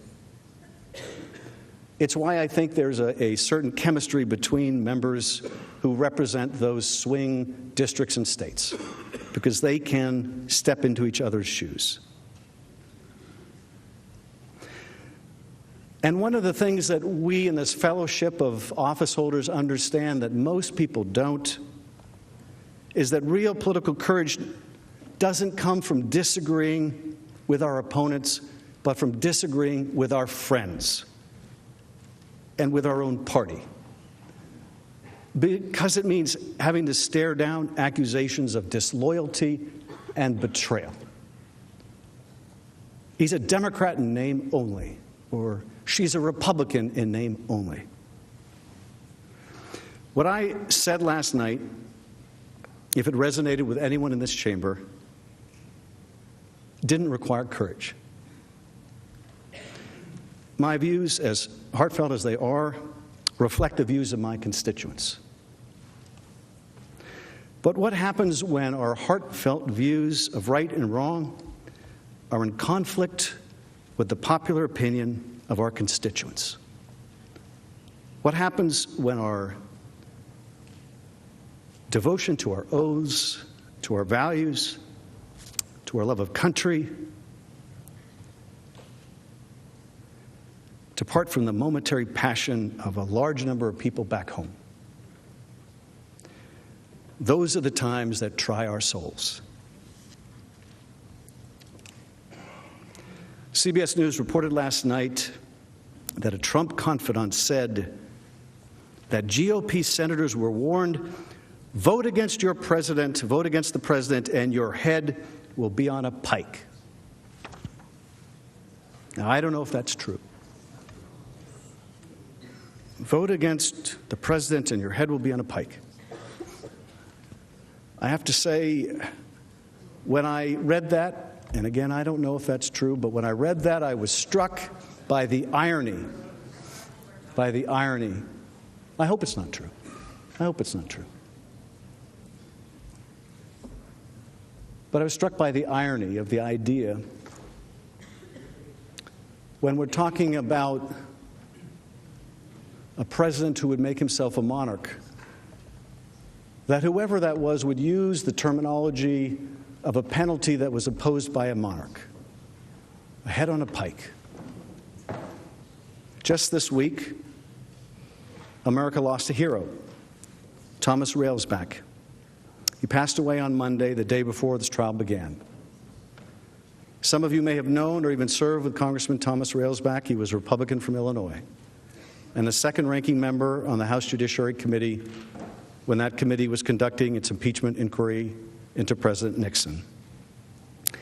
In July of 1974, as the inquiry was coming to a close, Congressman Railsback began meeting with a bipartisan group of members of the House, 3 other Republicans and 3 Democrats. Here in the Senate, they might have called them the Gang of 7. They gathered and they talked and they labored over language and ultimately helped develop a bipartisan support for the articles that led a group of Republican senators, including Barry Goldwater and Howard Baker, to tell President Nixon that he must resign. Some say that the Nixon impeachment might not have moved forward were it not for those 4 courageous Republicans led by Congressman Railsback. And it pained the congressman because he credited Nixon with giving him his seat, with getting him elected. He did it because, he said, because seeing all the evidence, it was something we had to do because the evidence was there. One of his aides, Ray LaHood, eulogized him, saying he felt an obligation to the Constitution to do what is right. Now soon, members of this body will face the most momentous of decisions. Not, as I said at the outset, between guilt and innocence, but a far more foundational issue. Should there be a fair trial? Shall the House be able to present its case with witnesses and documents through the use of subpoenas, as has been the case in every impeachment trial in history? Now, the president's lawyers have been making their case outside of this chamber, threatening to stall these proceedings with the assertion of false claims of privilege. Having persuaded this body to postpone consideration of the witnesses and documents, they now appear to be preparing the ground to say it will be too late to consider them next week. But consider this. Of the hundreds of documents that we have subpoenaed, there is no colorable claim and none has been asserted. To the degree that you could even make a claim, that claim has been waived. To the degree that even superficially a claim would attach, it does not conceal misconduct. And what's more, to the degree that there were a dispute over whether a privilege applied, we have a perfectly good judge sitting behind me, empowered by the rules of this body to resolve those disputes. And when the Chief Justice decides where a narrow application of privilege ought to apply, you will still have the power to overrule him. How often do you get the chance to overrule a Chief Justice of the Supreme Court? You have to admit it's every legislator's dream. So let us not be fooled by the argument that it will take too long, or persuaded that the trial must be over before the State of the Union. This is no parking ticket we are contesting, no shoplifting case we are prosecuting. It is a matter of high crimes and misdemeanors. How long is too long to have a fair trial, fair to the president and fair to the American people? The American people do not agree on much, but they will not forgive being deprived of the truth, and certainly not because it took a backseat to expediency. In his pamphlet of 1777, The American Crisis, Thomas Paine wrote, "Those who expect to reap the blessings of freedom must undergo the fatigue of supporting it." Is it too much fatigue to call witnesses and have a fair trial? Are the blessings of freedom so meager that we will not endure the fatigue of a real trial with witnesses and documents? President Lincoln, in his closing message to Congress in December 1862, said this: "Fellow citizens, we cannot escape history. We of this Congress and this administration will be remembered in spite of ourselves. No personal significance or insignificance can spare one or another of us. The fiery trial through which we pass will light us down in honor or dishonor to the latest generation." I think he was the most interesting president in history. He may be the most interesting person in our history. This man who started out dirt poor, like hundreds of thousands of other people at the time. He had nothing. No money, no education. He educated himself. But he had a brain in that head, a brilliance in that mind, that made him one of the most incredible, not just presidents, but people in history. I think he's the most interesting character in our history. Out of the hundreds and hundreds of thousands of other Americans at the time, why him? Why him? I think a lot about history, as I know you do. Sometimes I think about how unforgiving history can be of our conduct. We can do a lifetime's work, draft the most wonderful legislation, help our constituents, and yet we may be remembered for none of that. But for a single decision, we may be remembered, affecting the course of our country. I believe this may be one of those moments, a moment we never thought we would see, a moment when our democracy was gravely threatened, and not from without, but from within. Russia, too, has a constitution. It's not a bad constitution. It's just a meaningless one. In Russia, they have trial by telephone. They have the same ostensible rights we do to a trial. They hear evidence and witnesses, but before the verdict is rendered, the judge picks up the telephone and calls the right person to find out how it's supposed to turn out. Trial by telephone. Is that what we have here? Trial by telephone? Someone on the other end of the phone dictating what this trial should look like? The founders gave us more than words. They gave us inspiration. They may have receded into mythology, but they inspire us still. And more than us, they inspire the rest of the world. They inspire the rest of the world. From their prison cells in Turkey, journalists look to us. From their internment camps in China, they look to us. From their cells in Egypt, those who gathered in Tahrir Square for a better life look to us. From the Philippines, those that were the victims and their families of mass extrajudicial killing, they look to us. From Elgin Prison, they look to us. From all over the world, they look to us. And increasingly, they don't recognize what they see. It's a terrible tragedy for them. It is a worse tragedy for us, because there's nowhere else for them to turn. They're not going to turn to Russia. They're not going to turn to China. They're not going to turn to Europe with all of its problems. They look to us because we are still the indispensable nation.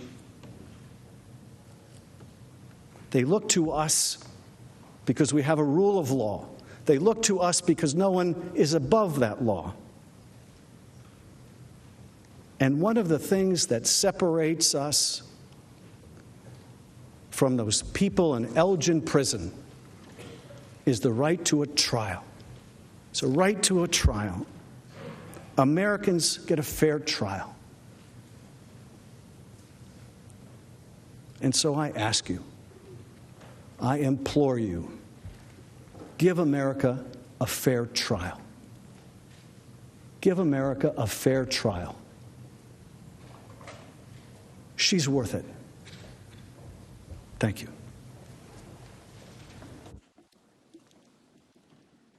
The majority leader is recognized.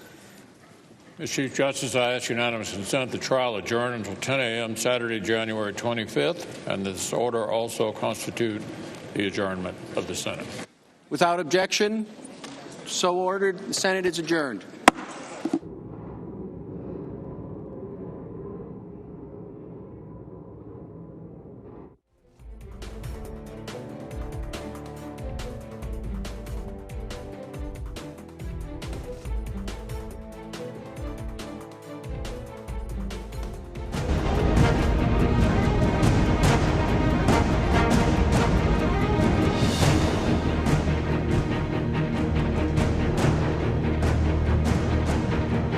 Hello, everyone. I'm Tanya Rivero. Thank you for joining us for this special report as the Senate has now finished day 4 of President Trump's impeachment trial. The ball now lies in the hands of Mr. Trump's legal team. Friday was House managers' final chance to argue the case for the president's removal from office. They say he and his administration committed an impeachable offense by withholding aid from Ukraine as a way of pressuring that country into publicly announcing an investigation into the president's political rival, Joe Biden. Then Democrats argued the president obstructed Congress's constitutionally mandated responsibility to investigate those actions. Lead impeachment manager and Congressman Adam Schiff laid out why he says Americans should care about this. Why does Ukraine matter to the United States? Because we're talking about a small country that many people know very little about. Well, this small country, this ally of ours, is a country hungry for reform and eager for a stronger relation with its most powerful, important ally, the United States. And we're talking about ourselves and what it means to the strength of our own democracy and democracies around the world when countries like Ukraine are fighting our fight against authoritarianism. At least that used to be our fight. And God help us if it's not our fight still. And as we mentioned, beginning Saturday, President Trump's legal team will get its chance to present a defense. The president's lead attorney, Jay Sekulow, spoke about what that defense might look like. I think you'll see I guess I would call it a trailer, coming attractions, would be the best way to say it. Obviously, we have 3 hours to put it out. So we'll take whatever time's appropriate during that 3 hours, kind of lay out what the case will look like. But no, next week is when you'll see the full presentation. But there'll be plenty to see. Senator Warren?